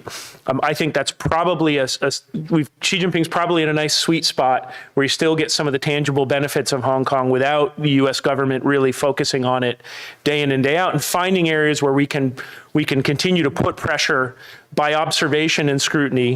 And I think the final thing is, and this is more of a general comment, I'll shut up after this. If you think about Hong Kong, but you also think about the mainland China, this is a rare historic opportunity for the United States and the West to take advantage of a brain drain that is being driven by growing frustration on the mainland, whether these are from Chinese entrepreneurs, genuine entrepreneurs, who bought into a value proposition that this was going to be a country where you got wide latitude to start a company, scale it quickly, move it out. These are not all people getting industrial, policy subsidies. A lot of these are what we would purely think are market actors who cannot exist in the Chinese ecosystem, and also understand that now being a Chinese company is a liability in the global market because of Xi Jinping, we can't make any clear delineation between what is private and what is a state-backed actor. That's not our fault. That's their fault for basically creating a blurred ecosystem where those articulations are impossible. So I think there's a moment now, like we saw, as a result of the Nazi regime, where we had a lot of, Jewish scientists, Jewish entrepreneurs who were looking to leave and come to the United States. We have something similar there. And you hear a lot of that. A lot of people are leaving Hong Kong. They would love to have a better path to entry here to the United States or the UK. Unfortunately, that gets caught up in our immigration debate, which is a whole nother kettle of fish. But I think it is worth continuing to articulate the opportunity the United States and the West has more broadly to take advantage of very smart, capable individuals who are looking to leave an increasingly autocratic political system and come to a place where they can thrive. Thank you. We have a lot of questions that have come, so I'm going to try to ask Ambassador Curry and Matt to answer my questions, because I really like my questions too, really concisely. So I will try. Kelly, so when I met with the Chinese, when I was at the UN, we talked about human rights, and they were very clear. They said, well, we went along with your whole Universal Declaration of Human Rights and the way you all defined it when you were powerful and in charge. So we're very confused. Like, you're being very rude now that we're trying to reshape it. Now that we're, powerful, like, why are you being so rude? It was shocking to me because I thought, no, we discussed this. This wasn't an imposition. This is what we believe to be true. And that was just obviously very foreign. So, but give me one thing, you can pick any job you want, wherever you are in government, right? But what's the one thing you do to say, what is one tactical approach the U.S. could take or lead to push back on this approach to redefinition of human rights? Exactly how you laid out what they're doing. What's one thing the U.S. could do, to try to push back? These aren't silver bullets to solve all the problems, but a discrete action we could take to try to push back. Well, I think it starts with us being willing to defend the ideas in the first place and do that robustly, because I don't feel like that's something that we are always willing to do, whether it's in the UN spaces or here in our own domestic political space. And so I think that that's where it's got to start, is with a kind of recommitment of our own to these ideas and stop temporizing them and stop, one of the things that used to frustrate me, and, I'm a human rights lawyer. I've been working on human rights for nearly 3 decades now. And one thing that frustrates me about the human rights movement is for years, there was this lack of awareness that the citadel of human rights, the fundamentals, these basic idea that these rights are inherent and attached at the individual level, has been under attack from the Chinese Communist Party. And instead of recognizing that and rallying to defend against that very existential threat, the human rights community has been splintering into ever more, specific and more targeted. And there have never been more people working on human rights in the world than there are at this moment, and doing pardon me, piss poor job of actually defending them. I mean, you have so many human rights organizations that are so narrowly focused on their narrow little issue that they're missing the forest for the trees. And this is a huge, huge problem within the human rights movement. So I would actually tell the human rights movement and civil society, and I saw this over and over in Geneva, and I'm sure you did too, and in New York, where these organizations are so, they're focused on these particularist things that they're working on, but they're not like dealing with this, huge threat that's looming over them. And it's a very kind of frustrating situation to find yourself in as someone who believes in this project and wants it to succeed, to see the very people who are supposed to be at the vanguard of it, out, like I'm going to date myself with like Monty Python references. They're out there galumping with their coconuts, conquering new lands when the citadel is under attack. I'm like, what are you doing? So I would say that, like, that's where we've got to regroup in a sense and kind of pull ourselves back to basics. And we talked a lot about getting back to basics on human rights when I was in the UN, working at the U.S. mission to the UN, and then subsequently at the State Department. But it's really difficult when the whole system is working in the other direction. And most of our closest allies are also kind of working in that direction as well. Thank you. Matt.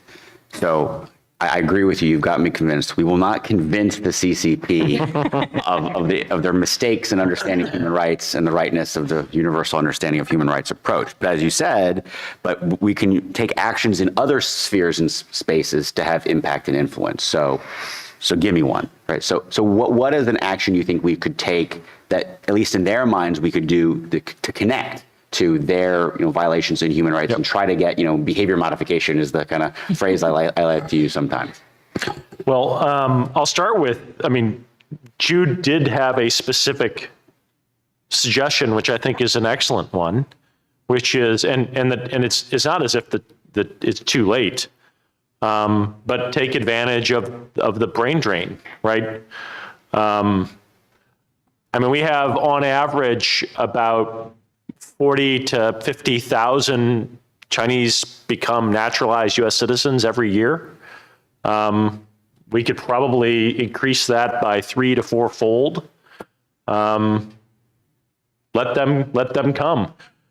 let's show that the Chinese people actually vote with their feet, that they actually would like to be here, not there. They'd like to build businesses in their lives and everything else here, not there.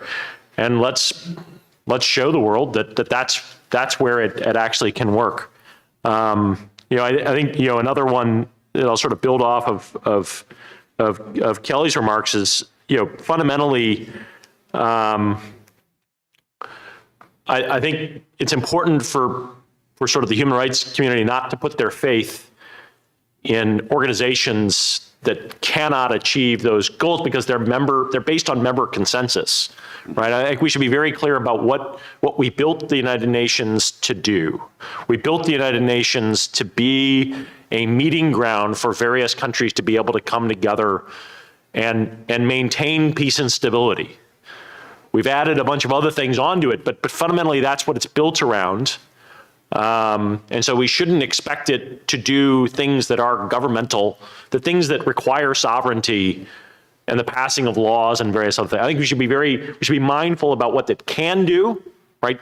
It can achieve a meeting ground for various voices to come together and to talk and to figure out and negotiate what you might do to resolve really difficult and thorny problems.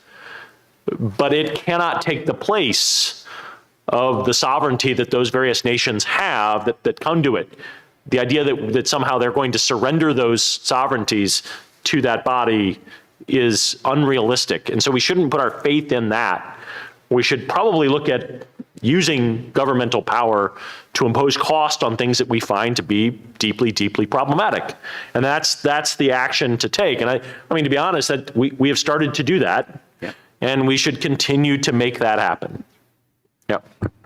Excellent. Thanks. So we have lots of questions. Let's see where we go through them. And I might try to send one to anyone individually if I don't get a volunteer. So where does human rights sit in the current U.S. administration's priority list? Where should it sit on that list? Softball. Oh, gosh. So they talk a lot about human rights being at the center of their foreign policy. But the reality is quite different from that. And look, I'm not a child, and I have worked in policy positions in the United States government, and I know that there are trade-offs to be made here, but my general view, to the extent that I have a theory of everything, is that when we're making when you're at the State Department or the NSC and you're trying to work through a policy problem, it's not like there's some immaculate choice out there that allows everything to work out sunshine and bunnies. That's never the reality. You're usually choosing between one bad choice and another bad choice, and you're trying to figure out which is the least bad choice. And when we're doing that, my tendency was always, well, which one of these bad choices does the least violence to our values? And let's try to go with that one, shall we? And, it's not a high bar, you would think, to do the least amount of violence to the values that we as a country espouse, both domestically and when we're standing on the international stage, but it can be shockingly hard. And it is actually not usually the outcome that we end up with. And so I try to be realistic but I would just like to see them actually try not to sublimate human rights and human values and human dignity to things that they think are giant existential threats that maybe are 50 years around the corner down the line, instead of things that are like right in front of us. And I'm speaking of like climate change and how, climate change has, for instance, been elevated to the most important national security, human rights, economic issue of our time. And I'm like, okay, I mean, sure, it's not that I don't believe that it's a problem, but I think that it does create a lot of tensions that are unnecessary when it comes to the already difficult struggle of trying to integrate human rights concerns and thinking about human dignity and how you address these issues into complex policy problems. If you layer that on top of it and make that everything also has to be the most, has to have some climate change impact on top of all of that stuff. It really makes it too hard by a factor.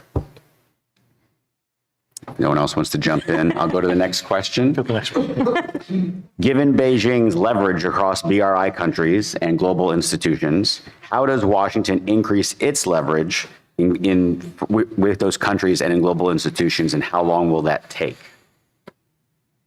Why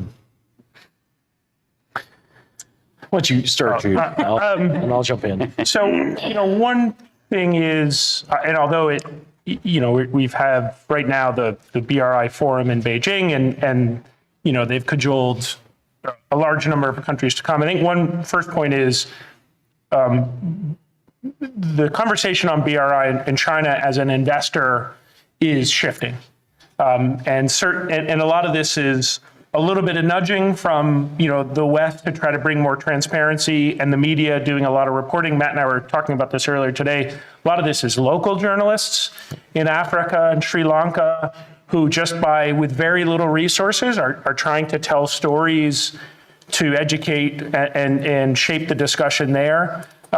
This is also because China can't help itself and always gets greedy, and so has become its own worst enemy.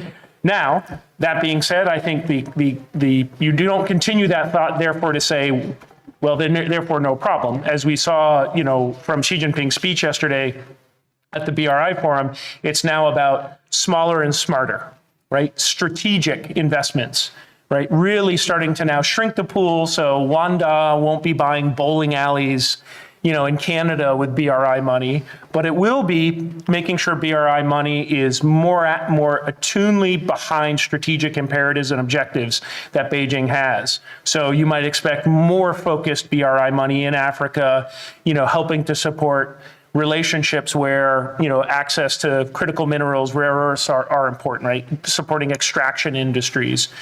You might also use it as diplomatic, financing to create diplomatic leverage in key relationships across Southeast Asia.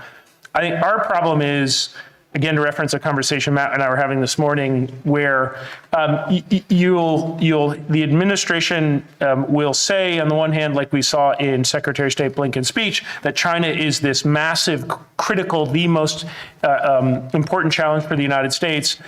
But, we don't really have a trade strategy, and we can't because, domestic politics.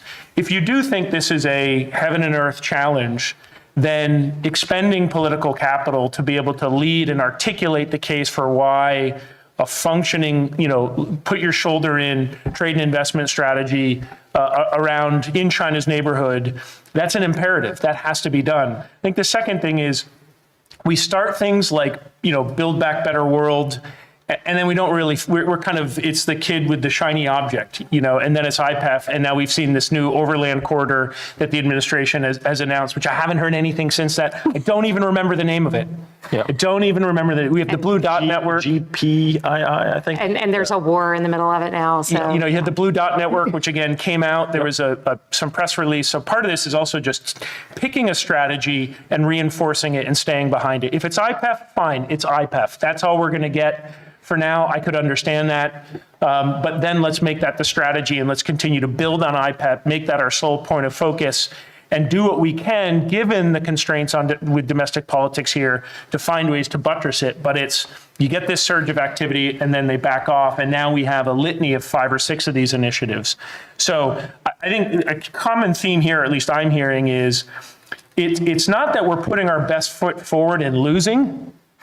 And that actually is a reason for optimism. China wins where we don't show up. More often than not, it's where we don't show up with our A game. And that, to me, is the glass half full of, this is not done. If we start to take this seriously politically and strategically, if we start to use all the tools we have now, if we start to forge the tools that we will need over the next several decades, I'm very confident that we're in a much better position. We have a much healthier political and institutional system. We have a much healthier set of alliances and partnerships. We're just using them at about 32% efficiency. Yeah. Agreed. I think it's obviously we have just sort of different systems, very difficult for us. Most of our infrastructure investment and that kind of stuff is are private decisions. We want to use government dollars to enable, to guarantee loans. We want it to do those sorts of things. And we want to ensure that it's not used for corrupt purposes. And I think, if Beijing's main priorities as it becomes focused and strategic is to ensure that certain political leaders remain inside their orbit, that's going to become much more critical to what Beijing is doing. We're not going to build sports stadiums in the finance minister's home district, right? I mean, that's not what we're going to build. And if that's the measure, then we're not going to win that argument. We should be thinking about what is the other way in which we're able to do this. So pressure on Beijing's absolute refusal to join the Paris Club and to be transparent about debt and those sorts of things. I think that's something we should continue to press upon and be as public about as possible. That responsible world powers, act in ways in which they are very open and transparent about the debts that are out there, and they figure out how to be able to do this within the rule of law, rather than negotiate secret contracts with government leaders and then hide what all of that is at. I think that's an area we should be pressing upon. Create institutional costs or reputational costs around what that is, because we shouldn't get in the business of how we can outbribe people. Yeah, I mean, we don't win a race to the bottom. I think that's been made very clear, and that we can only win a race to the top. And that's why we've got to lean into where we have a strategic advantage, which is on high standard things and setting and living up to our own standards around things, whether it's infrastructure projects, how our companies treat people that work for them in countries around the world. I mean, we've got to hold our companies accountable for how they treat their local employees and how they take care of the environment in the places where they work. We want to be the partner of choice. And right now, we're not. I think that we've also got to look at organizations like the World Bank, for instance, where it takes an average of 27 months to get a project approved at the World Bank. 2 years and 3 months to get a project approved at the World Bank, and they still can't meet environmental safeguards and social safeguards even after that.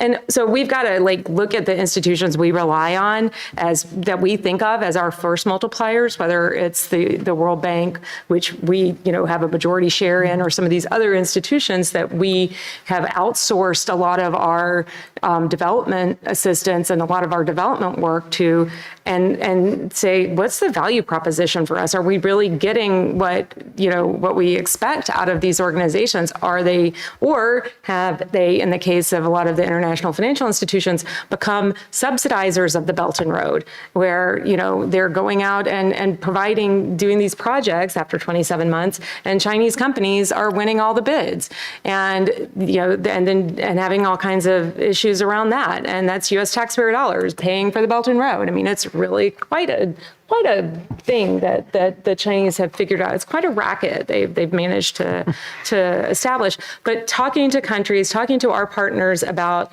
what, one of the simplest, smartest things we ever did was sending lawyers to countries that were negotiating Belt and Road contracts so that they would be able to do a better job of negotiating their contracts with the Chinese. We did this in Burma, and it had a huge impact. And these countries often, they don't have the capability internally to get themselves in a better position to use their own leverage. They have, and I think that's the other thing, is that we have to recognize, and they have to recognize, these developing countries have to recognize they have leverage. It's not a one-way street with China just dangling money in front of them. They have things that the Chinese want, and they need to understand that they have leverage and use it and push back on adhesion contracts and bad deals. Thank you. I just want to add to this point that Kelly and Judy raised at the beginning of, the expenditure of political capital, diplomatic capital, the example of the lawyers. I mean, we have a great foreign service. We have thousands of lawyers that work for the federal government. Let's put them to work, advancing U.S. interests in combating China. That's a great example of it. Instead of sitting in embassies writing cables nobody reads. Exactly. Across our diplomatic space, we've got huge opportunities where I always said we could tax the Chinese aggressive approach in other countries, just by standing up and just speaking, helping advise in the multilateral space, doing, I mean, the simplest things of side events, resolutions, letters. Are you saying we should out-lawyer them? Absolutely. We should 100% Absolutely. out-lawyer That worked them. Every time we did any event, they spent 10 times the political capital twisting arms of their, partners, which aren't, close friends, to basically exhort them to sign up to their side. So even if the letter we did had fewer signatures than them, they expended 10 times the political capital we did to do it. We need to do that every day, every week across the space, both bilaterally with other countries and multilaterally. Sorry, I had to jump in on that point. Another question. So could we comment on China's penetration of Latin America, particularly its bilateral relationships with the autocracies like Cuba, Nicaragua, Venezuela, in addition to their BRI initiatives in the region? What and how should the U.S. do to respond to this as a growing national security threat? Well, I mean, obviously, Beijing has a global footprint. And so, unfortunately, the picture in Latin America matches the picture we have across Southeast Asia.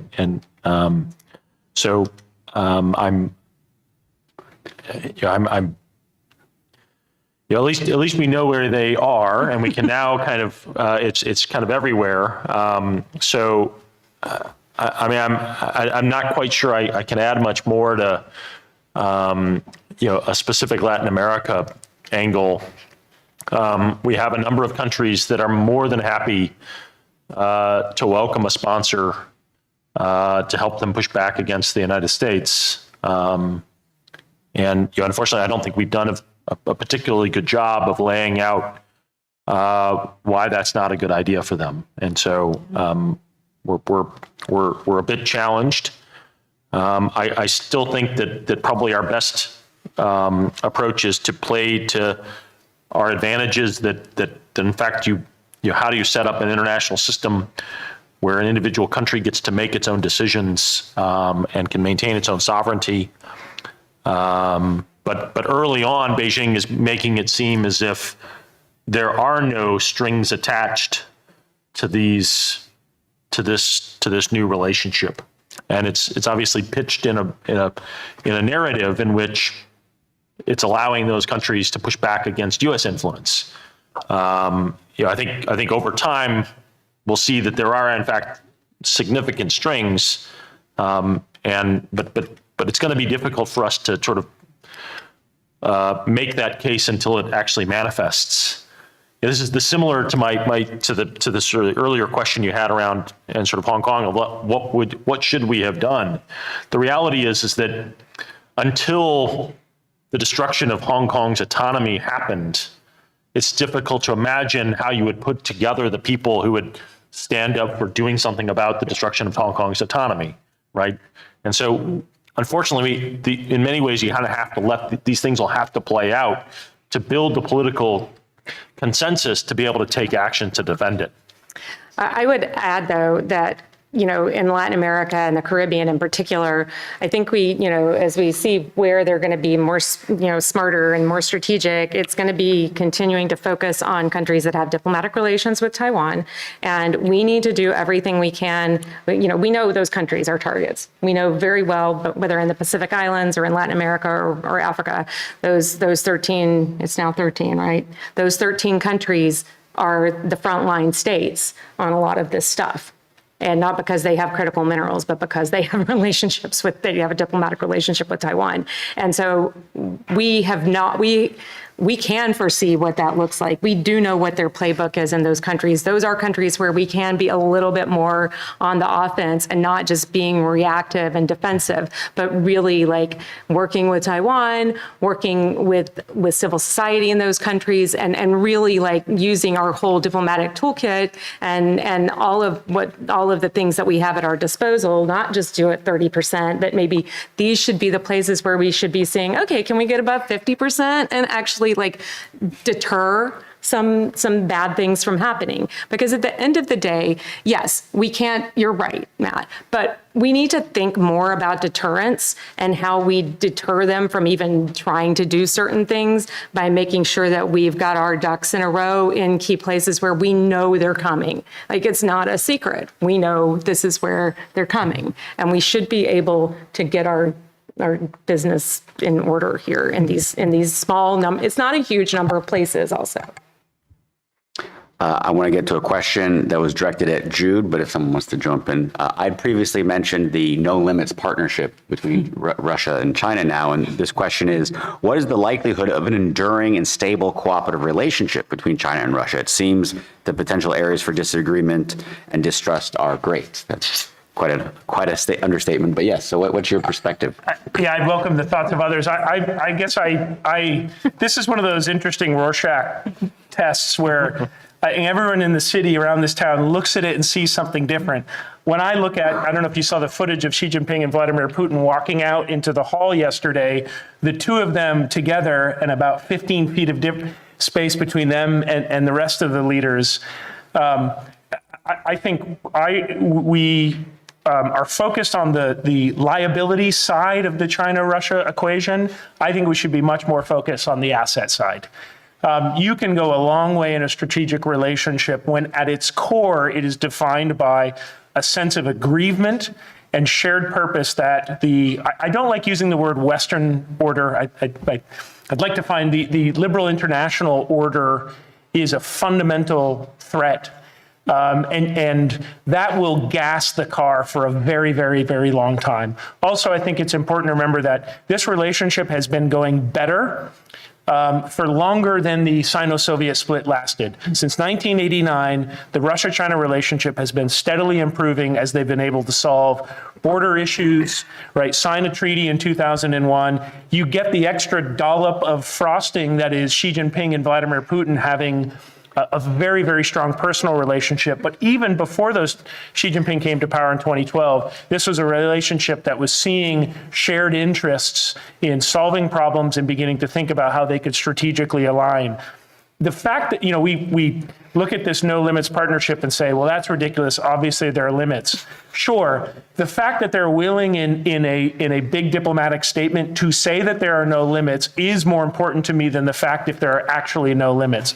They're sending a strong signal to everybody, including people within their own system, to say that we have a strong shared strategic rationale to coexist and to find ways to play a more active role. As Xi Jinping said to Putin when he was in Moscow, comrade, there are profound changes unseen in a century going on right now, and we're going to be the ones to drive them. And of course, both Vladimir Putin and Xi Jinping have read their history. They understand that if they allow themselves to be divided, that really bad things happen to both of them. Yeah, I mean, we're openly talking here about whether we can split them as if they can't hear that. Or that they haven't or they don't know what that looks like. They don't understand what happens when that happens. I mean, so it just seems to me that we are not thinking through. We're being very wishful about what we would like to see happen. Yeah. We would love to see them divided. But of course, they know that and will do whatever they need to do to paper over those sorts of things to come to some sort of a consensus, to look at what they both view as the principal adversary. Yeah. A marriage of convenience can last a very long time. And I would add, they've got a couple, deeply problematic junior partners that they can, keep spinning up to cause us problems and tie us down in Iran and North Korea, not to mention our little friendly neighbors down here in Latin America.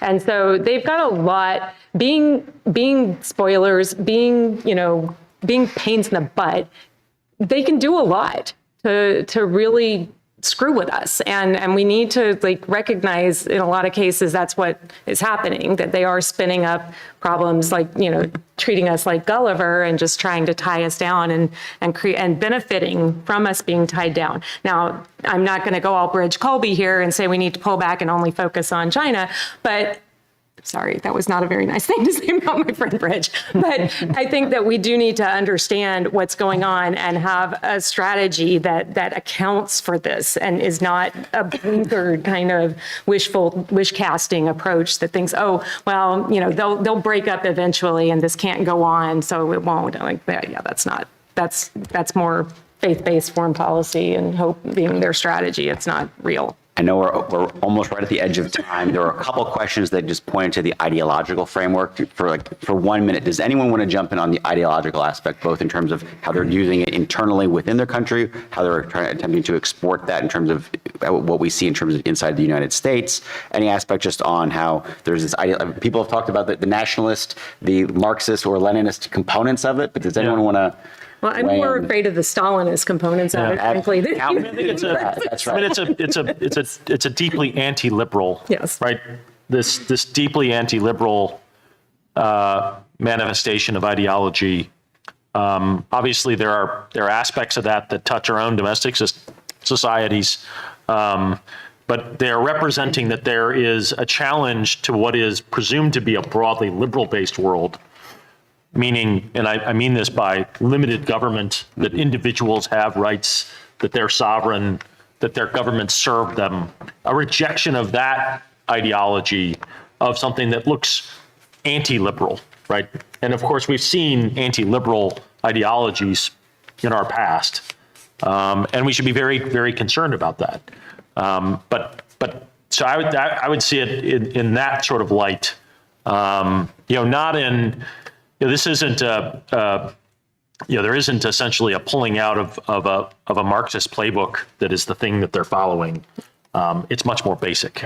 Yeah, they're not left wing or right wing in their preference of partners. I will say that. I think that there's a tendency to believe that they would prefer to partner with left-wing authoritarians. I think that they are, in that sense, neutral. They're equal opportunity. As long as you're a dictatorship and you are on board with the basic, idea that popular sovereignty is overrated, then you can be part of their coalition of, authoritarian, anonymous, whatever you want to call them. Well said. Please join me in thanking our panelists and concluding this panel.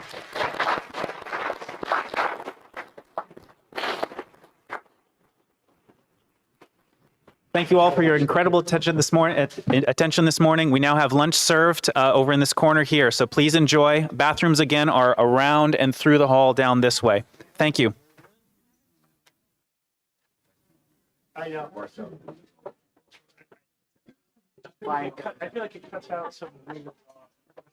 Yes.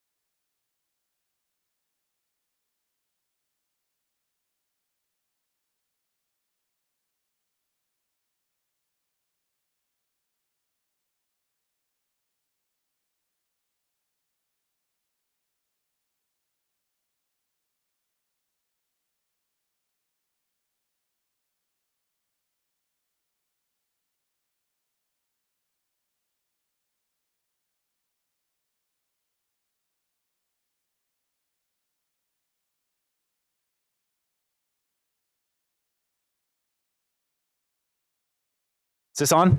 Excuse me.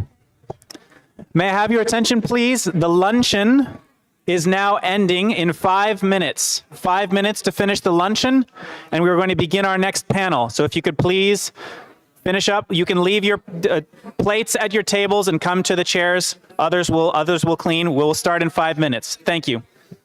I want Americans to know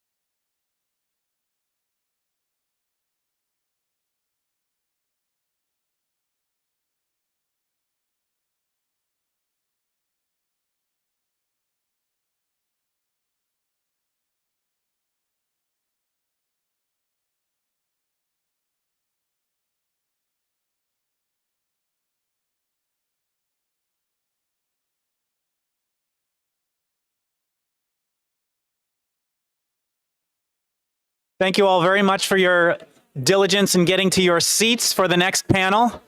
That will begin imminently. If the speakers could please come to the table to begin the next panel.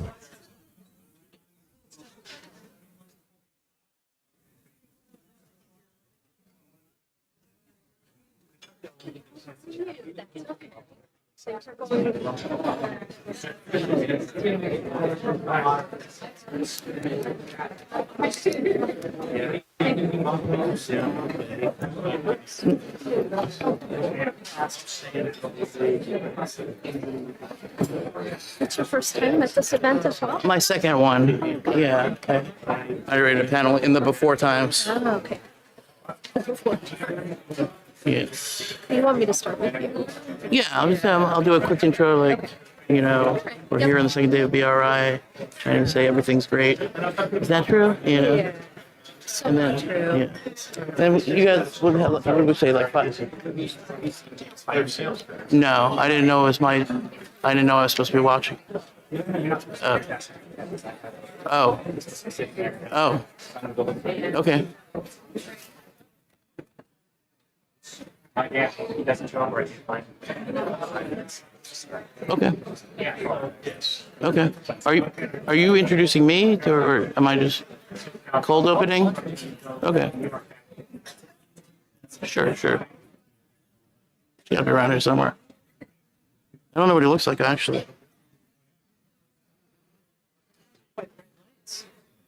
Oh.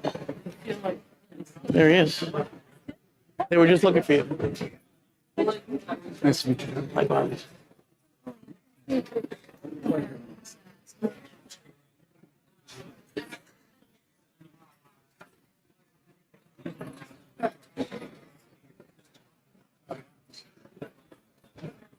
Way, John. 2-hour class this morning. And I had the events.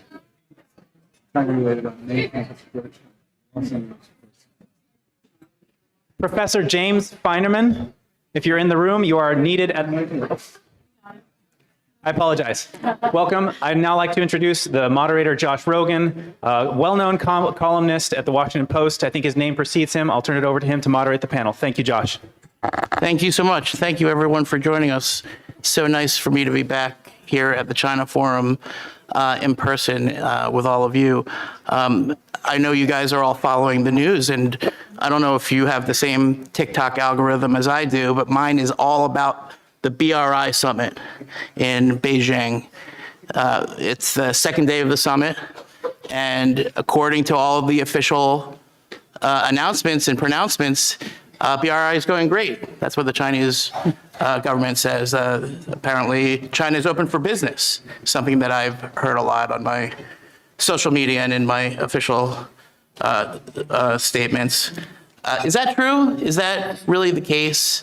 You know, I think we should unpack that a bit. I think we should take the next hour or so and just kick the tires on this idea that you know, everything's fine with regards to the Chinese economy and the business environment inside of China and the investment climate inside of China and the relationship between our financial institutions, our banking institutions, our business institutions, and our government institutions, and how they interact with the Chinese Communist Party, the Chinese government, and the Chinese private sector, which are increasingly all becoming intertwined. And, you know, maybe there's some evidence that maybe the official statements don't actually match the facts on the ground. I mean, again, I'm not the expert. We have a great panel, but just from my cursory sort of amateur look at the news coming out of China, I noticed a couple of things. Foreign minister disappeared. The defense minister disappeared. The top bankers are disappearing. The top tech executives are disappearing. The economic data is disappearing.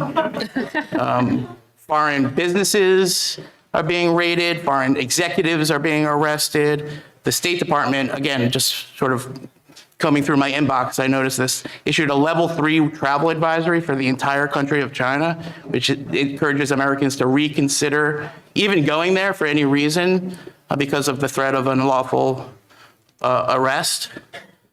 hoarding of commodities, manipulation of data, the economic numbers, the unemployment numbers. I don't know. Again, I'm not the expert, but even I can sort of see that maybe there's another side of this story. Perhaps we should, as a community and as a country and as a sort of society, think about what it means if it's not true. What if the BRI is not the rousing developmental success that they claim? What if the Chinese economy is not as stable as they assert? And what if the business environment inside of China is not as riskless as American institutions and executives and Wall Street firms seem to want to say it is? So we have the perfect panel to talk about that today. And we're going to start with an expert on BRI, Elaine Dzenski, a senior director at the Center on Economic and Financial Power at the Foundation for the Defense of Democracies. We also have with us Jim Feinerman, a professor of Asian legal studies and faculty director at the Georgetown Center for Asian Law. And of course, Mary Kissel, the executive vice president and senior policy advisor of Stevens Inc. and the vice chairman of RXO and a former senior government official. Elaine, let me start with you. Based on what I said, do you think we might want to take a look at this whole BRI thing and what does the data show you? Tell us what you see 10 years in. Thank you so much. Oh, thank you. That's the perfect entree. We have a report coming out in the next couple of weeks on BRI at 10 years that will go into these issues in a lot more detail. So we'll have that up on our FDD website. I would encourage you to have a look at it. I've been following the BRI for more than 3 years now. It started in 2019 when I was doing a lot of work on the anti-corruption agenda and realized that BRI was using corruption as a component of its model of coercion, of extension of Chinese influence, and undermining Western rules and norms, particularly in the development space, at an alarming pace. And unfortunately, I think that has continued despite some rhetoric from Beijing to the contrary.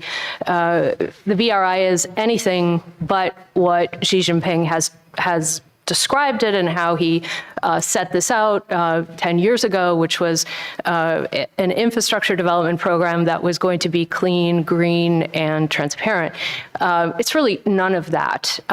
It's a debt-inducing mechanism to extend Chinese influence around the world, and it's happening through different vectors. Infrastructure is a very good way to extend influence because it involves a number of things. First and foremost, ostensibly providing infrastructure that many countries need and need urgently.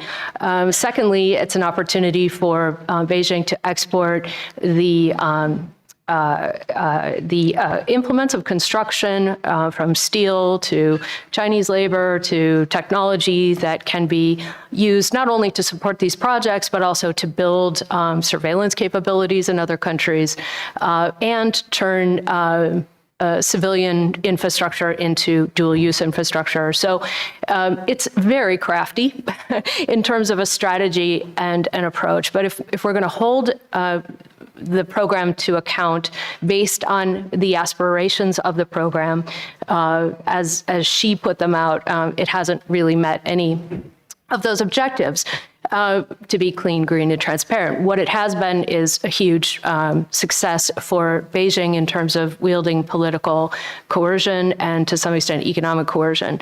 COVID put a bit of a dent in that strategy in the sense that Chinese debt added to balance sheets all over the world that were already in peril. And now we have a situation where many BRI countries are facing levels of debt that are untenable. What's interesting is that Beijing seems to have some really good ideas about how to get to the front of the line to get repaid or to renegotiate terms in their favor, meaning they may be able to renegotiate a deal with country X, may be willing to do that, but they'll probably do it at a higher interest rate. So there's a real level of extraction to all of this. And I think we could talk about this for a long time, but what I would say we have to really focus on is calling out the coercion, the extraction, and the corruption, because these are the elements that should not sit well with citizens, no matter where they are. Have we done a good job of engaging in that narrative, discussing that narrative from the U.S.? I'm not sure it's where it needs to be. And I know in the last panel, there was some discussion about some of the initiatives that have moved forward in the last couple of years, whether that's the launch of the Global Partnership for Infrastructure Investment, the Blue Dot Network, some other things. These are all moving in the right direction, but we really need to put our offer on steroids, whatever that offer needs to be. And I don't think it's matching one-to-one in terms of China's infrastructure investment. First of all, we probably don't have the money to do that. But secondly, it's not necessary. What we need to think about is strategic engagement and how to do this better to deliver, frankly, what China can't deliver, which is high quality infrastructure that leads to more economic development and more stability, and ultimately a more peaceful environment. What we've heard over the last couple of days is quite interesting. Everyone expected that at this Belt and Road Forum at the 10th anniversary, the acronym BARF probably didn't get reviewed by a native English speaker, but there are 110 countries who are present and some 20 world leaders. I mean, it's a significant event. The dates were held close until I think they were announced officially sometime last week. And of course, Putin has been there and kind of is the shining star. But they've shifted the narrative a bit. They've said that the CCP, she has said, okay, we're going to continue to fund BRI. They're opening up $350 billion RMB, financing window. They will also inject another $80 billion into the Silk Road Fund. So they're continuing to write checks. And I think that's important. We shouldn't overanalyze the fact that 110 countries showed up. It may not be because they like the new aspiration of global order, global development, other conversations that are happening. As long as the checks are being written and there's an opportunity to continue that negotiation, people will come because there is a huge need for infrastructure, even more so post-COVID. So I think we have to just be a little bit careful and circumspect around the attendance. And then, of course, from whatever's coming out of this, the narrative can shift quite easily. BRI, and part of the reason it's worked so well is because it's been so poorly defined. So it can kind of be anything that anybody wants it to be. It's an infrastructure project for some. For others, it's a political or geopolitical engagement. For others, it means something different. So we should expect that this narrative is going to change, shift. I totally agree with a comment from the last panel that China will move towards conflating BRI with the Sustainable Development Goals, linking into that broader global discussion. By the way, if you look at BRI from the context of meeting SDGs, there's absolutely no connectivity between the two. So it really is a conflation of that narrative. There's really not much behind that. There's also now more conversation, or at least coming out in the last day, around creating a system of compliance around BRI projects, ostensibly to build integrity. We haven't seen much of that over the last 10 years. I don't know how that will shift. But as Beijing looks to push the BRI into a space where it's more broadly owned, potentially by the UN, other countries coming forward, the problems within BRI become everybody's problems. And maybe that's part of the strategy, that it's not just China's corruption, it becomes everybody's problem. So those would be my initial thoughts and reactions from what I've seen. Thank you. I'm not sure if that's scary or reassuring or both. But let me, before I move on, follow up on one thing that you said. You said that we should put our offer on steroids. I covered it a little bit. It's called the Indo-Pacific Economic Framework. when I travel to Asia, and I have 4 or 5 times in the last year, they're not that enthusiastic about. I find a lot of like, And what do you think? What's your take on it? Is it an alibi for a real economic investment strategy? Is it a small step in the right direction? Is it the beginning of something? Does it hold any value that you can detect? I do think it holds some value. I think we have to start somewhere. It's going to be a multi-pronged strategy, and it's not just a response to BRI. It's really a response to a shift in terms of a global rewiring of trade, of alliances, the role of democratic rules and norms. All of these things need to be considered. It's not just about responding to infrastructure. So I think there is some potential. We need to look at these trade engagements and alliances in different ways. I've done a lot of writing on this concept of ally shoring. So bringing democratic rules and norms along with a rethinking of supply chains, moving out of authoritarian regimes for critical capacities and moving elsewhere. It can be somewhat painful. It depends on what sector and what technologies we're talking about. But being able to rely on other partners in other regions, particularly in the Indo-Pacific, will become that much more important. Excellent. We'll talk more about that in a little bit. And I do want to say that we're going to leave some time for questions, so start percolating your questions now, and so there'll be good ones. Let me skip over you, Jim, and go to Mary next, because I think this segues really well into sort of the... Sorry, Jim. I thought that was the order. Yeah. So don't worry, we'll have plenty of time for all of you. So the U.S. China economic relationship, this is something that you worked on under Secretary Pompeo, and now you're working on the business community. My recollection from the last administration was that the Wall Street firms in the chamber and the bulk of the tech industry was dead set against, sort of increasing its attention to what seems to be the rising risk of doing business inside China and doing business with Chinese firms. Now that you're on the other side, tell us what you have seen from your interactions with the U.S. business community, what you're telling them, and what your analysis is of the investment and economic climate inside mainland China right now. Small questions. Yeah, great. Well, before I do, I just want to say thank you to VOC and to the staff for the invitation. It's the first time I've spoken at a VOC Memorial Foundation event, and I'm just really honored to be here and to sit alongside Elaine and Jim, who are really true experts in their fields. I'm here, if you're wondering, because it doesn't seem to make much sense.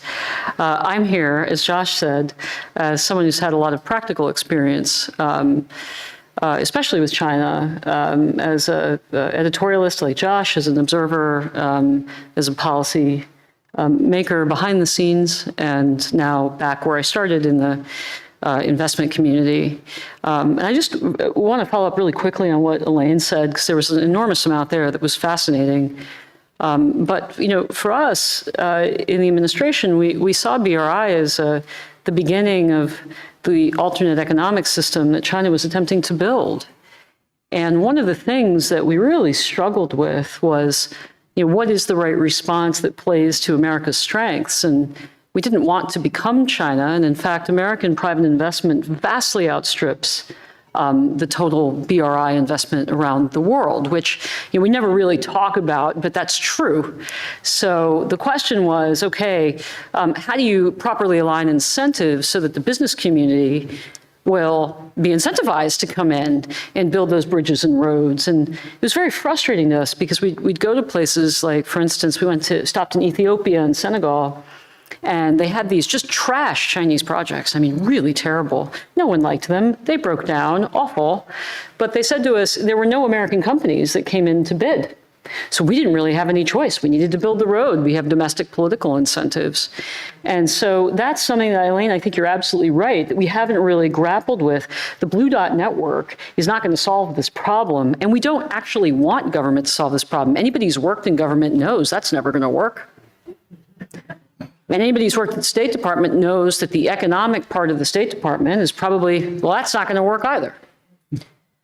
So just as we've done in the past, I think when we confront these complex problems, As a democracy, we work through them in stages, like we did with the Patriot Act. Everybody thought that the world was ending, and then Obama came in and he tweaked it, and then we never heard about it again because we had a bipartisan consensus on how to attack it. And we just haven't gotten there yet, I think, with the BRI. Jim, you're nodding. That's a good sign. But I think, we will. The question is, do we have enough time to do that? Now, Josh, I'll just say this briefly. I don't want to talk for too long. So you asked me, how does the business community view investment in China? And in fact, the title of the panel is The Price of Profits. I just want to say really quickly, I'm very pro-profit. Very pro-profit. Yes, thank you. I might even get a clap in the audience. I'm just not pro-profit with enemy states. So that's really the core of our problem here. And the United States government has not deemed China an enemy.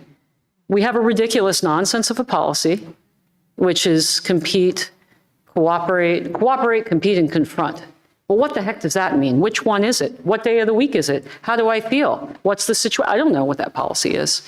Well, neither does the U.S. business community, and neither do U.S. investors. And they've never been asked to think about politics of China or the nature of the regime, and that's what they're struggling with. So they know there's a problem. But there are different types of investment in China. There's hot money that goes into the Hong Kong Stock Exchange, perfectly legal still to buy on the Hong Kong Stock Exchange.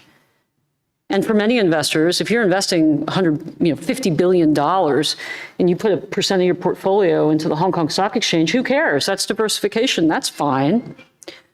But you can pull that money immediately. Much, much harder for Apple to rip out, hundreds of millions of dollars of plants. And what about everything in between the Fortune 100 company and the button maker who has to be in China because it's such a low margin business? Those are the businesses that get it. Those are the companies that are asking, how do we get out? When? How are we going to find an alternative? Where do we go? What's the US government policy and instruction?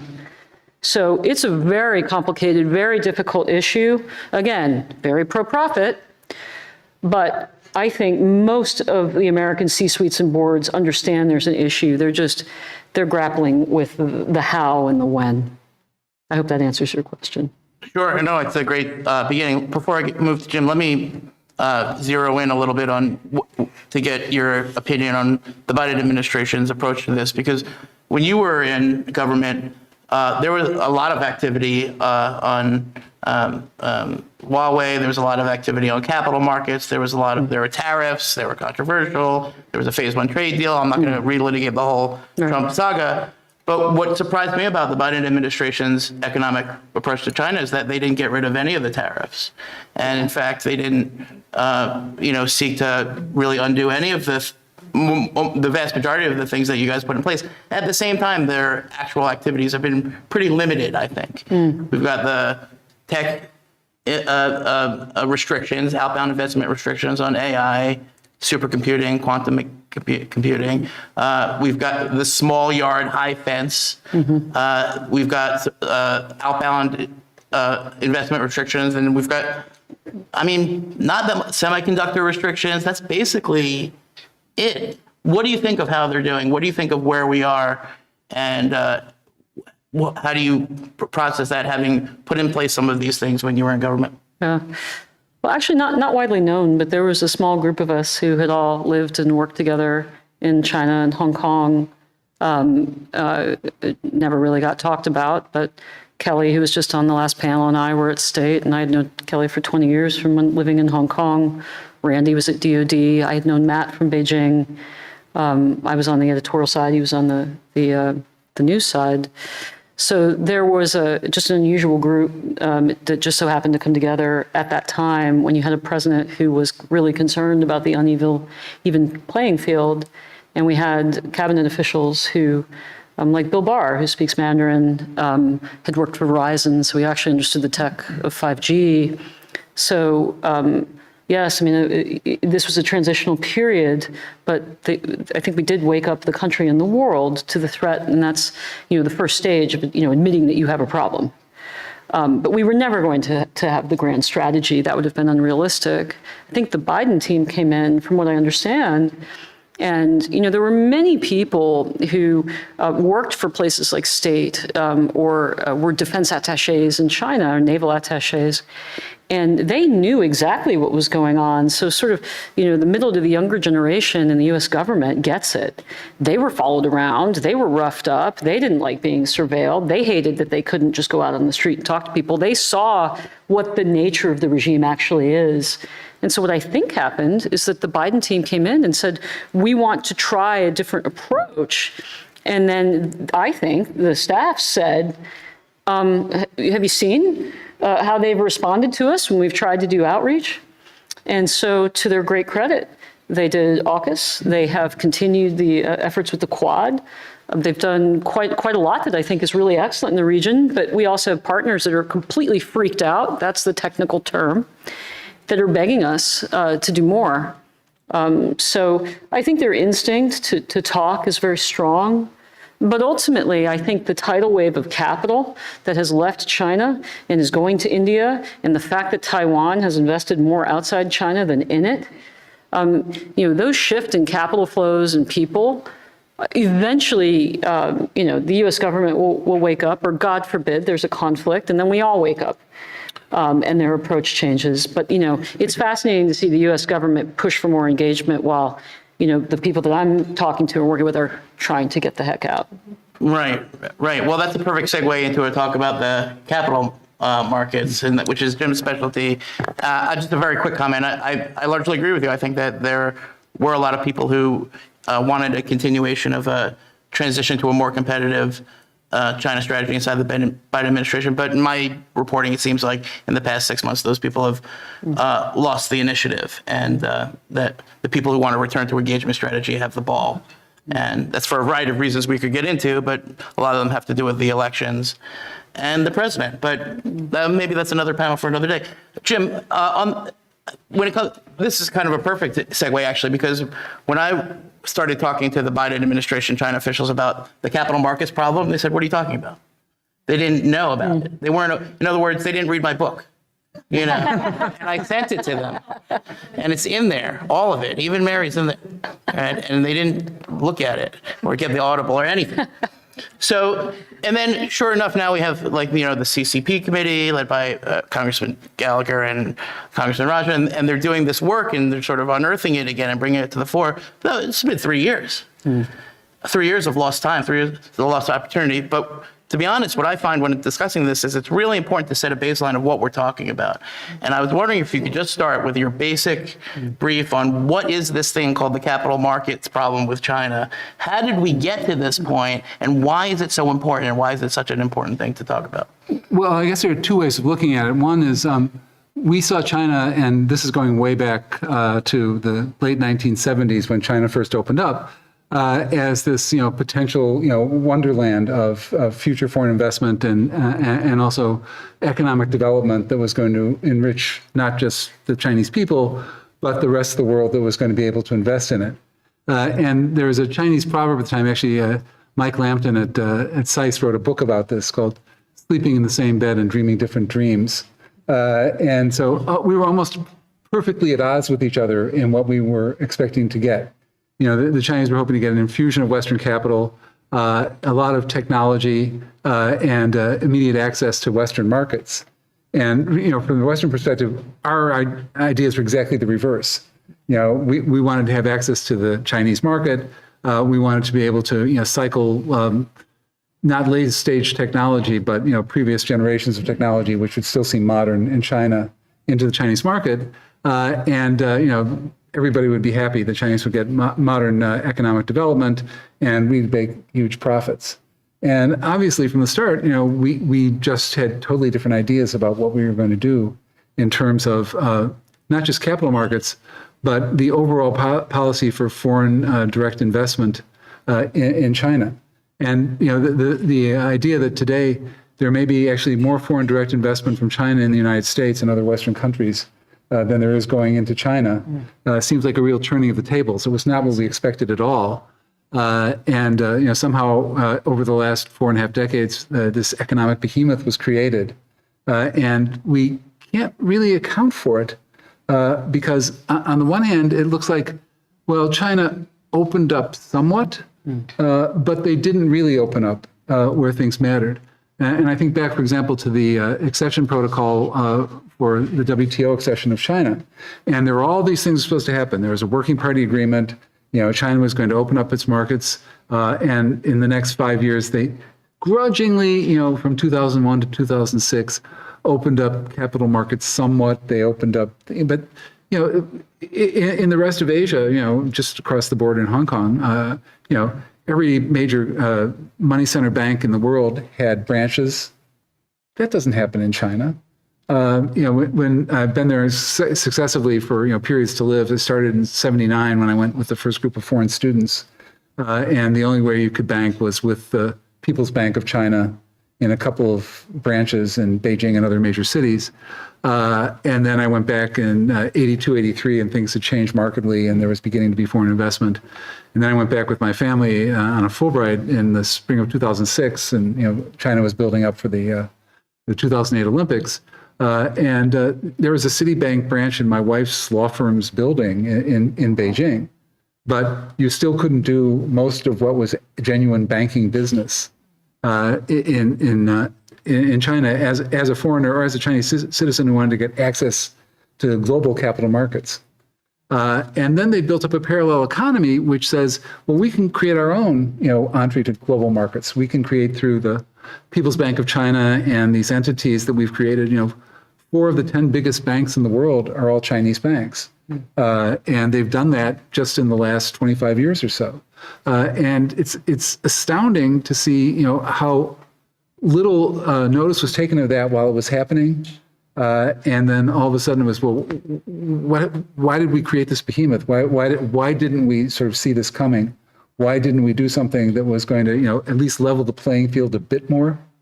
Because the whole idea of leveling the playing field, in my experience, with Chinese counterparts is often very lopsided. The playing field's never really level. And that's a problem. It's also a question of PRC laws and regulations. One of the very first laws, actually the very first law that China passed in the reform era began was a joint venture law. It's a 15-article joint venture law, and it basically said, we want foreigners to come and invest in China. It was shocking in some of its provisions. For example, it didn't require more than 50% Chinese ownership of a joint venture. There just had to be a minimum of 25%, maximum minimum of 25% investment. And it looked like China was going great guns because they then passed a wholly foreign-owned enterprise law. They passed another cooperative joint venture law when the original equity joint venture law wasn't very popular. And it looked like they were taking steps to try and address the concerns that were expressed by both Western investors, but they're also their own economic commentators who realized that this was not going to get them to where they needed to be. And then I think they made a pivot and decided to leapfrog. They decided that they were going to make the rules for their own capital markets, but also try and push when they could on Western regulation wherever it occurred. There was a series of cases starting in the mid-2000s after Sarbanes-Oxley was passed in the United States, because you had to, as a foreign company registered in the United States, comply with foreign investment rules that were in Sarbanes-Oxley and the general Sarbanes-Oxley rules about financial statements and things like that. And they said, year after year, please keep us in, but we still can't do this. We're not allowed to do this. And this went on from 2002 to 2013, when the SEC finally brought a couple of cases that got a very grudging compliance, which still isn't complete today.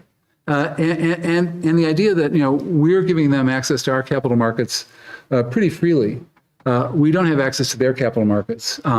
They can take deposits from American and other foreign depositors, but we can't take deposits from Chinese families that would far prefer to get the investment opportunities that we have in the United States than what they have in China.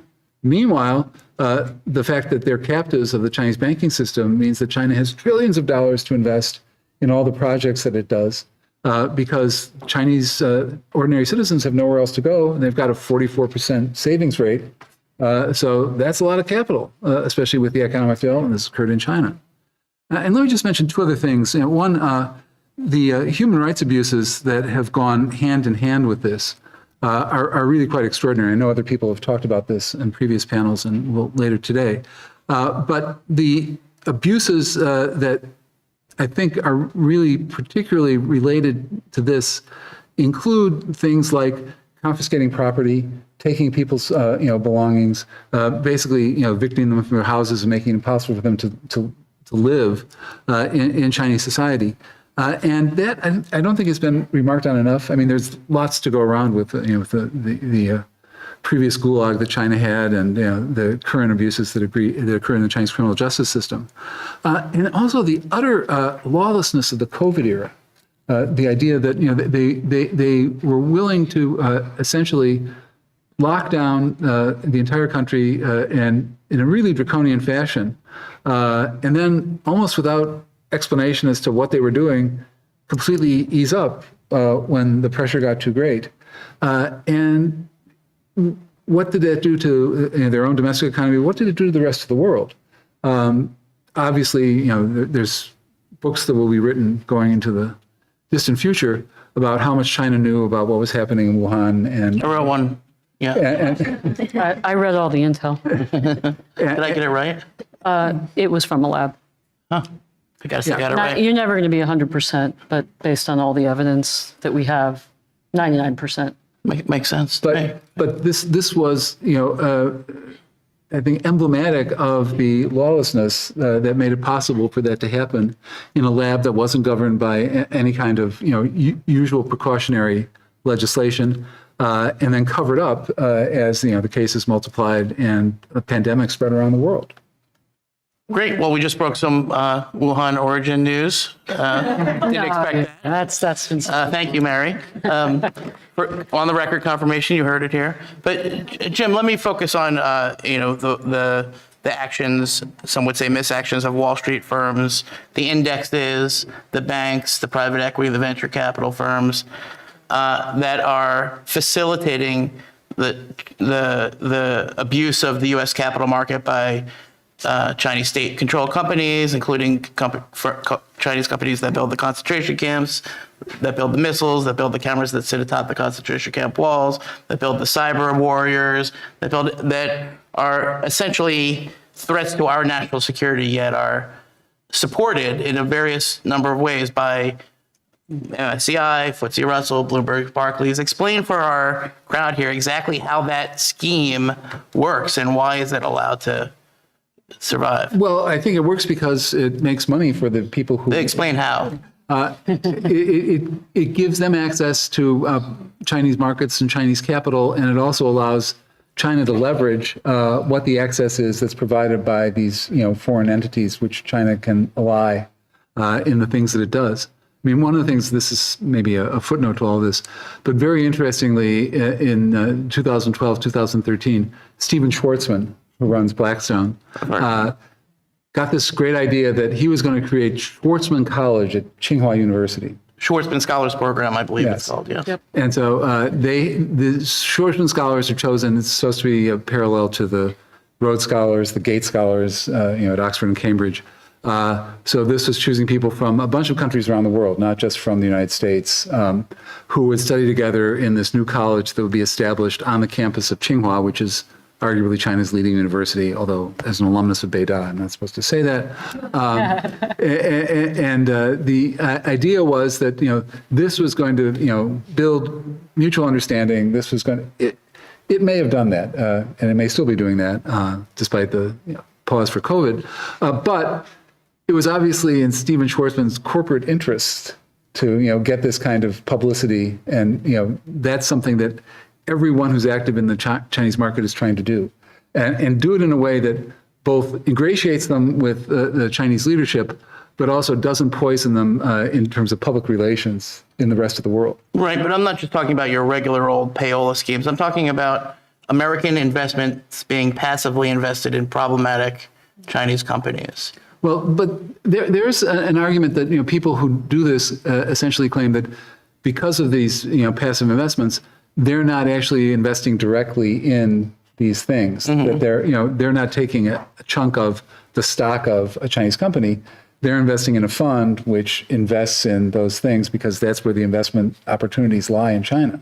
Right. And what's your opinion on that kind of argument? Well, it's problematic on two counts. One is I don't think that you can, given the fact that we have similar kinds of pooled investments in this country, say that anyone who is in any way involved in a bad investment that's in a pool of larger investments that they're making an investment in is responsible for that and shouldn't do it.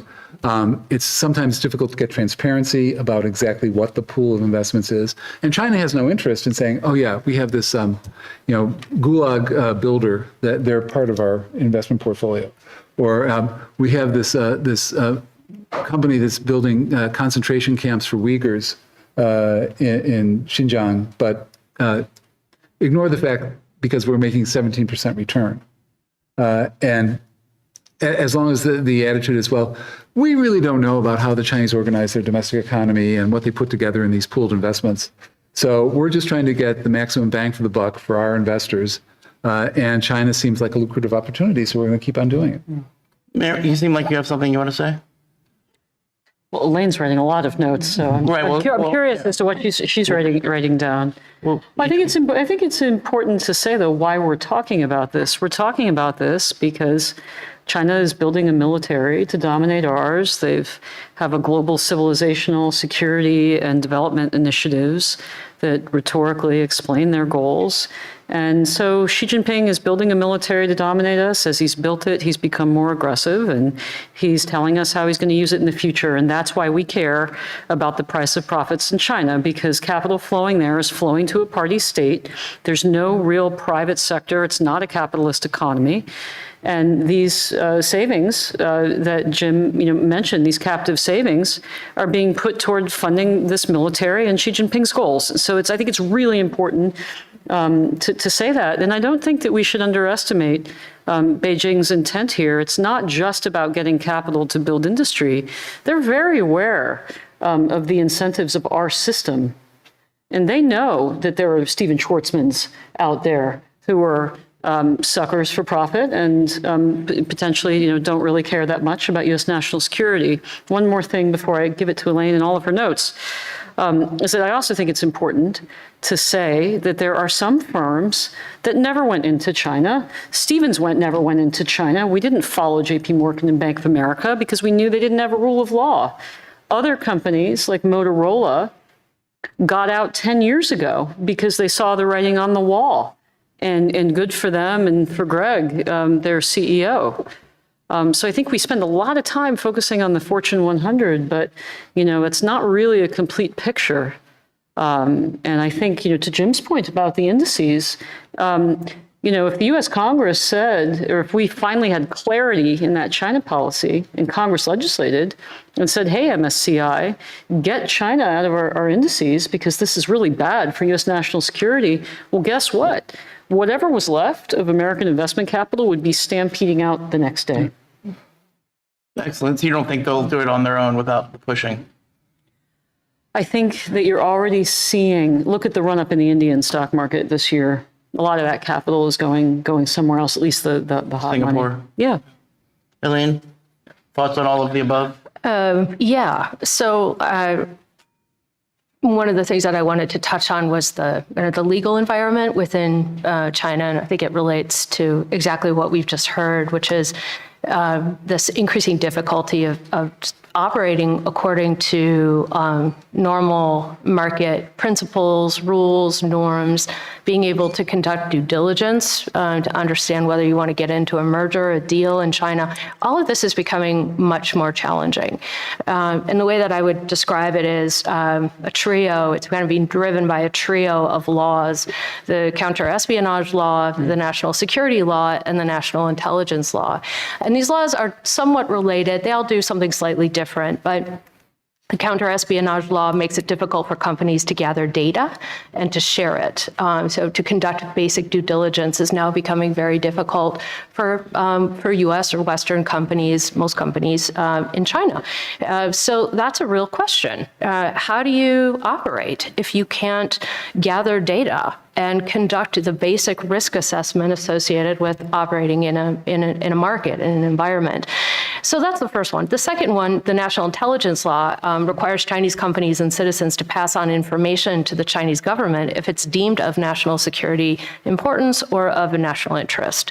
So that effectively deputizes Chinese companies, potentially Chinese individuals here in the U.S. to share information. So we know a little bit more about that in terms of a response to Huawei, TikTok, but there's a lot more coming in this space if we think about what's happening around advanced technologies and automation and AI and quantum. And we're not talking about restricting outbound investment flows. We're talking about legitimate companies operating in the U.S. who have access to information that may then be compelled to share that with the Chinese government.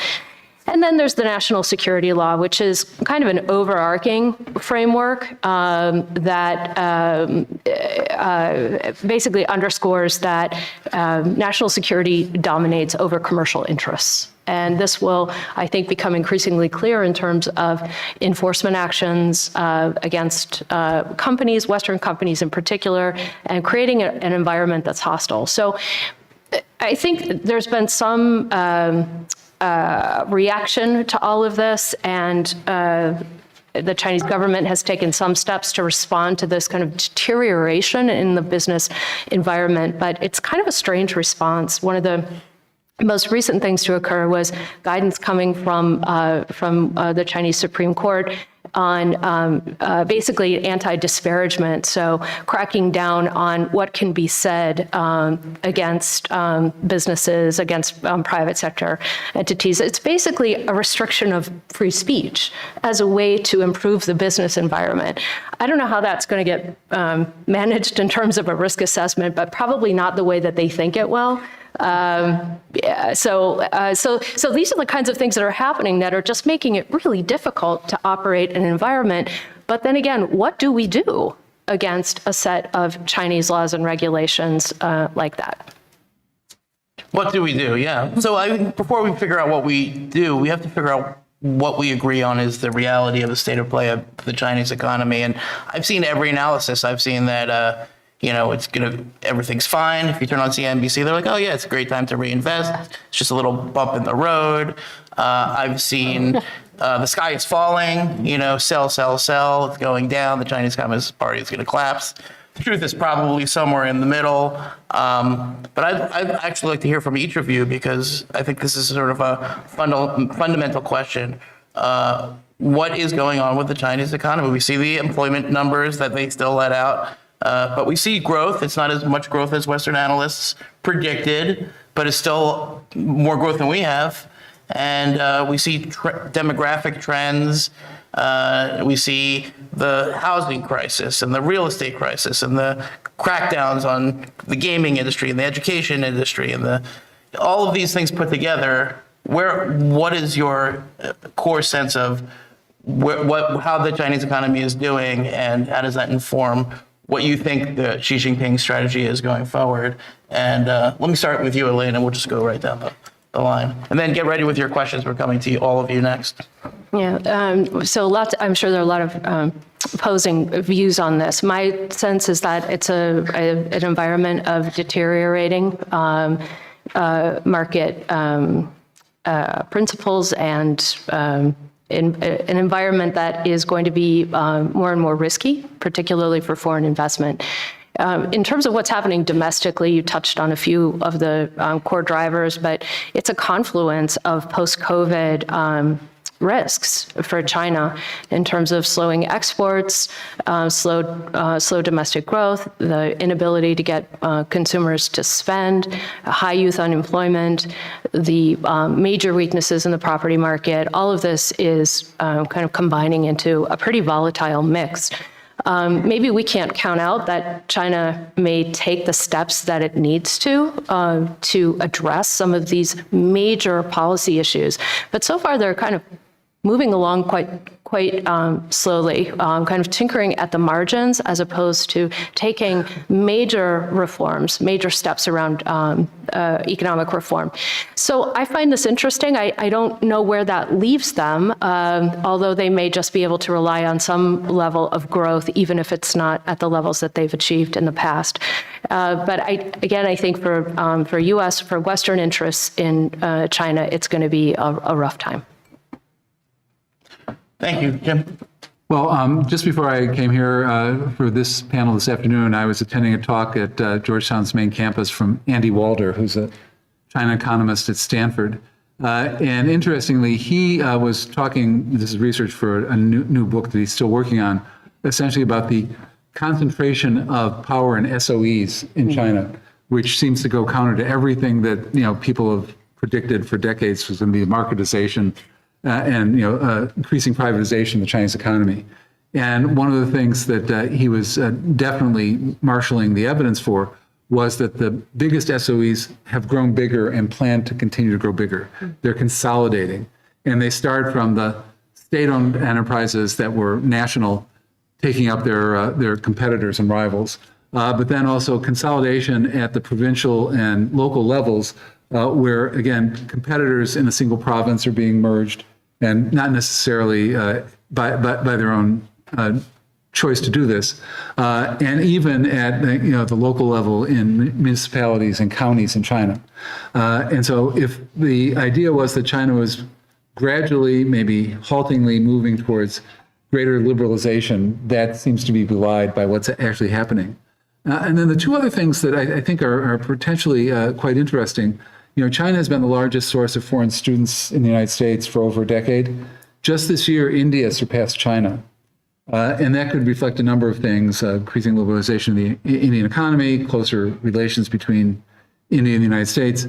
But also, I think, for many of the Chinese students who are coming still in such great numbers because of the 20% youth unemployment. You graduate from even Tsinghua or Beida, and you're not guaranteed a job, and so you put it off by taking an LLM at Georgetown or an MPP at Hopkins, and hope that there's going to be something that materializes in between. But likely this is going to be a powder keg going forward when you have that large a group of people who, first of all, have high expectations that have been focused on them. They're the single child of 6 adults, 2 sets of grandparents and their parents. All their hopes and dreams are invested in them. And if they can't find something to do in the Chinese economy, that's just I think a powder keg. And finally, I think that they still are, whistling past the graveyard with regard to just how dynamic the rest of the world's, maybe tardy response is going to be to what's seen now as an increasing threat from China. I was not personally a fan of Donald Trump or the Trump administration, but the single greatest thing that they did, in my own personal view, was to focus the attention on the threat that China posed. I think that, from the Clinton administration on, with, the high hopes of getting China into the WTO and making China a team player in the global economy, I think, maybe not initially, but by the second or third year of the Trump administration, there was a pretty clear view, which now I would say is filtered into the Democratic China establishment as well. There are still, a few happy warriors who believe that, things will inevitably get better, and you should still pin your hopes on China. But I don't believe that that's the majority view, even among people who were previously quite sanguine about the future development of China. Yeah, I think I largely agree with you, although I would take issue with you starting your blame at the Clinton administration. I think you're letting the George H.W. Bush administration off the hook a little bit. But anyway, that's not really that important right now. Mary? Well, I think Elaine, laid out kind of the domestic economic environment very, very ably. I agree with everything that she said. And I also think that Jim alluded to a truth that we don't speak about enough, which is that actually you see the Chinese people who are wonderful, dynamic, and just fantastic people. You see them protest in numbers nationally regularly. 1979 Democracy Wall movement, 1989 Tiananmen protests, which were nationwide, the 2008 Charter 8 movement. You saw the bridge protests. These are only the things that we can see. I mean, our foreign correspondents can't wander around China talking to people. Think of all of the protests that we don't see. And the fact that their security apparatus is so immensely large, larger than the PLA, it stands to reason that the Chinese people are actually reasonably and logically quite unhappy with the corruption and the economic prospects that Elaine laid out. And to Jim's point, you know, we may wake up tomorrow and things may be very different. It could be that the pot boils over, to use a well-worn phrase, but you're never going to see that through the Chinese propaganda outlets because, as my old editor used to tell me, you know, when you read headlines in democracies, everything is bad. But when you read headlines in communist societies, everything is good. And so it also stands to reason that the more they proclaim everything is fine and the more data they obscure from us, the worse it actually is. I personally see the Europeans getting suckered in as we exit, and that's fine. If Volkswagen wants to bet on Xinjiang and they think their political connections are going to protect them from the risk environment that Elaine outlined, good luck to them. I don't want our clients or American companies doing that, and I don't think that they will, because I think that the corporate structures that we have here in the United States and the scrutiny on our companies, our public companies in particular, I sit on a board and I'll tell you, it's a lot. You have a lot of people asking you questions about what you're doing and why, and rating you and examining you and voting on you or voting you out. So there are a lot of forces here in the United States that are going to force a real stringent examination of that risk profile, which I agree with Elaine, I think is only getting worse over time. On that cheery note, let's go to your questions. I would ask you to please tell us who you are, if you have an affiliation, and if you intend to make a long comment, please put it in the form of a question. And I saw your hand first, sir, right over here. Please wait for the microphone, I'm assuming. No cards. Oh, okay. My mistake. No cards. All right. Pass up the no cards. We'll do it that way, because I would hate to waste all of the no cards that have already been filed. And while she's collecting them, let me ask you one last follow-up question to each of the panelists. We'll have the no cards soon. Don't worry, we got plenty of time. We'll get to your questions. I have to know, right now we're looking at the APEC summit coming up. Economic engagement is high on the list. We had 5 cabinet level members of the Biden administration travel to China. It really seems like the Biden administration thinks that they're going to make some sort of progress. What do you think is going to happen in November if and when Xi Jinping comes to town? How do you think that affects our economic competition and our economic approach to China? What do you think the Biden administration is up to? And we'll go in the reverse order this time. Mary. Thank you. Oh, I mean, I'm not in the administration. You can keep these short because we're going to have the... I mean, I don't work in politics, but I'll tell you that... someone bringing me the cards? I don't think a single meeting is going to change the behavior of C-suites and boards across America. I don't think it matters. I think everybody's pretty much woken up except for a very few. I saw Tim Cook was in China, I think overnight, probably distraught at his earnings and the stock reaction. Too bad, poor Tim. But, you know, most of corporate America is just returning to fundamental investment principles, which is, do we have a rule of law, or is our supply chain diversified? What's our currency exposure? Can we predict accurately, you know, what our revenue is going to be? I mean, these are basic things, and I think these basic principles of investing were just thrown out the window. And now we're returning to them. And I don't think a meeting changes that. Yep, I would agree. And I think also this may solidify and at the same time provide more public scrutiny of the issues that have already been raised with regard to, you know, China's performance and the conditions under which, especially for an organization that's about economic cooperation, is going to see how much economic cooperation there is and is possible with China in the current environment.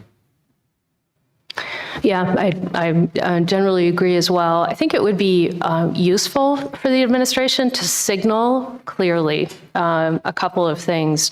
One is the kind of broader economic strategy of the U.S. relying on other partners, democratic partners. We need to put some pressure on Beijing, a little bit more pressure. Would be a good opportunity to do that. I doubt that there will be much more than an airing of maybe some grievances. But what's interesting is that, the government really hasn't, the U.S. government hasn't taken that much action over the last couple of years, but the markets have shifted markedly because that's what markets do. So the most interesting thing will be to see exactly what the market response is coming out of this meeting. It's, I think, less about what the communique says and more about, as Mary had said, how that messaging gets integrated into the risk assessment for companies doing business in China.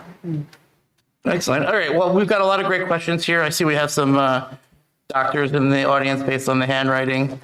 I'll do the best I can. Just to get this one out of the way, Mary, because we had a follow-up question. I wanted to know more about your knowledge on the origin of the COVID-19 virus in Wuhan. What more detail can you give us? Everything that I've said is public. We're never going, well. It's okay now. It's been enough time.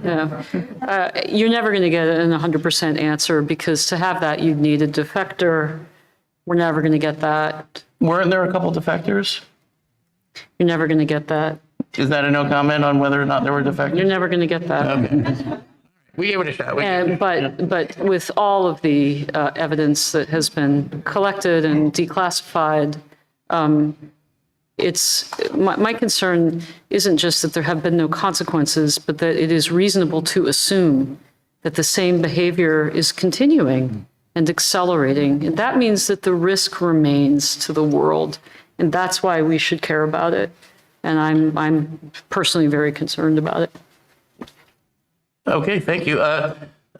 This is, I think, a really interesting way of phrasing it. What level of engagement with China is acceptable for U.S. companies? I'll throw that out to whoever would like to take it. Jim, I'm looking in your direction. Okay. Well, I think that U.S. companies are sort of, they're torn between their profit motive and the fact that, as Englishmen of the 19th century said, if I can get John Chinaman to lengthen his shirt tail 1 inch, all the cotton mills in Lancashire will turn for centuries. And so there's always been that aspect of it with regard to business investment in China. But at the same time, if there's a political risk or a reputational risk that comes from being involved in China or particularly having factories or individuals in China who become cause célèbre for the human rights community, that's not beneficial, and that may actually influence some of the determinations they make. And I don't want to especially put the burden on American business. I think we have other ways in which we may profit or not from our relationships with China. Our universities, for example, depend on full tuition-paying Chinese students to keep the classrooms full. But at the same time, we may not have to make the same trade-offs that businesses will have to do to operate in China. It's interesting because we talk a lot about de-risking, but nobody really knows what that means. Are there some de-risking sort of principles that you think can, let's be constructive. We don't want to decouple with China. We don't want to live in two different worlds. We have to have trade and in cooperation where it's safe to do so. So what are some guidelines for de-risking that companies might want to think about that might actually help them to do business in modern China, Elaine? Sure. I think one issue is around resilience. So just kind of protecting the business against the next global shock, whether that's another pandemic or something else. Having resilience in supply chains, I think, matters a lot. So this idea of having a China plus one strategy, maybe you're not pulling your supply chains out, but you have some viable alternatives. That's one way to look at it. I think generally on the question of what's an acceptable level of engagement, it would be really hard to have one answer for that. I think it depends on the sector, to be honest. If you're in a business where you're dealing in advanced technology and innovation, anything that is highly linked into the U.S. defense industrial base, technologies that are going to drive new markets, jobs, et cetera. This is sort of the focus, right? If we look at the outbound investment executive order that came out not long ago, it's really that narrow kind of band of technologies that we're concerned about. So if you're in those kinds of businesses, I think the risks look very different. If you're in the importing of lawn chairs business, it probably doesn't look that much different at all, and it shouldn't. Where it gets tricky is the gray zone, dual use technologies. There's a big kind of gray area out there. So I think the risk profile is going to look very different, and it's hard to answer that question definitively. Josh, can I just add to those comments, which I could completely 100% endorse? I think there are basic operational issues that boards and CEOs are dealing with, which is we have a China operation. Does anybody sitting in China have access to our mainframe in Schenectady, New York? So that is certainly, look at what Sequoia just did. They just gave their China business to their partners, and I think you'll see much more of that. Does the fact that Sequoia split their U.S. and China businesses into two companies solve the problem, or does it just now they just got a China business and a U.S. business doing the same that they were doing before? It's a great question. I mean, speaking of entanglement, which is in the title here of our panel. Let's also not forget that there are large U.S. companies that have seen more IP and trade secrets stolen within the United States by Chinese nationals or Americans who have been turned by the MSS than they have in mainland China, because their guard isn't as high. I mean, look at that lady in Tennessee who was prosecuted for trying to steal the formula for the inside of Coke bottle cans. 57-year-old, nice elderly lady. Well, not elderly. Not nice, yeah. Getting close to that. But what's the answer to the question? Is Sequoia's gambit here, which is to say, okay, well, we have a China business now. That's your own business now. Does that actually fix anything, or does that just it depends on how they're operationally structured and what's the exchange between the businesses, and then there are people coming back and forth. I mean, there are lots of things, and what really trips up businesses are the really simple stuff. Like, do we have a third-party operator or contractor whose password is password? Those are usually the Russian cyber attackers, right? It could be a guy sitting in an India call center. We don't know. I mean, but it's the simple stuff that can really get you. Gotcha. Thank you. So this is a really good question. What was the response to Russia's invasion of Ukraine? What can the response to Russia's invasion of Ukraine teach us about the potential economic disentangling from China? And if I could just rephrase that, we've spent a lot of time sanctioning Russia, finding out what works, what doesn't work, but China spent a lot of time finding out what works and doesn't work. And they're not going to be nearly as sanctionable should they decide to go ahead and do something crazy like, I don't know, attack Taiwan. But what do we do in that situation? I think I want to, let's start with Jim maybe on this one. Yeah, it's hard to say. I mean, on the one hand, if China does attack Taiwan, this is going to be seen, I think, by the international community as far worse.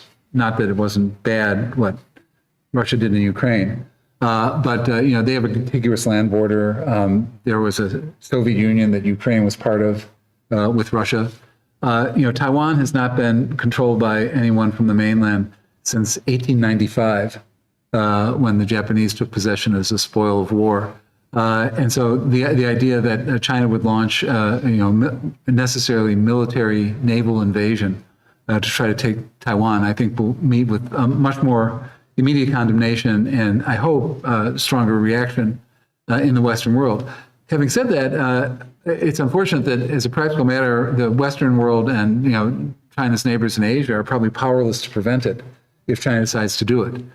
Even with the military advantages that Japan and South Korea have, and that we have with the Seventh Fleet and our long experience in that region, if China wants to do it, it has the manpower, the person power in the Chinese PLA and the PLAN to do that, and has to calculate exactly how much are we risking. When you hear the various estimates, someone says, well, they're definitely going to do it by 2025. And someone says, no, it's 2027. And so they say, no, they can put it off until the 2030s, but, it's inevitable. It has to happen. And you say, well, it's been having to happen for quite a long time. and somehow it didn't. I remember when I was a student in China in the summer of 1980, I was traveling in a very remote part of Xinjiang, in a town called Gaochang, that was hours away from Urumqi and other large cities in Xinjiang. And there was a faded motto on a wall where my traveling companion and I, who's another foreign student at Beida, had to wait for a bus for almost 3 hours. And so a crowd developed. And this elderly man came up to us and started saying in very broken Mandarin, where are you from? And as soon as we said we were from the United States, he went over and dusted off this wall. And the motto on it was, 我们一定要解放 Taiwan. We will certainly liberate Taiwan. And like, really, here in Xinjiang, you don't even know where Taiwan is, probably. You're 3,000 miles away, but it was an article of fate. Got it. This question is from Chris Orr, Senior Defense Editor for 1945. Regarding the military modernization portion of this panel's title, I guess, yeah, you're right, it's in there. To what extent is Western business inadvertently funding China's nuclear weapons program and stealth technology? Thanks. Elaine, do you want to take a crack at that one? I'm not sure I have a credible answer for that. I think that's a very good question. I mean, generally, I think we're a little more entangled on some of these technologies than we should be, but maybe somebody has a better answer than that. Yeah. I really can't say. I mean, one of the things that China was anxious to get early on by the 1980s was nuclear technology for power plants. And I believe that some American companies were providers of some of the technology that went into those plants. But that was with the idea, of course, they'd be totally for peaceful purposes, and that we didn't put the restrictions in that we put in, for example, with Iran about the possible enrichment of uranium that would, result from those plants. But that was a time when, we believed that, the Chinese were peaceful people who had only economic development and modernization on their minds. I mean, I suppose we are culpable in that we educated many of their nuclear scientists. And I will say that one of the great obstacles to a more realistic vision of, you mentioned the pandemic earlier, is the fact that we have a great tradition of open science that we've benefited from tremendously. But I recall asking some of these virologists that we had on a call, have you been to every corner of the Wuhan lab? And they said, oh, yes, I've seen everything. I said, really? Could you testify under oath that you've been to every closet, bathroom, and corner of the Wuhan lab? And they said, oh, no. But we know those people. They would never do anything bad. And that's the kind of thinking that most of corporate America and the investment class is starting to get past. But there are large portions of academia and the scientific community that have not yet woken up, unfortunately. I think the motto is, to paraphrase a former U.S. president, don't trust, but verify. Please give our panel a big round of applause.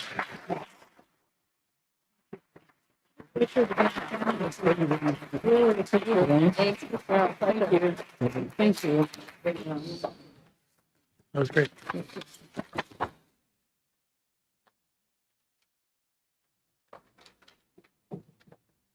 And please feel free to take a couple. Thanks.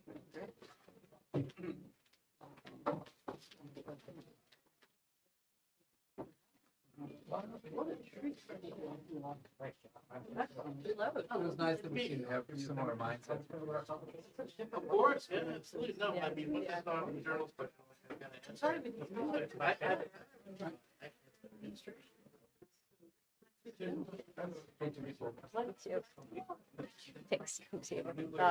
No, I'm not, but yeah, but he is.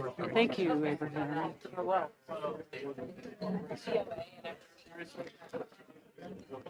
The next item in the program, starting in 5 minutes, will be an interview of Cai Xia, the editor-in-chief of Yibao magazine.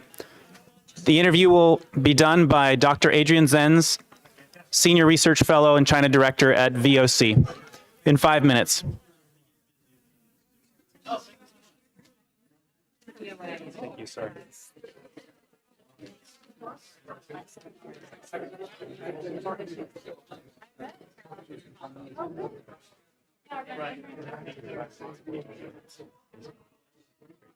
Can I borrow this? I'll just take my stuff.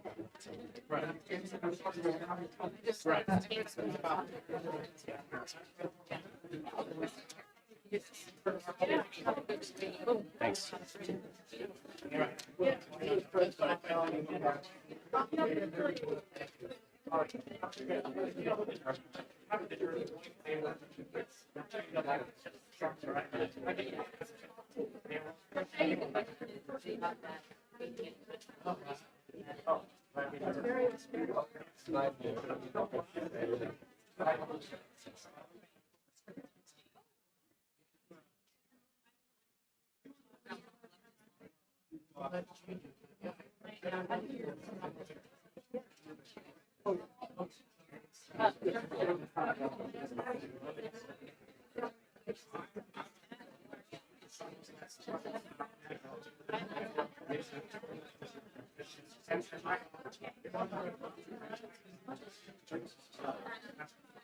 I'm going to do her bio. Exactly.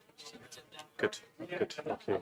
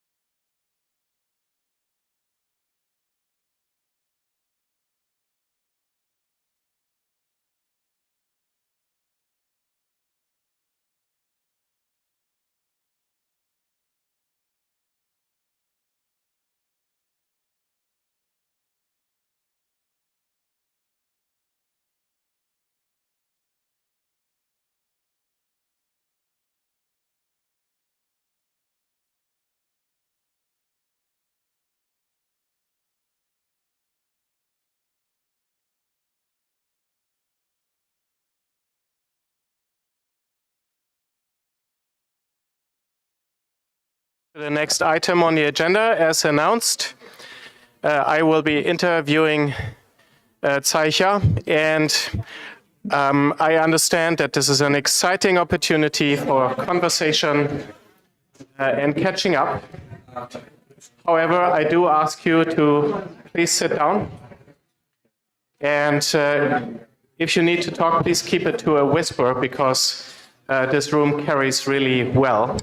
So my apologies for interrupting the conversation and the socializing, but please do sit down, and we're very excited to have our next guest here, our exclusive guest.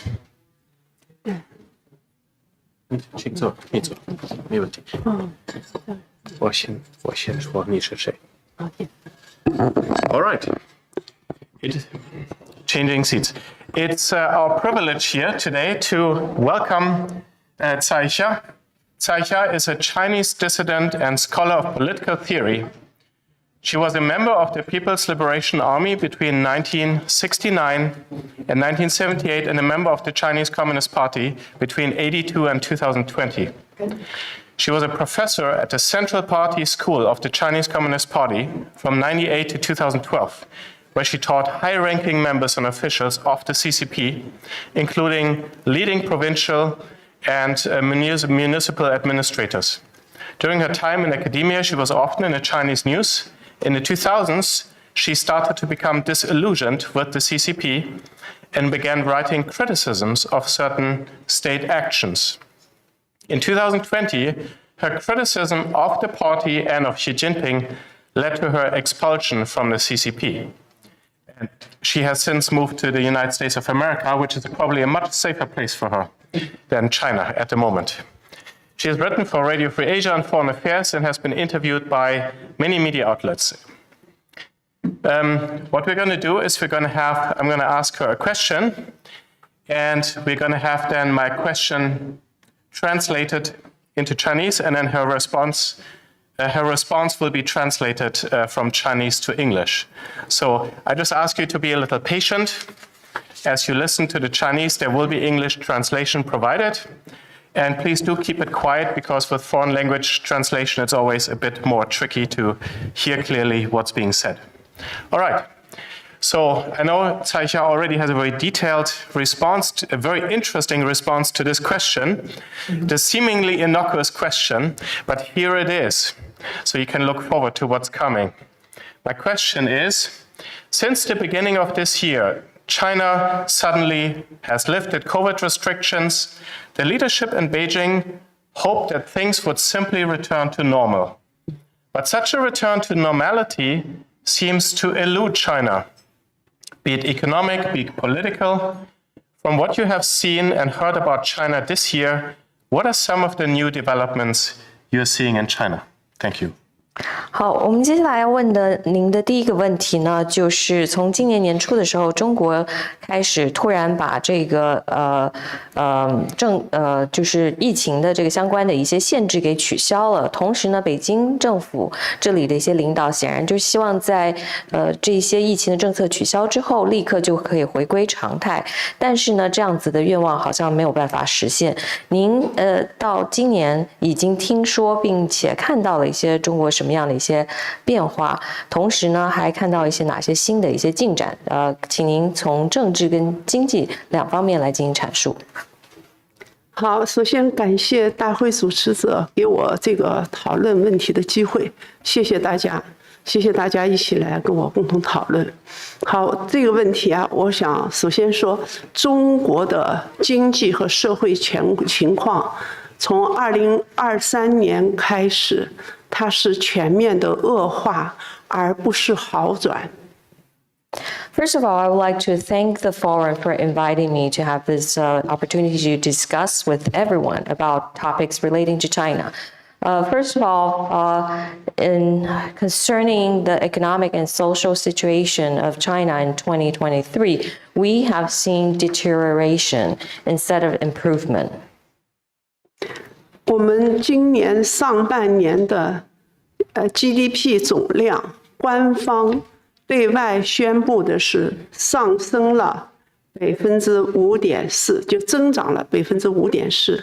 实际上，在民间根据内部就官方内部数据的统计分析 ，GDP 总量是下降了5%。Looking at the official statistics for the GDP growth of Q1 and Q2 of 2023, it shows an increase of 5.4%. However, if you look at internal sources, the reality is the reduction of GDP by 5%. 中国的经济，我们讲是3驾马车拉动。就是投资、外贸和消费这3个方面，今年的1月份到6月份是大幅度的下降。China's economy has always been driven by 3 fronts. It's respectively investment, foreign trade, and consumption. However, for the first 6 months this year, we've seen dramatic decrease in those 3 areas. 其中外贸的贸易顺差，实际上是官方那个公布的是，外贸的顺差的外汇是增长了6%，但实际上的数据是下降了10.3%。If you look at the foreign trade surplus, according to the national statistics, it is a surplus increase by 6%. In reality, this number should have been a decrease of 10.3%. 1到6月份，就是中国的投资总额下降了10.4%，其中民间投资下降了16%，这表明中国国内就民众他对中国的经济没有信心。If you look at the investment was decreased in reality by 10.4%, whereas private investment decreased by 16%. All these numbers has demonstrated the loss of confidence among Chinese people. 所以投资和外贸这2大项加起来，今年上半年是下降了9.8%。Therefore, combining the numbers of the decrease in investment and foreign trade, the number will be a reduction of 9.8%.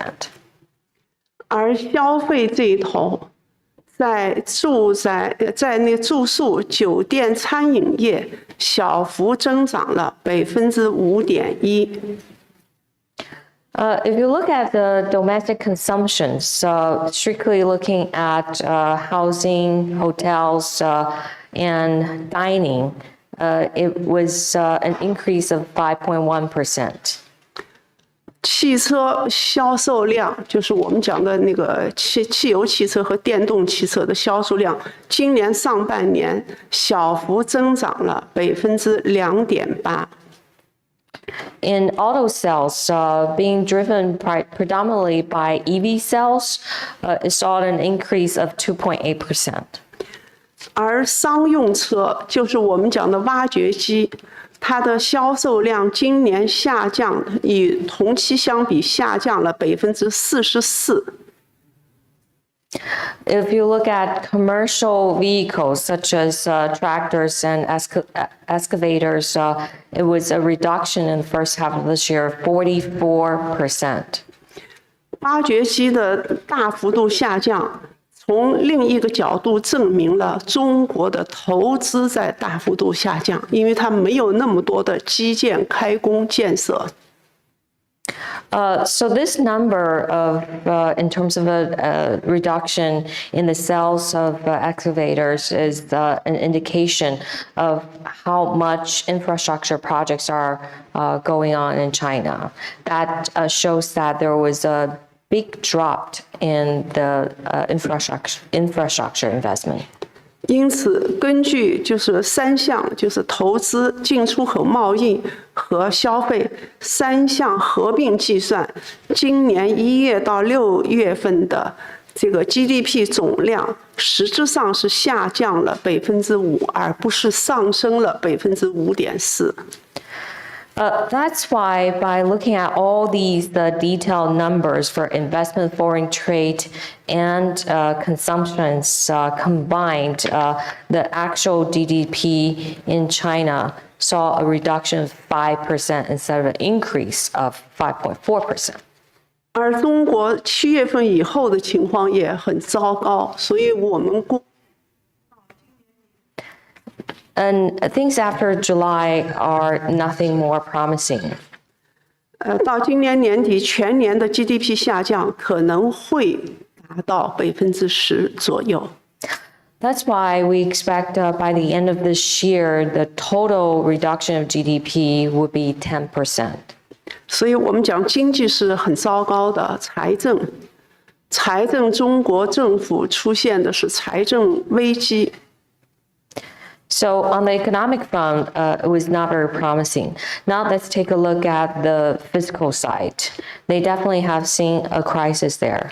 2022年底，全中国的地方财政收入只有3个省、3个市是有盈利的，其他的都是地方财政是亏空。所以中国的整体上讲，地方财政危机缺口很大。If you look at the number by the end of 2022, only 3 provinces and 3 municipalities experienced a surplus in their finances. And that's why a big problem is about to incur for a lot of local governments in terms of their fiscal numbers. 今年上半年，全国省一级的经济财政危机主要出现在云南和贵州。By province, the most important or eminent fiscal crisis, occurred in Yunnan province and Guizhou province. 而中国的上海市、苏州市、广州，这是中国最好的经济最好的3个城市。里边的公务员的收入现在已经是下降了20%到25%。If you look at the salary for government workers or employees in 3 of the most developed and prosperous cities, such as Shanghai, Suzhou, and Guangzhou, they saw already a decrease somewhere between 20 to 25%. 还有些地方就是已经连续几个月不发工资，这种情况在中国内部也是发生了。It has already happened for some local government officials not to receive their salaries for months.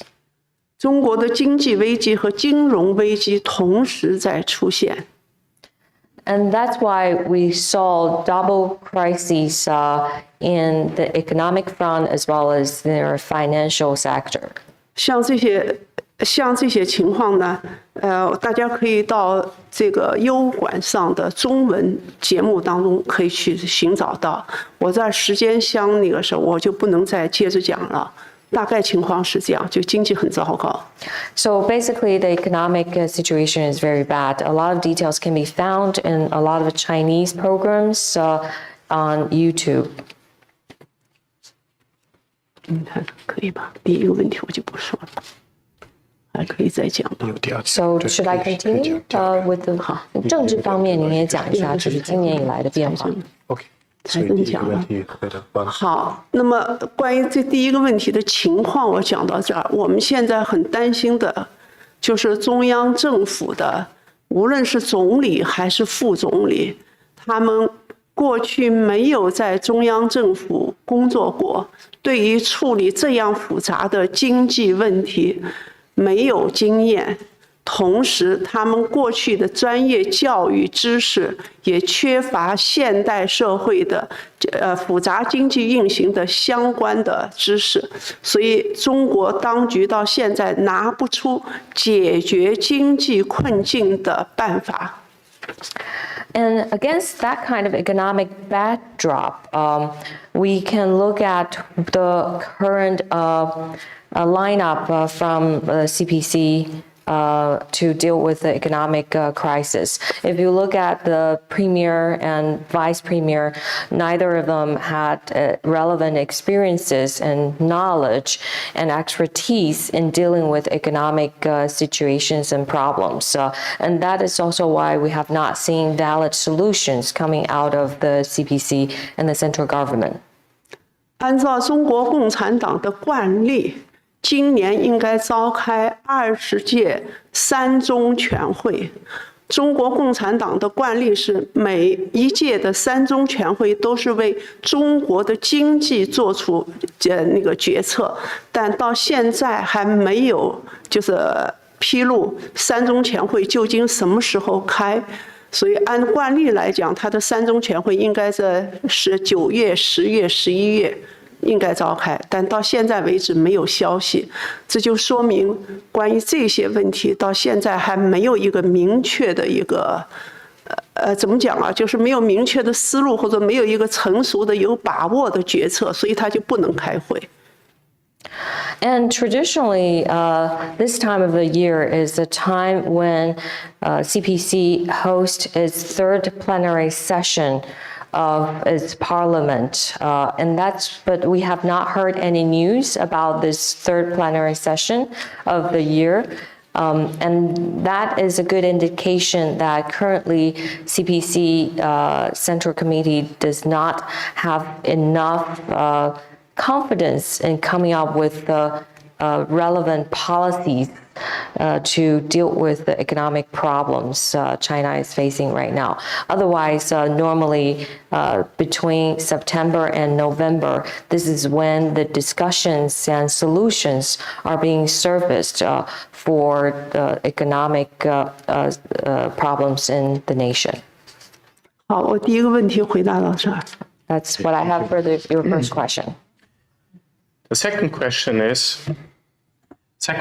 we're going to limit this to just a couple of minutes. In 2022, you wrote in Foreign Affairs magazine that as Xi's rules becomes more extreme, the backlash against him will only grow stronger. Last month, some admittedly speculative news reports suggested that Xi was facing internal criticism. What have you heard recently? Is there internal pushback against Xi Jinping? 好，那么在2022年的时候，您在外交事务的杂志上面曾经提到了，就是习的一些这些做法越走极端的时候，它就会触动了一些内斗，还有更强大的一些仇恨。那么上个月的时候，我们已经看到有些新闻好像说明了习正在面临严重的内部批评。您最近有些什么听闻？是不是有内部对于习近平的一些抵抗势力？20大之前和20大以后的中国共产党，实质上是两个不同的组织了。We have to look at CPC by the watershed of 20th CPC Central Committee. The CPC before and after are completely different. 20大之前的中国共产党，它内部还有不同的这种所谓大家讲的派系力量的存在。20大以后，基本上在中央高层就不存在这个所谓原来的派系了，大家讲的江派、团派这些其实是不存在的。那么因此呢，他20大以后，中国共产党党内不满的情绪依然是大量存在，但是有组织的反对活动是不存在的。Before the 20th session, before the 20th CPC Central Committee, there were different factions. So, for example, from Jiang, from different past leaders. However, after the 20th, there hasn't been any factions in that regard. It is impossible to imagine any organized resentment or factions. 党内很多人都明白，按照习近平现在这样的治理，这个国家最终是走向灾难，但是人们没有办法去阻拦，所以大家都采取中国人的说法，就是躺平，静静地等着灾难的来临。So everyone understands that we have a disaster in the making, in the horizon. However, under Xi's leadership, however, there is nothing we can do much about it, and that's why people tend to apply the modern sentiment of so-called lay flat strategy by doing nothing, basically. 所以在党内看不到就是明显的有这种有组织的反对活动，哪怕就婉转的表达自己的一些想法，都是遭到禁止和被严厉惩罚的。And that's why it is impossible for you to see any opposition currently within CCP, let alone any very moderate suggestion or different opinions. Those would invite punishment and penalties. 只要习近平在台上，中国共产党就没有自我纠错的这个机会，也没有了自我纠错的能力。As long as Xi Jinping is still in office, CCP would be completely losing its ability to self-correct? Well, ladies and gentlemen, I don't know if you realize this, but the person next to me is the only source where you can get insider information like this on the Chinese economy and what's going on in China. So I hope you have realized the truly unique privilege we have to hear from such a professional inside source and from such an insider, an expert on the Chinese party state. So let's give a big round of applause for Scaife. 谢谢大家，谢谢啊。 Thank you. We are going to have a short coffee break, roughly 10 minutes, and then we're going to have our fourth panel on accountability.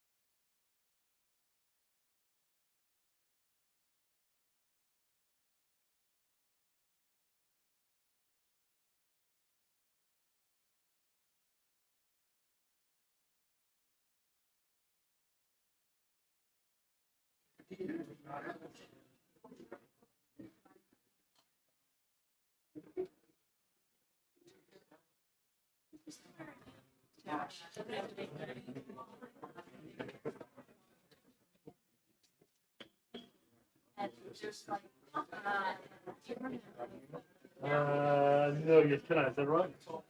Okay.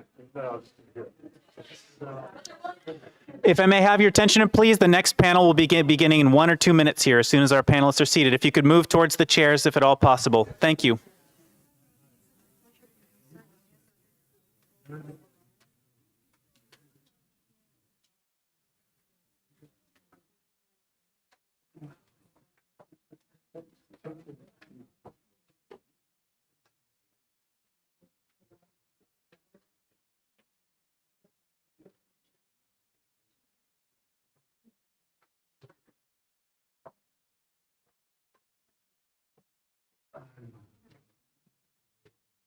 Yeah, I think this discussion lends itself a little bit better to not having a PowerPoint. Would you like me to start?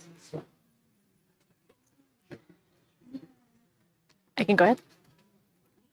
Wait 1 minute. Do we? All right. So welcome, everyone, to the final panel of this afternoon. Thank you for joining us. This panel will look at pursuing accountability, pursuing legal action. Not close enough. Thank you. Pursuing legal action for Xinjiang atrocities through international mechanisms. My name is Lauren Bailey. I am the Senior Program Officer for Atrocity Prevention at the United States Institute of Peace. I have the honor of opening and moderating this final panel this afternoon. I want to thank the Victims of Communism Memorial Foundation for convening this session. I'd also like to recognize Sarita Ashraf, who's not with us today, but was central to planning and conceptualizing this panel. I also want to recognize the members of the Uyghur community who are present in this room today, many of whom have been instrumental to advancing these efforts to hold perpetrators of atrocity crimes accountable, and crucially, to deliver justice to victims and survivors of these crimes. Over the next 90 minutes, we'll discuss with 3 expert practitioners the opportunities and challenges in seeking accountability for international crimes committed against the Uyghurs and other ethno-religious minority groups in Xinjiang by the Chinese government. To start us off, I'd like to just provide a brief overview of the international crimes that are at the center of this discussion.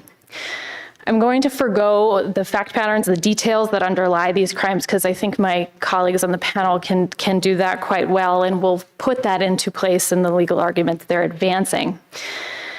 The crimes that have been the focus of this panel and have been the focus of the conversation around the Uyghurs and other ethno-religious minorities in Xinjiang are genocide and crimes against humanity.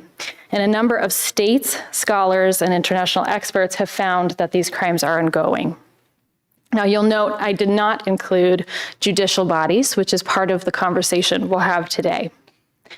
Now, among the states who have proclaimed that there is genocide and crimes against humanity ongoing is the United States, which most recently reaffirmed this in a September side event at the UN General Assembly meeting.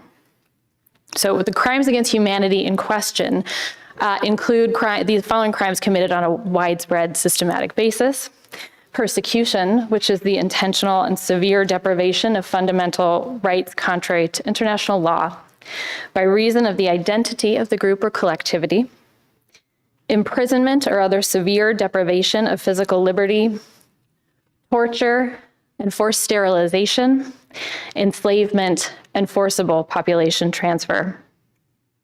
The crimes discussed also include genocide, which are the following crimes committed with the intent to destroy in whole or in part a protected group: killings of a particular group, causing serious bodily or mental harm to members of the group, deliberately inflicting on the group conditions of life calculated to bring about its physical destruction in whole or in part, imposition of measures intended to prevent births within that group, and forcibly transferring children of the group to another group. Now, despite the clear gravity of these crimes, there exist considerable obstacles to pursuing accountability and justice for them. These obstacles include a lack of access to the region and to witnesses to and survivors of these crimes, persistent security threats to Uyghurs in the diaspora as a result of China's coordinated campaign of transnational repression, was well documented by many of our colleagues in the room right now, which may discourage victims and witnesses from sharing their experiences.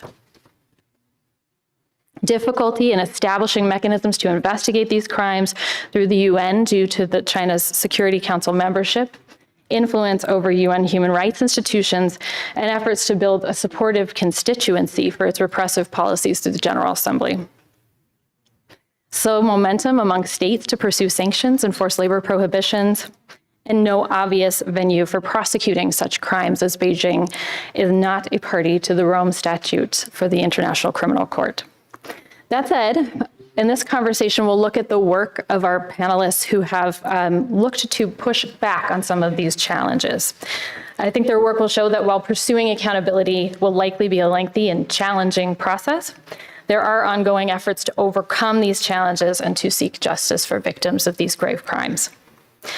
As I mentioned at the outset of this conversation, we'll begin with this panel with a discussion among the experts based on questions that I posed to them.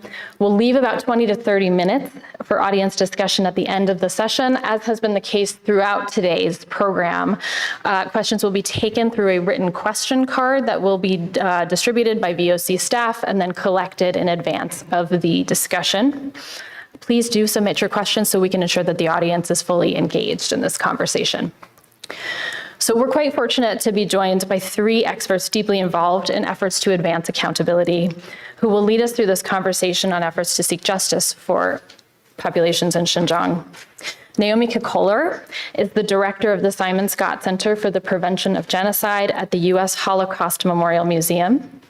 In November 2021, the center released its report, To Make Us Slowly Disappear, the Chinese government's assault on the Uyghurs, which expresses the museum's grave concern that the Chinese government may be committing genocide against the Uyghurs and details multiple crimes against humanity ongoing.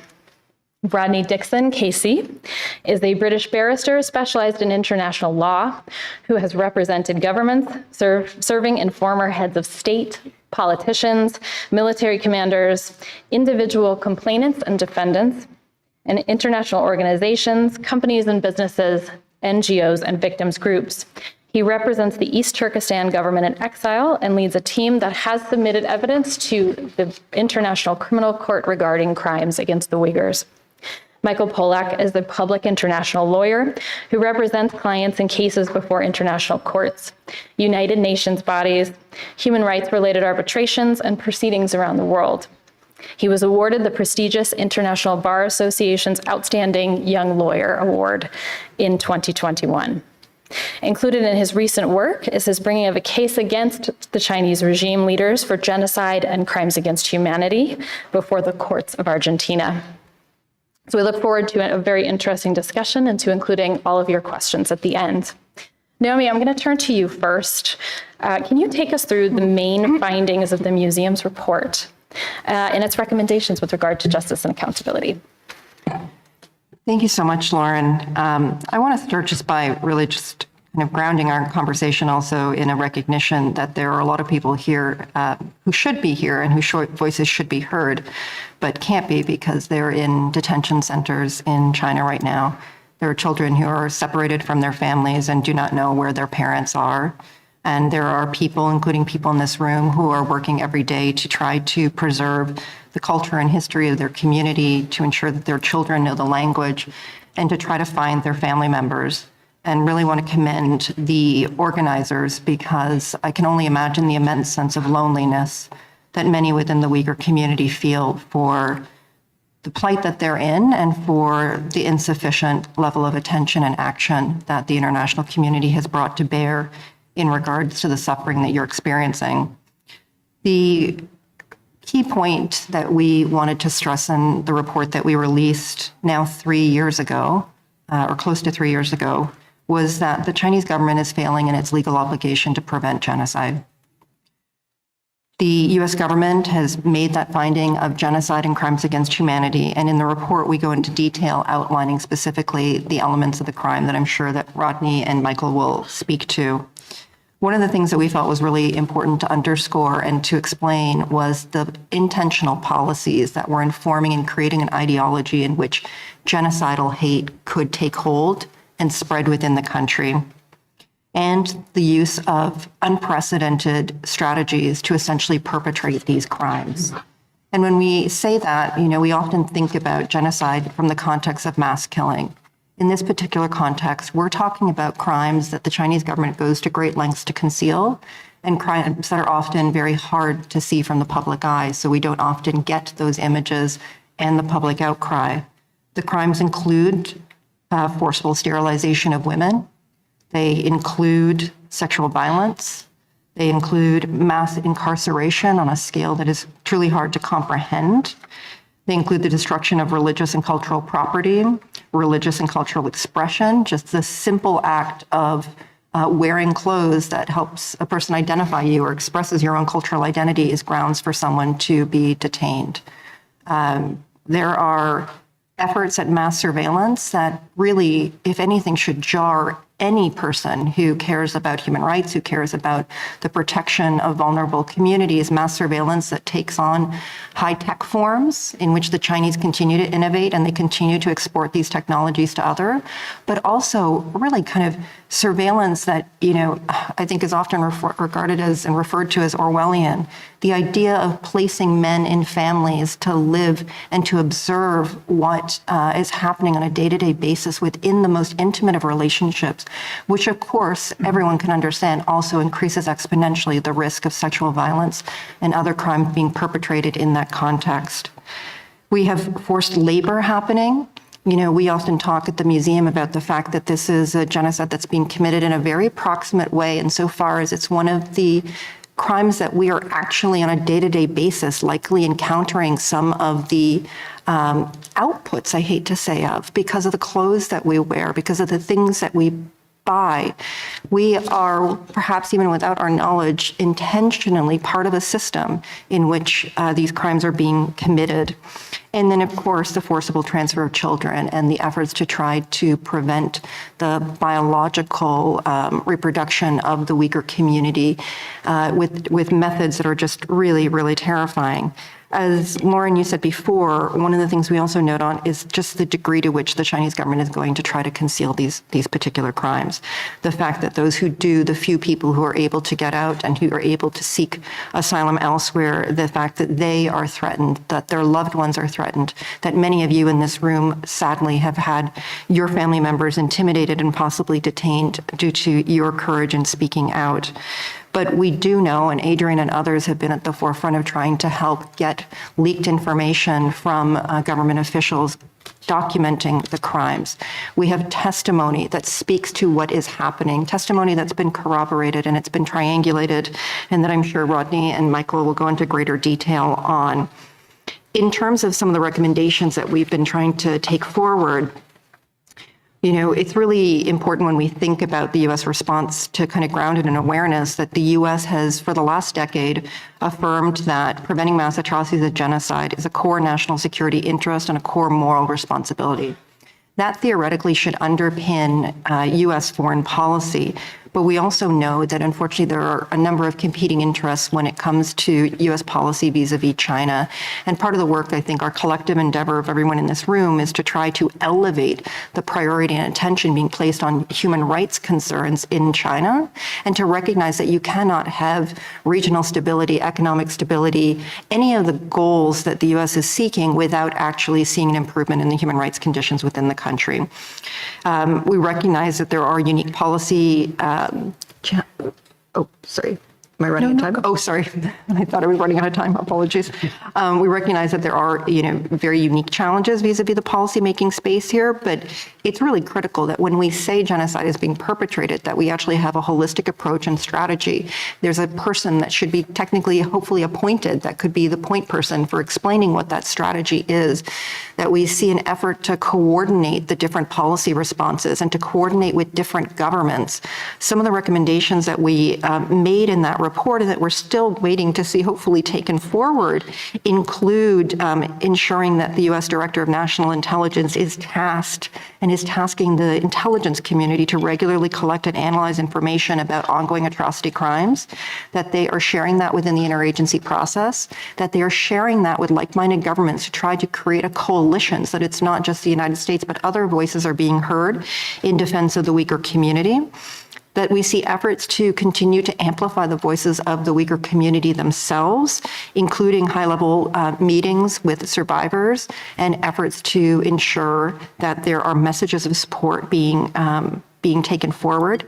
It's also important that we think and are very dogged in our efforts to try to provide refugee protection to those who are able to flee. As many know, recently Canada announced a program to take in Uyghur refugees. Those types of efforts are incredibly welcomed. And of course, as I know we'll get into more conversation as we go, thinking as creatively as possible about how to use the various tools available from an atrocity prevention perspective to deter the continued commission of the crimes, including a more coordinated approach to using targeted sanctions, business restrictions, and working with like-minded governments in doing that. So those are some of the kind of core recommendations that we've been trying to take forward. Of course, we continue to push and want to see the U.S. use every single forum, the Human Rights Council, the General Assembly, the Security Council, to try to raise these particular issues and to work with like-minded states in doing that. In the absence of, unfortunately, I think one could say, in the absence of that coalition, one of the most important things that the U.S. Can do and has been doing is to support documentation efforts, to make sure that the evidence is being collected for future, hopefully, transitional justice efforts that we'll get into in greater detail. In addition to supporting the efforts of Uyghur organizations and others in the documentation, we could, of course, and should be pushing for, at all times, a UN Commission of Inquiry, fact-finding mission, or some sort of investigative mechanism. This should not have to be a piecemeal approach. We should be able to see the international community come together, and it's unfortunate that we haven't. So I'll just stop there. Thank you, Naomi, for sharing the recommendations of the museum. And I'd like to come back to you later in the conversation to talk a little bit more about broader forms of justice.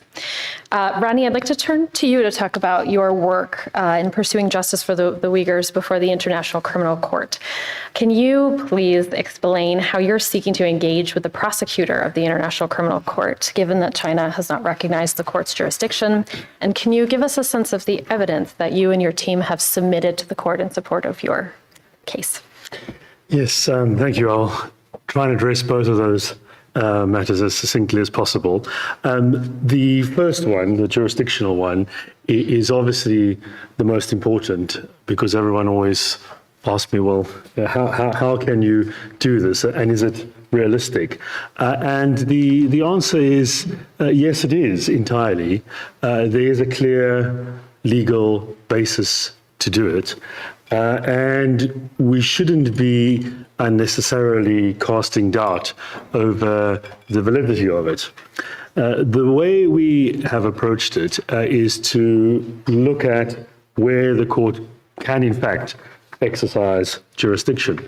And that is right on the border of China in Tajikistan, which is a ICC member state. It is one of the few in that part of the world that has signed up and ratified, so it's a full member. Kazakhstan, I'll come to that later, have only signed up. They haven't gone the extra step yet. But because of that, if Chinese forces, security officials come onto the territory of Tajikistan, then they can be investigated and prosecuted for their crimes. It's as simple as that. If a U.S. national goes to Canada and does certain things, you can't say when you go there, no, I'm a U.S. national, I'm immune from jurisdiction. You can't get out of the law of the country where you go to. ICC law applies, no doubt, in Tajikistan. So if Chinese officials go there, and we've got evidence, I'll come on to that, showing that that has happened, then they are fair game to the law that exists there. And it is a complete nonsense to say, oh, well, we don't recognize the the ICC, and therefore we're not bound by it. The point is that you're going onto territory where that law does apply, and just as if China went somewhere else outside of their jurisdiction, or people went to China and Chinese law applied to them, as a matter of basic criminal law, it applies. So we shouldn't overcomplicate it or politicize it. It's a matter of how the law applies and how we expect it to apply every day in our lives. And sometimes there seems to be a sort of disconnect between the way we expect it to apply in our national jurisdictions, but when it comes to the international level, then somehow all these exceptions suddenly arise. And it shouldn't be the case. There should be a consistency, or we should certainly be striving to apply international law in the same way as we would expect it to apply in our national jurisdictions. So that is the basis upon which the court undoubtedly has jurisdiction. There are, of course, then a number of other factors that come into it. We have to look at the evidence, which I'll go into now. We also have to look at the seriousness of the crime. Is it a big enough crime, essentially, a highly subjective assessment to make. And then also whether or not anything has been done to investigate the crime nationally, either in Tajikistan or China or somewhere else. I think we're going to hear it highlighted over and over again on this panel that there are no investigations going on anywhere. And that's why the court needn't worry about the issue of complementarity. It has the ability to intervene immediately. We have filed, as was said at the beginning, on behalf of the government in exile of East Turkestan and a number of Uyghur victim groups, a complaint to the ICC prosecutor based on that jurisdiction, saying that there's evidence that Chinese officials have committed acts on the territory of Tajikistan, but also that acts that have started there have then continued into China. And because it's a continuing act, the court has jurisdiction over where it started, but also where it ends up as well. That comes from the Myanmar-Bangladesh precedent, which the ICC has established. People being pushed over the border from Myanmar into Bangladesh, the judges have said the court has jurisdiction. So we are applying the same principle in this case. And we have asked the prosecutor under his own powers to start an investigation. So there's no Security Council referral, which is one way the ICC can start acting. There's no state referral, although that could come. It is possible for a state to refer this matter. But there's a third way, which was fought really hard for when the Rome Statute was set up, to give the prosecutor an independent power to investigate. Much, I'm drawing a parallel again with our national jurisdictions, but much in the same way as if there's a crime committed outside, you would expect the police and the prosecutor to act. They don't have to go to the government and get permission or try and get somebody else to refer it. Prosecutors should be able to, if there is jurisdiction and sufficient evidence, act like prosecutors and police do all the time, investigate the crime.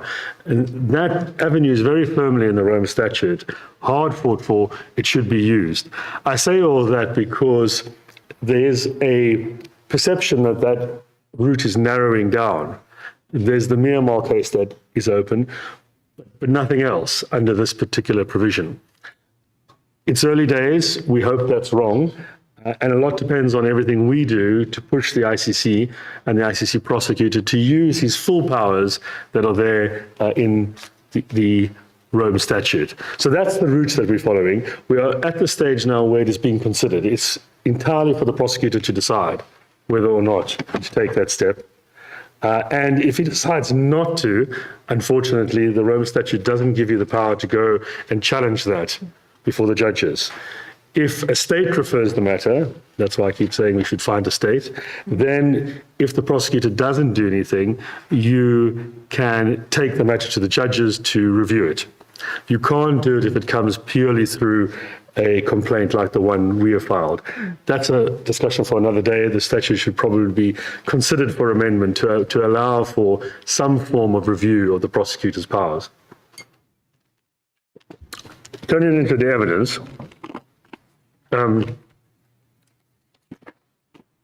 we have based the case on an investigation that was undertaken on the ground by investigators who were able to get in to Tajikistan and to build a body of evidence about persons who were targeted there. Uyghurs targeted inside of Tajikistan and deported back into China over the border. That comes from people who were there, who saw it. It comes from people who managed to escape that as well, so they got away. But we were able to show that over a period of time, particularly from 2016 to 2018, almost the entire Uyghur population of about 3,000 persons in Tajikistan was moved back or dispersed. So it's a significant number if you're talking about seriousness. But what we also found was when we went to Kazakhstan and Kyrgyzstan, a similar pattern. All the countries along the border, the same campaign being waged around the same time, using the same kind of tactics to move people back in, and then back into the camps where they're not heard from again. So even though the court doesn't have jurisdiction over those other countries, we can use that evidence to show a pattern, to show the seriousness, and also to show the intent. This wasn't something that was happening randomly.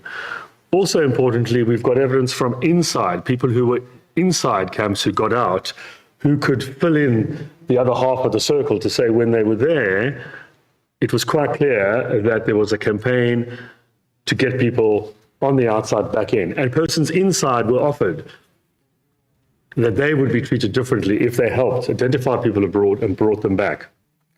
So evidence both from the outside and the inside to show the deportation, but also what we say, the first act of the alleged genocide. You can't commit a genocide simply by placing people in one place. You have to arrest them first, bring them back. As happened in the Second World War, Jews were brought from all over Europe into Germany. And in a similar fashion, these kind of tactics are being used to round up people, as often happens in genocides, in different places, cross-border, to bring them back, so that they can't be abroad, so that they can't be challenging the government, so that they will be silenced, and that you can implement your campaign behind closed doors where it is beyond sight. So that is the essence of the evidence that we gathered to support our complaint. Thank you, Rodney, and I'm sure we'll have quite a bit of discussion on this point. I want to move over to Michael now. And Michael, you're focusing on pursuing accountability in a different forum, universal jurisdiction proceedings in the national courts of Argentina. Can you first talk us through how a crime allegedly committed half a world away from Argentina could be heard in courts there, and give us an update on where those proceedings stand? And secondly, can you talk a little bit about the main sort of thrust of your case? What crimes are you looking into? Thank you very much, Lauren. In regards to the Argentinian case, this is something I've put together for the World Uyghur Congress and Uyghur Human Rights Project, and it really builds on the work that other people have done before us as well. For example, the Uyghur Tribunal, which I'll mention very briefly, and the Essex Court Chamber's legal opinion, which was one of the first substantive legal opinions setting out that genocide and crimes against humanity were taking place. You might remember the fallout from that. But how we get to this stage of universal jurisdiction, and I'll mention it just briefly, some of you may be lawyers and you might know everything about it, some others of you might not know what it is. But we started off with the tribunals being the main area where international law plays out with the Nuremberg trials. Then we had the Security Council established tribunals like the Yugoslavia, the International Criminal Tribunal for the former Yugoslavia, and the Rwanda Tribunal as well. And then we moved into more hybrid courts, which were courts sitting within a country's legal system, but with international personnel and international law operating, like the Kosovo Tribunal we've got at the moment, the ECCC in Cambodia, and the Special Crimes Chambers in Bosnia as well. there's been a little bit of a move in international criminal law away from these international tribunals back into domestic courts, which is what we're seeing more recently. And one of the main reasons for that is, of course, the difficulty in getting before these tribunals or getting them established. Because, of course, for the Security Council, you've got the veto powers of Russia and China. So you can have a lot of trouble establishing almost any tribunal in regards to human rights there. Even through the General Assembly, you have big, powerful blocks. It's not as difficult there, of course, but it's not an easy place to establish these kind of courts. So what states have been looking to do and what individuals have been looking to do is to bring their cases within the domestic legal systems. And the Uyghur people looked outside the international court systems in relation to not being able to establish something through the United Nations or through other groups.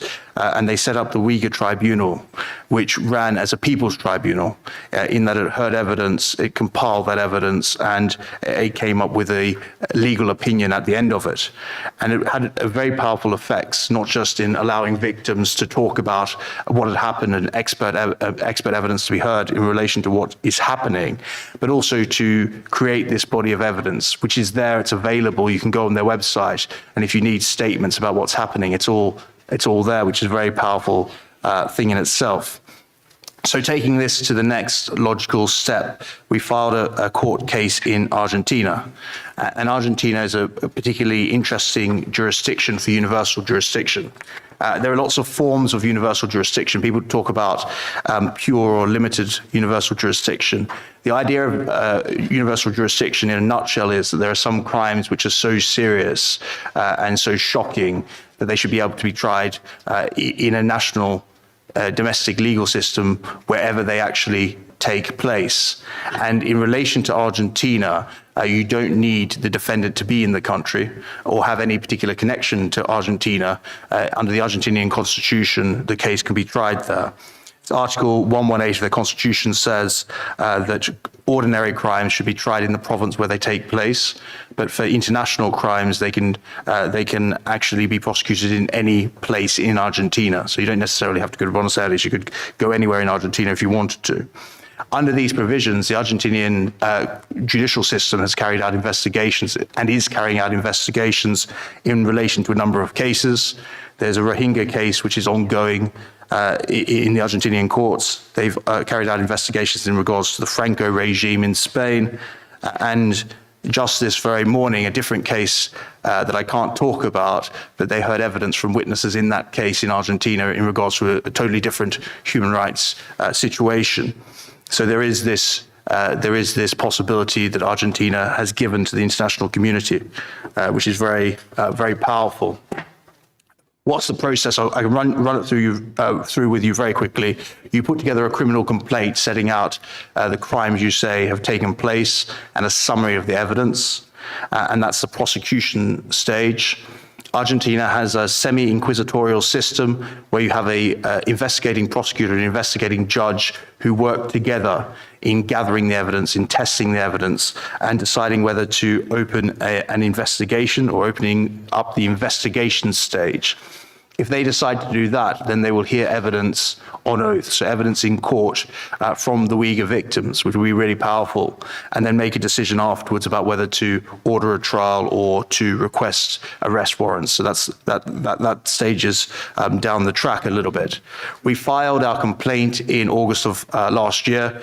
We took some of the Uyghur leaders to Argentina to do that, and it was covered by the Argentinian press there. And what happened next was the prosecutor asked the Ministry of Foreign Affairs of Argentina to do a review of all the jurisdictions to check if there's any case open in other jurisdictions. As Rodney mentioned to you earlier, it was looking at the question of complementarity. Is anyone else looking into this at the moment?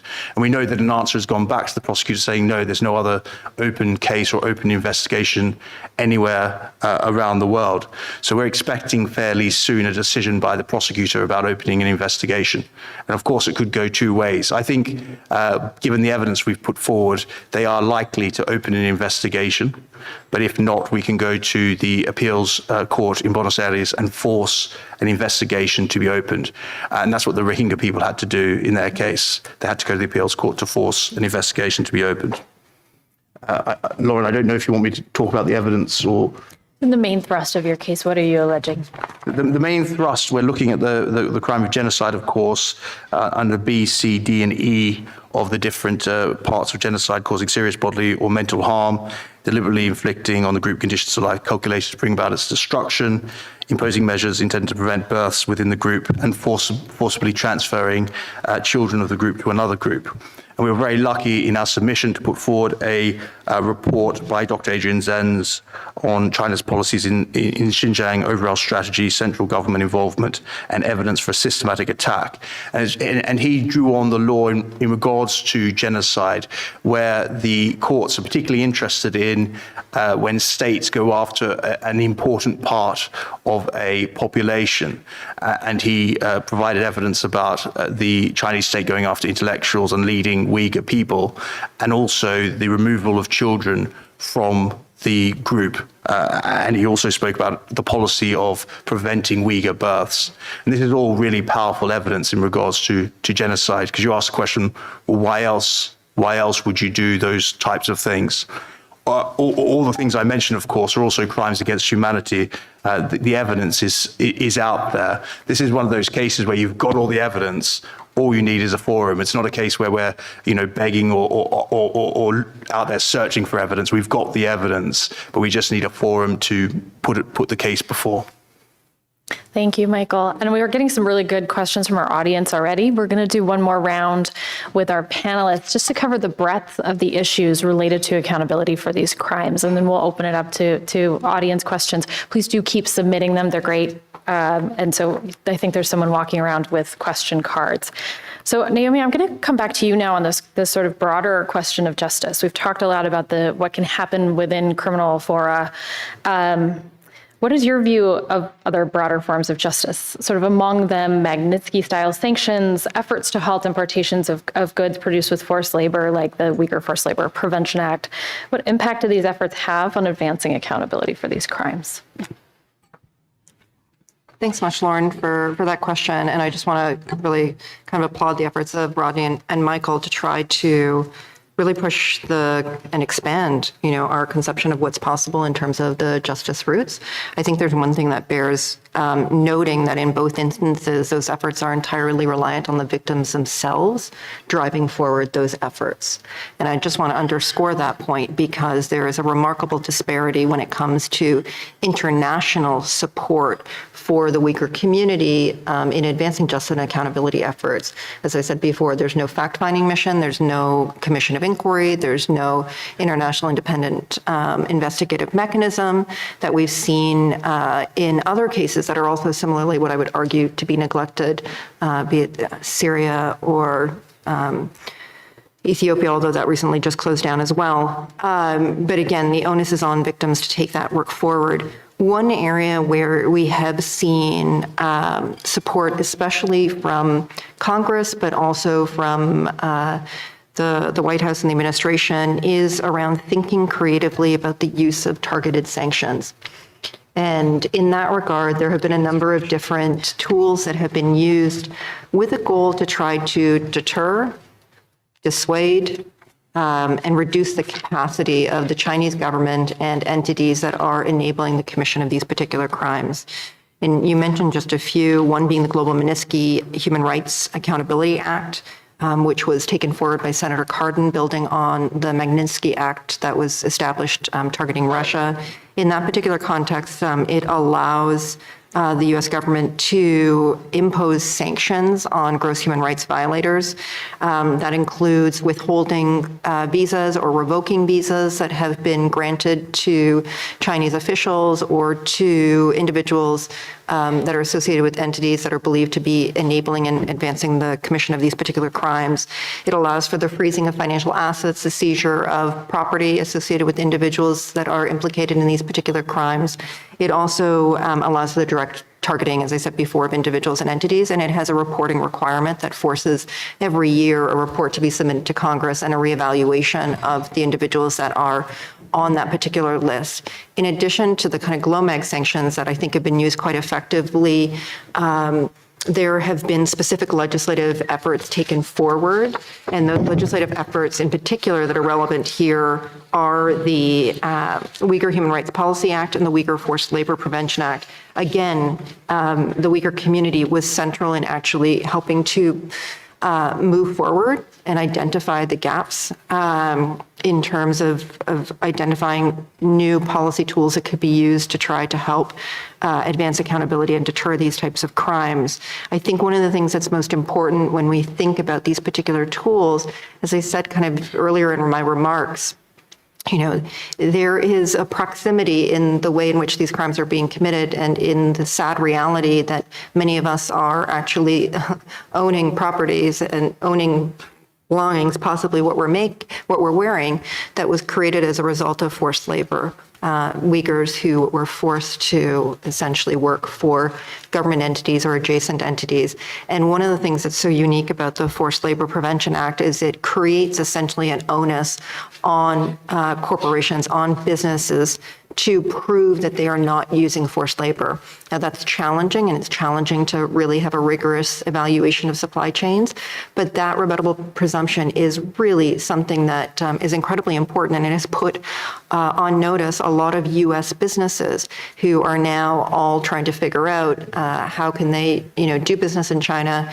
There needs to be constant evaluation of whether or not there are loopholes that are emerging, whether or not the Chinese government and others are becoming, have changed any of their tactics or moving Uyghur communities and individuals in different manners to get around the legislation that's being created. But it does increase the cost of continuing to use some of the tactics and perpetrate some of the crimes that they're doing. So we're hopeful that that has some modicum of an effect on the actions of the perpetrators, but recognize that, if it's just the US or doing it separate and the EU has their own, it can only go so far. There really has to be a much more coordinated, holistic, and international sanction regime that's established to make sure that there aren't, again, loopholes that exist that can be exploited. But those are some of the additional initiatives that have been taken forward, with Congress really taking the lead here in the United States in coming up with some of the strategies. Thank you, Naomi. Rodney, similarly getting out of the criminal fora, you've appeared before the ICJ, the International Court of Justice in The Hague, which less than 2 weeks ago heard an initial hearing with regard to Syria's alleged breach of the Convention Against Torture related to its treatment of detainees during Syria's 12-year conflict. Would you explain the remit of the ICJ as opposed to the ICC or other criminal courts as a starting point? And two, do you see a path that might one day lead to the issues of the crimes against Uyghurs being heard by the International Court of Justice? Well, there's unfortunately no victim route to the ICJ. It's a purely interstate body. So only states can take other states to the ICJ. There is a mechanism whereby the General Assembly and the Security Council, although that wouldn't happen here with China on the Security Council, but the General Assembly could refer a matter for an advisory opinion to the ICJ. There's some potential there, you could say, because there's a growing number of states who are speaking out against what is happening. I understand today, although I haven't had a chance to look at it yet, there was a statement adopted by the General Assembly, apparently, I think about 51 states condemning actions taken in China. So that's a start. You need a majority of states to get a matter to the ICJ, and you can imagine it's highly politicized, and China will work very hard, as it's done previously, to stop that consensus, or at least the majority building. But the interstate option, you mentioned the case with Syria, that's because the Netherlands and Canada have got together and taken the matter under the Convention Against Torture to the ICJ. That's a big move for a state to do that, particularly where they're not directly involved. They often do it when their interests are impinged upon or their border disputes and the like. But then again, it is a situation where we're talking about Syria, where there's a fairly wide consensus about the need for action to be taken. I don't think you'd get those two states doing anything in relation to China, but it's not impossible. I think what I was trying to stress when I spoke at the outset is that you mustn't think of these things as closed off, because international law develops in a way where you don't often expect it. No one expected certain things like the Yugoslav Tribunal to suddenly get established by the Security Council, which had all these superpowers on it with their own interests in the region. It works like that, and it only comes about if you keep looking for those opportunities and trying, and they might not always succeed, but by doing it again and again and again, you give yourself a chance of it emerging. So there are some possibilities there under certain international conventions. I'm not going to go into all the details. There are some cracks there that could be used, but it would require states. It doesn't have to be one, it can be a grouping. I often say, do it in a group, because then you can take the criticism that will certainly come your way when you take that step. But there are those options. It's going to be much harder than a case like Syria to get off the ground, but it can be done. The law exists, the jurisdiction exists. It's a question of the will to do it and making sure that the law is enforced. And I think I will note, too, that there was likely a time in the Syria conflict when we weren't sure this type of case could be brought either. And so it is a matter of waiting, sort of looking at this as a long game. Before we turn to our audience questions, Michael, I want to come back to you. I'm hoping you can talk through the challenges of documenting the crimes against the Uyghurs. What do you think are the possibilities for further documentation efforts, such as those that have been established under the auspices of the UN, so looking at investigative mechanisms for crimes committed in Syria and Myanmar? Could a similar body be established for the Uyghurs, and what pathways might exist for its creation? Thank you very much for the question. In relation to the Argentina case, we relied on statements taken by the Uyghur Tribunal, which did a great job of compiling statements. And then more recently, we had the governor of the Uyghur region who was supposed to come to the United Kingdom. And it surprised everyone that he was coming, because we didn't know our government wanted to meet with somebody like that. And then we asked the government, is this an official visit? And they said, well, it's not an official visit, but he is going to meet minor players in the foreign in the foreign ministry. We didn't quite understand the mechanics behind it. Who'd invited him? We just decided to come to London for a trip. But anyway, we scrambled and said, well, if he comes, we'll prosecute him for torture in the United Kingdom, and we had to scramble for evidence there. And one of the problems faced in getting justice, and it could be in any country around the world, if you're looking at where regime individuals travel to, is you need evidence, but you need specific evidence linking them to the crimes. So not just evidence that the crimes against humanity and genocide are taking place, which we all know is true, but that they're responsible, that it's happening in that particular town or that city, and they ordered it or they oversaw that kind of behavior. And that's something which is currently missing at the moment. With different atrocities, there's been international mechanisms set up to collect evidence. There isn't one, disgracefully, in relation to the Uyghurs. So that's something that we can think about, and we can look into about how to properly collect that evidence. So when we get the opportunity of these people traveling, and history tells us that people like this do travel, whether it's to go shopping or for other reasons, they do travel outside of their national borders. You need to be ready to go after them when they do. You need to have the evidence in the right format. And also, it means that attorney generals of different states can't say, oh, we'd prosecute them ourselves, but we don't have the evidence. If you've already given it to them, if they already have a body of evidence showing who's responsible and why, it makes it more difficult for them to argue at that point and say, well, we didn't know about it. Naomi makes the real proper point that it shouldn't really be up to the Uyghur community to do this work. Our governments should be doing this work, because they've got obligations on the Genocide Convention to prosecute people when they come into their jurisdiction. But I think if we really looked into at least what my government's done on this issue about whether they've got people researching it and looking at who's responsible, I think you'd find a real paucity of evidence there. So it really does fall back to the communities and to people like us to get the evidence together to make sure that if we get the opportunity, we can prosecute these people. Lauren, can I just add something? Of course. Just thinking about documentation more broadly, I think there's a couple things that are important to underscore too. When we talk about building these types of cases, it's not just testimonies that are required. And when testimonies are done, one of the things that we as a center do, and I'm pretty certain Rodney and Michael do as well, is provide technical guidance and expertise to those who are doing documentation to ensure that it's being done in a way that's in accordance with international standards, best practices are being employed so that the evidence can actually be used for future prosecutions and it's not being collected in a way that leads to re-traumatization, which is so critical. But it's critically important that we also create pathways and avenues for whistleblowers to come forward and share information. Often that is what is so essential to be able to show the policies and the decisions that were made, and as Rodney said before, the intentionality behind the activities that are being undertaken. So, that is just first want to acknowledge that there have been people who have done leaks and there have been whistleblowers, and that really is so central to future justice and accountability efforts.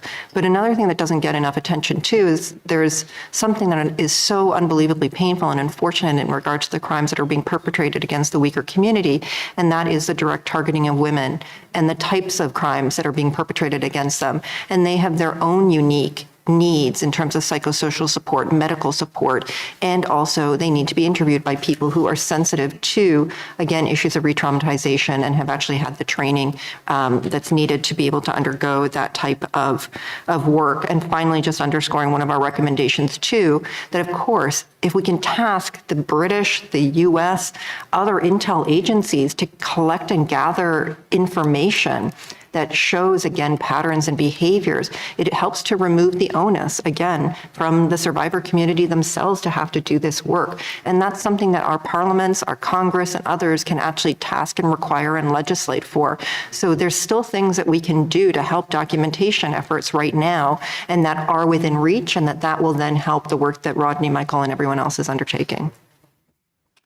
Thank you, Naomi, and thank you all. I think this provides a really good overview of the sort of breadth of accountability measures and the ways in which we can look beyond criminal prosecutions, ways in which we think about strategies for criminal prosecutions and the evidence that's necessary to support accountability measures. Again, please feel free to submit question cards. I have some good questions here and we'll dive into them, but we've got a fair amount of time for discussion. So if you're on the fence, please do jump in. So I'm going to start off just with a question from the audience that's for Rodney and Michael, a question about the cases you're filing. Do your complaints refer only to Uyghurs, or do you also include others in the area, such as ethnic Kazakhs, Tajiks, Kyrgyz, et cetera? I might just jump in quickly on that one. I'd have our three emblematic victims. So in Argentina, you have your kind of main victims who you put forward to give evidence at the initial stage. But then after that, you can call as much evidence as you want.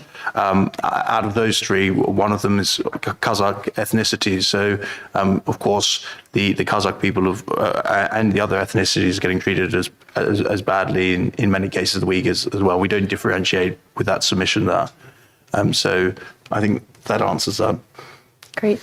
Yes, likewise, all groupings, Uyghurs and all Turkic peoples are included, and we've gathered evidence from a number of those different groupings and provided it to the Office of the Prosecutor. There was one person in particular, a Christian Kyrgyz, who people might recall, in fact, there was a big announcement about it last year. We were actually able to get out of Kyrgyzstan to the US, and he's one of the people who had been detained in a camp inside and was able to give vital evidence, and this was made public at the time, about what was being said by those in charge of the camps about pursuing people abroad and saying that don't think you can get away. We're going to all of these countries to get you. And if you help us find those people, well, then maybe you can be treated more leniently. And he also came across people who had been in Tajikistan as well. So it was vital evidence to show that persons who were disappearing in and just never being heard of again were in fact going into camps, or that was part of a campaign that was targeting people to not allow them to live freely in other countries. They were going to be brought back. That goes beyond the border countries as well, but for jurisdictional purposes, we were focusing on those particular countries. So this person has given vital evidence. He's now in the US, so it's much easier for him to be public. That evidence has gone to the ICC prosecutor. There are others who are confidential. There are others who we're trying to get to give evidence, but very often people are afraid to come forward. So how to protect people is very important. And they're worried about, where it's all going to go. If the ICC is not actually going to prosecute people, is it worth giving the evidence? That's a dilemma which every particular victim has to face. So those are questions you have to deal with as well as the legal team. If I could just follow up too on this issue of protection for victims and witnesses who are speaking with you. What steps do you typically take, or how do you think about engaging them in a way that also manages the risks to their personal safety in gathering evidence? Well, I can say from the investigations that we've conducted, they've all been done entirely confidentially and as securely as possible, with investigators who are experienced at dealing with these kinds of situations and using people on the ground, intermediaries, very carefully as well, because even if international investigators can leave, there are often people who are there still and who could be targeted. And in some cases have actually been followed up. So it is necessary to proceed extremely cautiously in an environment where that there could be very serious repercussions, and to be able to explain to witnesses what their rights are, what the protections are. Unfortunately, until the ICC, and it might be the same with universal jurisdiction cases, until they actually open a case, it's hard to get them to give protective measures. There are some cases where they have done that and then they've actually been able to extract people, and then the ICC has a budget and a means to deal with it. But you can't get those in place until they take that step. That's why it's so important to take the step, because then the chances of getting more people to come forward and out will be greater. And that's one of the arguments we're using with the OTP. Just start it, because then you'll find there's a lot more evidence. By saying, well, we need more evidence, it's hard if you don't start it. Isn't that the purpose of an investigation? Investigate, even if it doesn't lead to a case. The police investigate, and that's what you should be doing. In relation to our three victims, our emblematic victims, they're all outside of the region, of course, and so we don't face too much of a problem in relation to that. But of course, when we put forward other evidence, we have to be very careful about who ends up getting it. Great, thank you. So next question, and Michael, this is for you, although others are welcome to chime in. What other countries are similar to Argentina and having universal jurisdiction, and what is the holdup, hesitation, or drawback on opening cases there? Second part of this, what sort of realistic punishment could Argentina put on China if the case were to be fully heard? Well, that's a good question. In regards to universal jurisdiction, I mentioned pure universal jurisdiction or limited jurisdiction. Lots of states require a nexus between the state and the victim, for example, to try a case, or they require the defendant to be within their jurisdiction to open a case or an investigation. So Argentina is different in that they don't need that to open an investigation, which is why it's such an attractive place for a case such as this.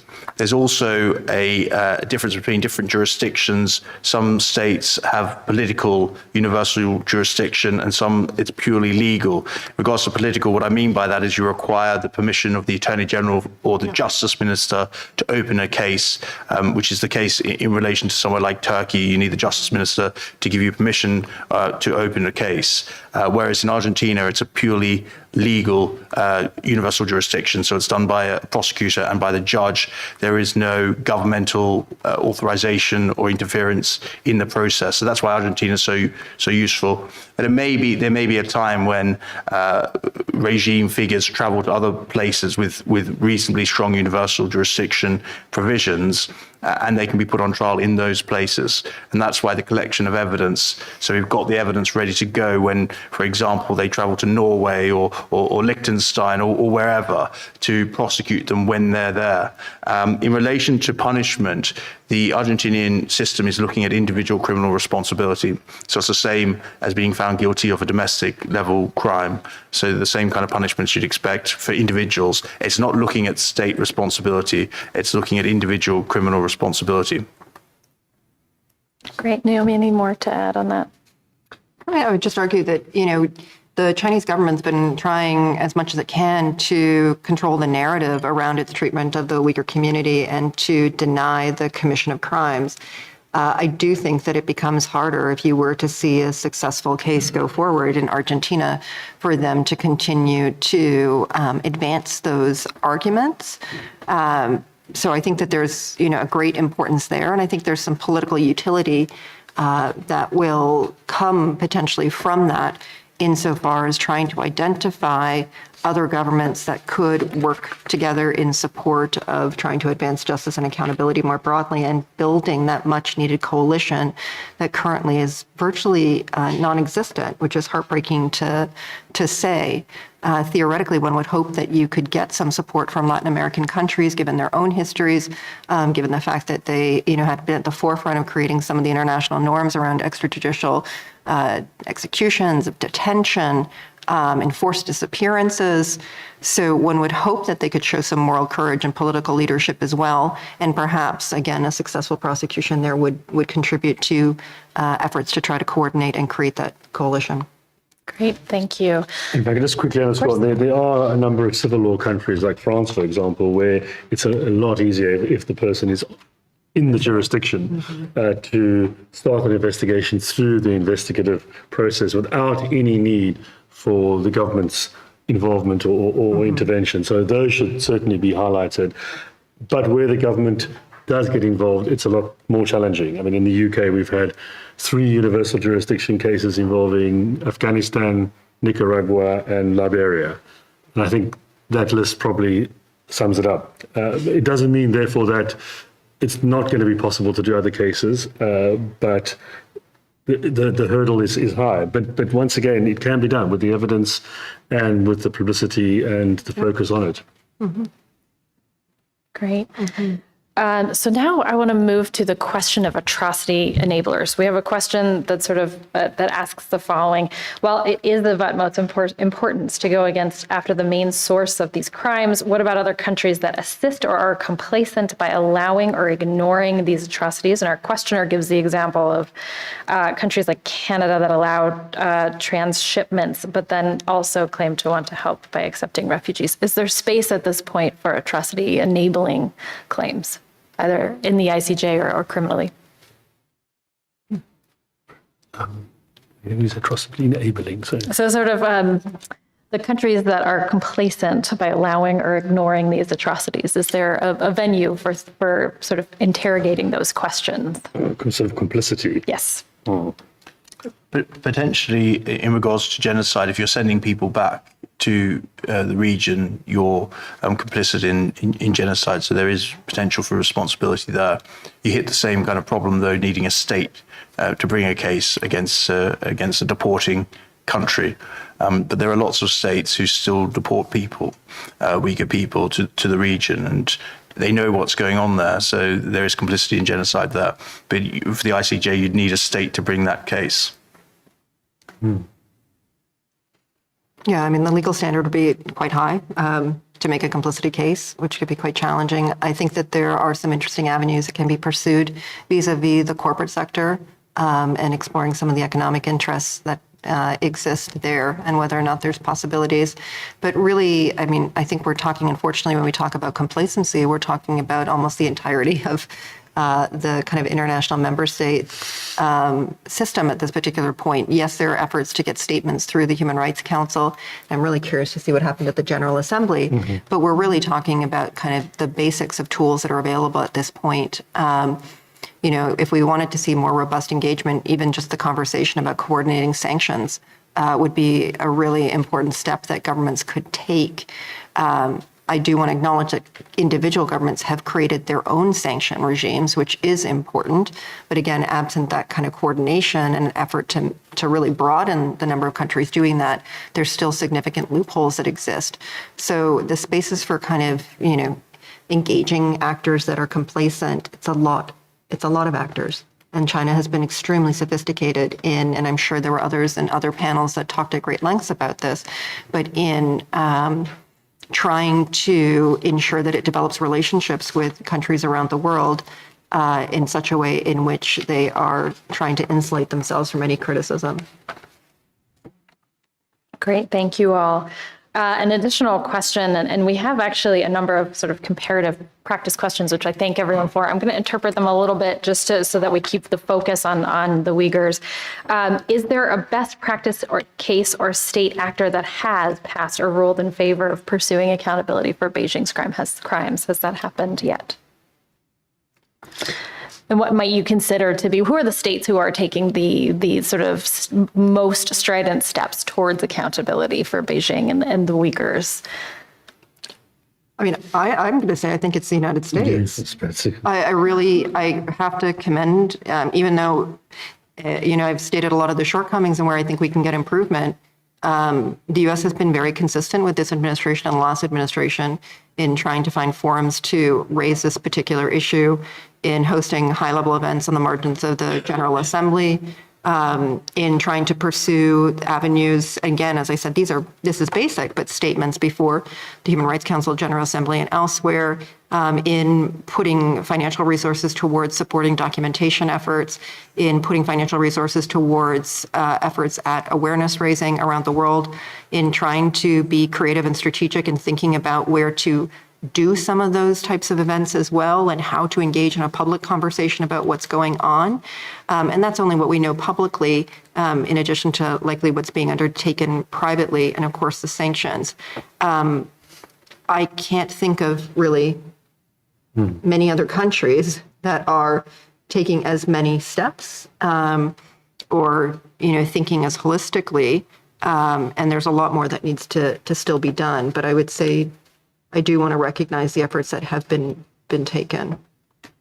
I think that's important, and the EU as well in relation to its sanctions. But I think at the same time, we have to recognize that there was a peak period for that, but it's somewhat slipped into the background now with other conflicts, particularly Ukraine. And that's not to say that shouldn't be getting attention, but I mean, we have to find ways of ensuring that, you know, conflicts don't slip off, or human rights violations don't slip off the agenda simply because that's what's on television. Once again, we wouldn't expect that in our national jurisdictions. All cases have to be looked at. They're all important. And it shouldn't be a question of clamoring for, you know, the attention or the priority. So I think that because of that slipping down, there's a greater responsibility now to push it back up higher again, or on the same footing.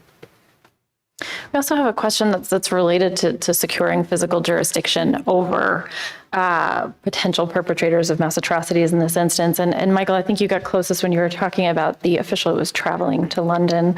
Can you talk a little bit about sort of how that would work? What are the sort of ways of gaining physical jurisdiction, and how do you work to try to encourage authorities to actually exercise it? Because I imagine it's partly a political decision of whether or not the state's actually going to take up the claim.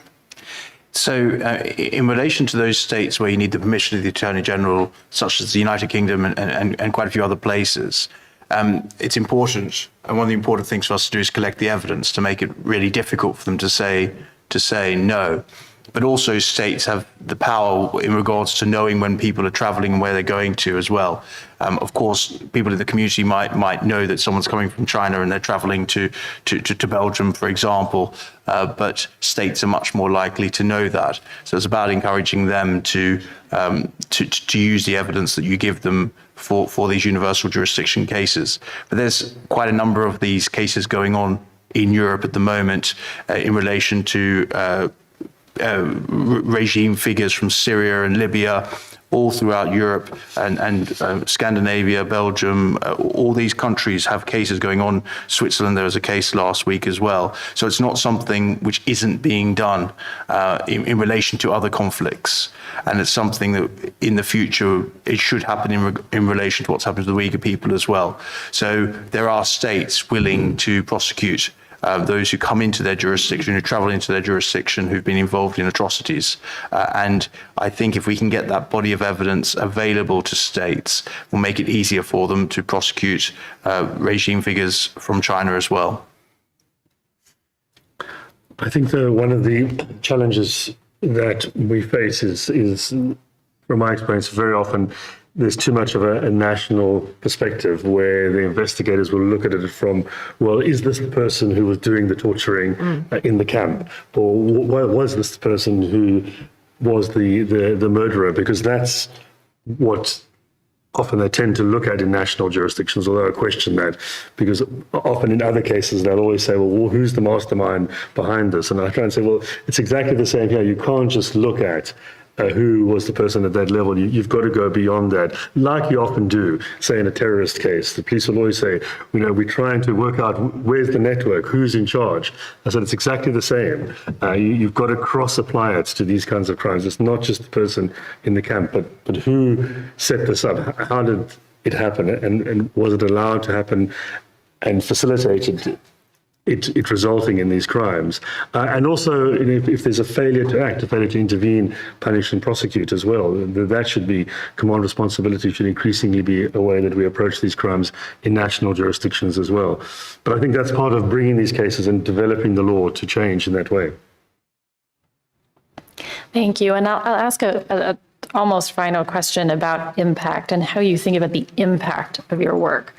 Obviously, this is going to be a long-term process, accountability for the Uyghurs, particularly through legal mechanisms. We're developing out the body of jurisprudence, the practice, encouraging the ICC to take on these cases. And international criminal justice typically is a long-term process.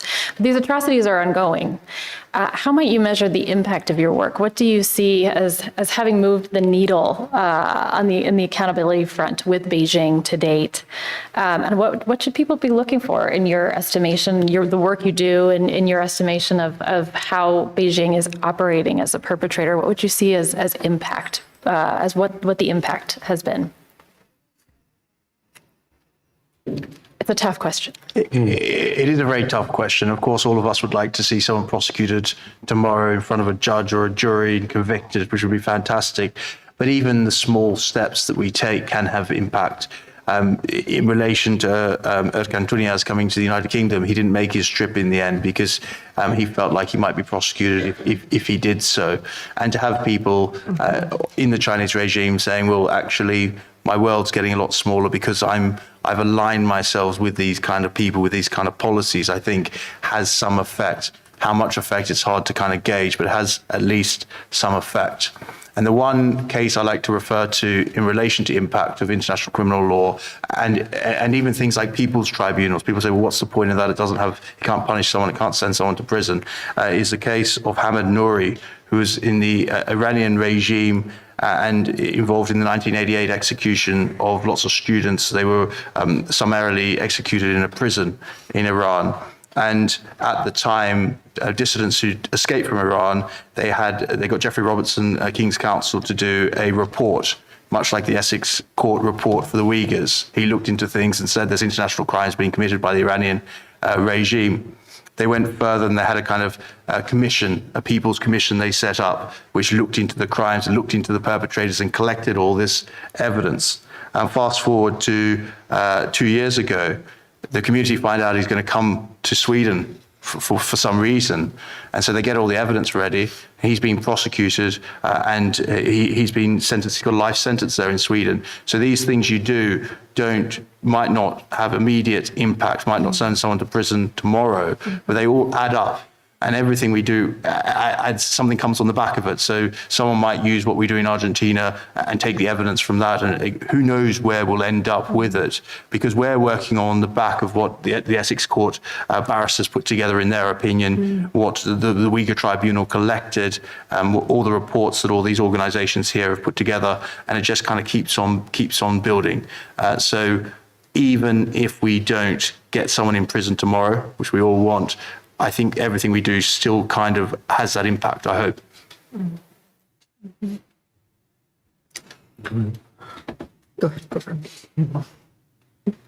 Well, I mean, I fully endorse all of that. And I think also we should emphasize that just the process of recording the evidence is so vital. I mean, otherwise the perpetrators get away with it. If there's no way in which the victims can find a place to record it and keep all the best evidence there, preservation is vital for the historical record, but also so that people know who are doing these things that they're not getting away with it. It's there. It will come back. I mean, that will serve as some deterrent. I know it's a very low level, but you can't say that should be negated. It's so vital that that's taking place. And otherwise, it is just a complete open goal if we sit back and say we're not even going to record what's going on. So I think that's a base level, in addition to all the other points that are made. And then you have to believe in the development of the system. It's going to take time. I've said it throughout today. Our national systems have taken a long time, and now we've got very high expectations. And they're in the media, they get criticized. The Attorney General makes a mistake, he or she gets fired.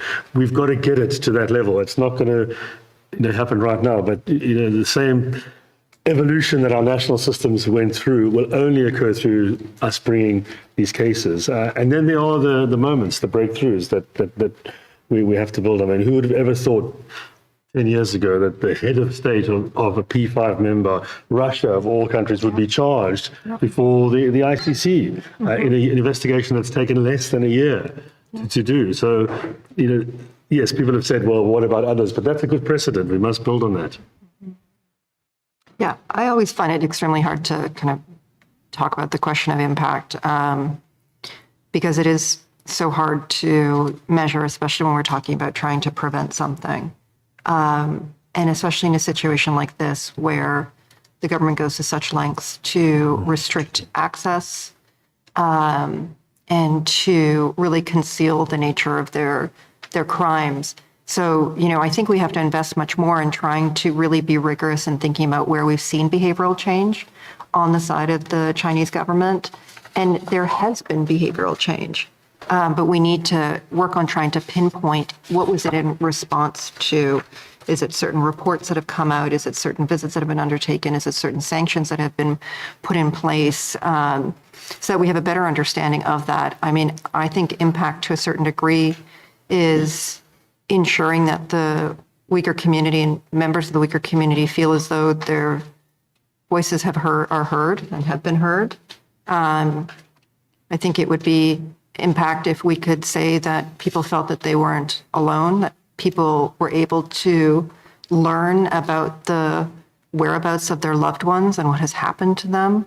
There have been too few instances of that, tragically, but there have been some in response to pressure and engagement. But on the behavioral change too, I think, we need to, when we think about impact, really look at some of these countries. There was that question about complacency. The German government, Olaf Scholz, undertook a trip right away early in his tenure where he brought leading industrialists to China. And what is the message that sends? It contradicts everything that the foreign minister says in terms of concerns about human rights. And so when we think about impact and behavioral change, it has to be not just the Chinese government, but it has to also be other governments, corporate entities. It has to be efforts that are taken to evaluate what the Belt and Road Initiative's trajectory is and how to peel away some of the kind of ties that the Chinese are forging there, because it's all interlinked. But again, I think, just on a very, very basic level of impact, if we can just give space for the Uyghur community to have their voices heard and continue to amplify that, that is really a very basic thing that we all need to do.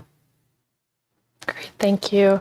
Another audience question. How can or how should human rights groups, nonprofits, and others call this out, these crimes out, and also encourage businesses to get educated on the CCP and encourage American and Western businesses not to invest in a market controlled by the CCP, especially after the State Department's genocide declaration? I think that's a question that's probably best for you, Naomi, but welcome others. I mean, there's so many different strategies that can be employed and should be employed. And ideally, broader coalitions forged amongst survivor communities, advocacy communities, to stand in solidarity and allyship with the Uyghur community. And that's something that we try to do. I think that the question around the business sector is a really, really critical and important one. There was momentum and focus around the Olympics, and I think that that was an important spotlight that was placed. But, just because the Olympics are over doesn't mean that the urgency of the situation has changed at all, nor should the spotlight not continue to be placed on businesses that are operating in environments, again, where they may be involved in at some point in these particular crimes.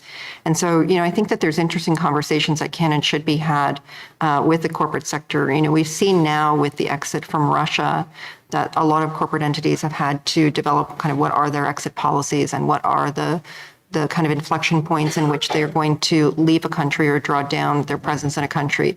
I think there's important conversations that have to be had with the business sector about that in the context of China as well. And I think there's a role that think tanks, civil society, and others can play in fostering those discussions. I think there's conversations that we had, and we've been trying to have some of them, and it is challenging about what genocide is and what it means for the business sector as well. And those can be ramped up and amplified as well. And even just, I think one of the things that's quite sad is even around the Olympics, many Uyghur organizations wrote and made requests to meet with the heads of different corporations that were Olympic sponsors. And from what I understand, I don't think any agreed to it. That's really unconscionable, in my opinion. And again, I think those are the types of things where, perhaps civil society and others can be helpful, recognizing, though, that it's very hard. We struggle quite a bit to try to figure out how to engage with the private sector. But I think that there is, and there needs to be, a conversation and a real kind of robust reckoning that goes beyond just looking at risk mitigation, hiring risk assessment firms, consulting trade sanction lawyers, and things along those lines, more from a human rights perspective. So it's not a perfect answer because I feel like we just have to be so incredibly creative, so dogged, and recognize, I think, as both Rodney and Michael have said, that sadly we're engaged in an effort that already has been going on now for decades, and which I hope does not go on for decades, but we have to be prepared really for a long-term effort. So we've come to the last 10 minutes of the panel, and just before we close, I'd like to ask the panel to sort of look a bit towards the future. I'll ask you just one final question, if you could answer briefly. What are your hopes for justice for the Uyghurs and other ethno-religious minority groups in China and surrounding countries? Do you want to start us off, Rodney? Yes, we have to have a full hope and full spirit. There cannot be anything less. But we've got to know the realistic steps that need to be taken along the way. This is not going to be as straightforward as some situations have been, but it also doesn't help us, I don't think, to constantly lament that and compare. We have to be embracing the precedents that are there and seeking to use those to build a system where it becomes just impossible, like just far too embarrassing for the international community not to apply it consistently. I'm a firm believer in embarrassment as a way of developing international law and justice, because I think that has happened on a number of occasions, but you've got to create the circumstances where it is just too contradictory and foolish for the same standards not to be applied consistently. This is going to be one of those that will take much longer, but I think by putting those building blocks in place, we can get there. I think it is inevitable. I think in all of these situations, if you go back over a number of conflicts, situations where there have been massive human rights violations, inevitably, at the end of it, there has been some form of recognition and justice. It might not have been full, but there comes a point where it has to be confronted. I can't think of, maybe I can be challenged on this one, where that hasn't happened or where the country's got away with it entirely forever.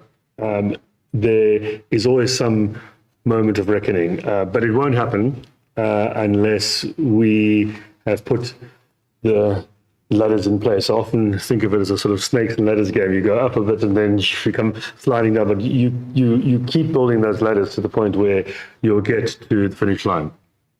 Okay, so I want to work with Rodney because clearly that's very inspiring. And I like the snakes and ladders approach because I often think it's like climbing Mount Everest. You take 2 steps forward and 1 back, but you keep going. And we have to, in this particular instance, maybe I'll just like focus on one kind of component, which is, the Chinese government has been perpetrating crimes. It's been perpetrating crimes against humanity, against women in the country for decades.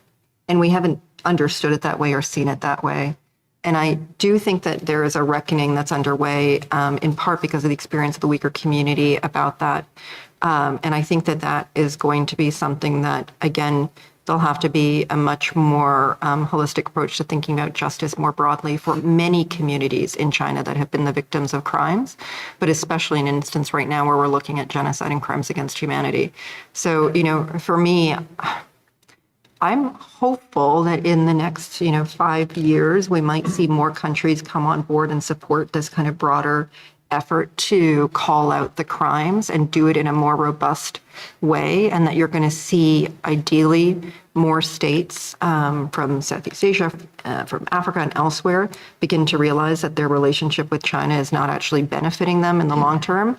But I am an eternal optimist, so it is a long-term effort. I think the most important thing we can do is just, again, make sure that those organizations that are working alongside the Uyghur community and trying to help advance this critical effort don't step away. And as Rodney said, we live in a world where it's very hard at times to focus, especially policy attention, on multiple crises or multiple gross human rights violations. And I really feel that it's imperative of all of us involved in the human rights movement to stay the course and to really be there for the long term.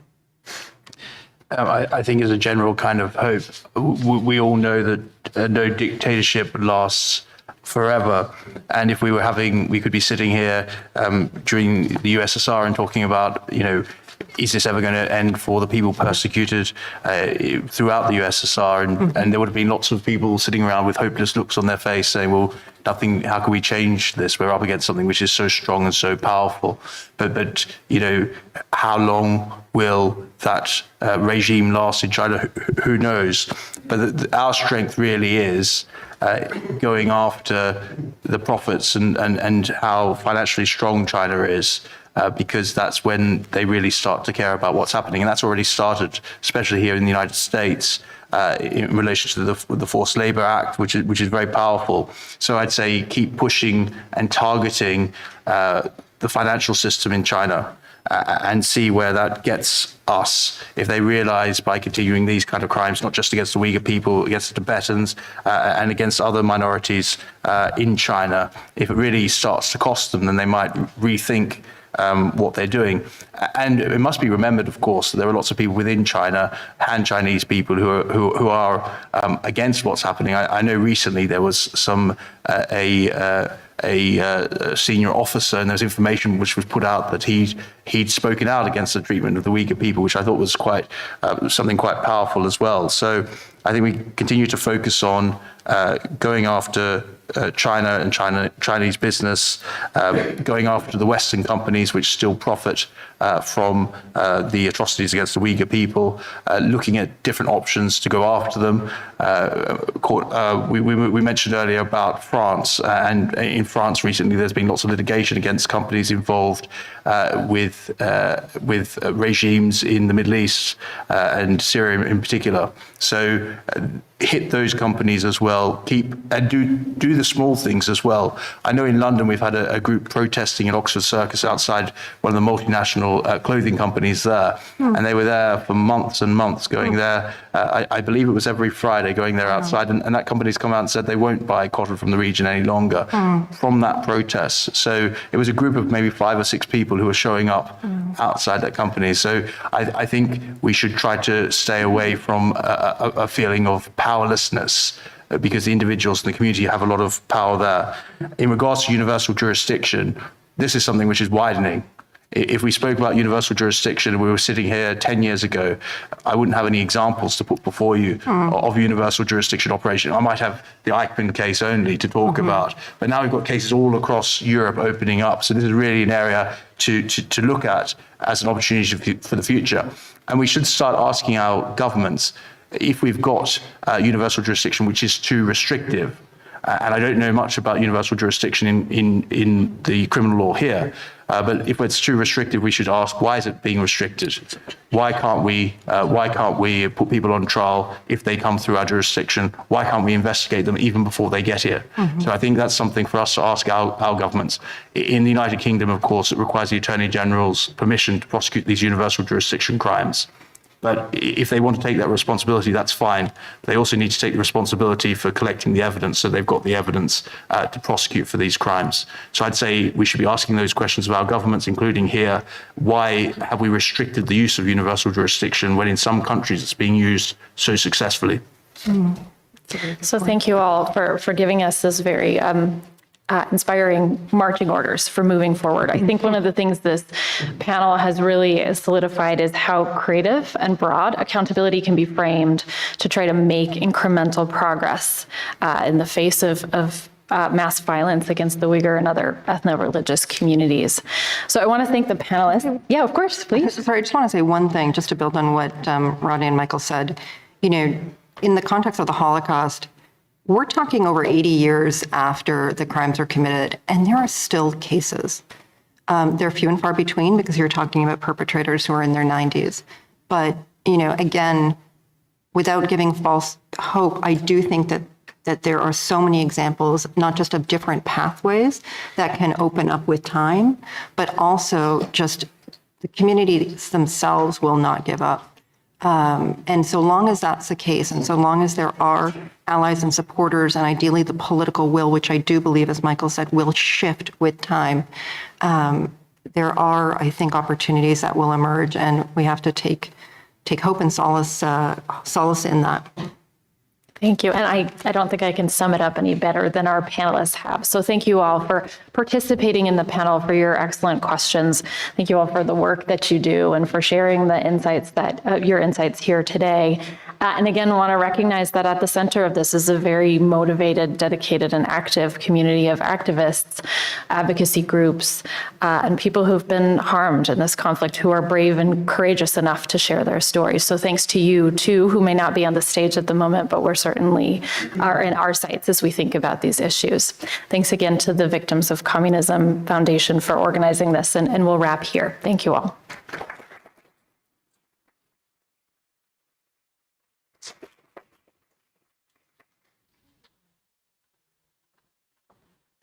Thank you.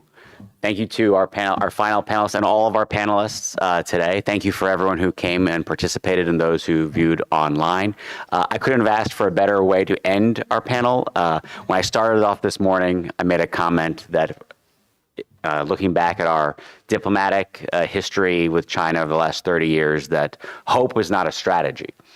But I think ending on such a positive message of hope, of the real work and effort being put forth by countless, members of the Uyghur diaspora, human rights activists and the important work being done to materially hold perpetrators accountable, that's something real. That is a strategy that we can stand behind. So I want to once again thank you all for participating. I think this has been an incredible China Forum this year, and I want to welcome you all to come visit the Victims of Communism Museum, just a couple blocks from here, anytime you're in town, and invite you all back to China Forum next year. And thank you again for all of your support and cooperation with us at the Victims of Communism Memorial Foundation. Thank you all very much.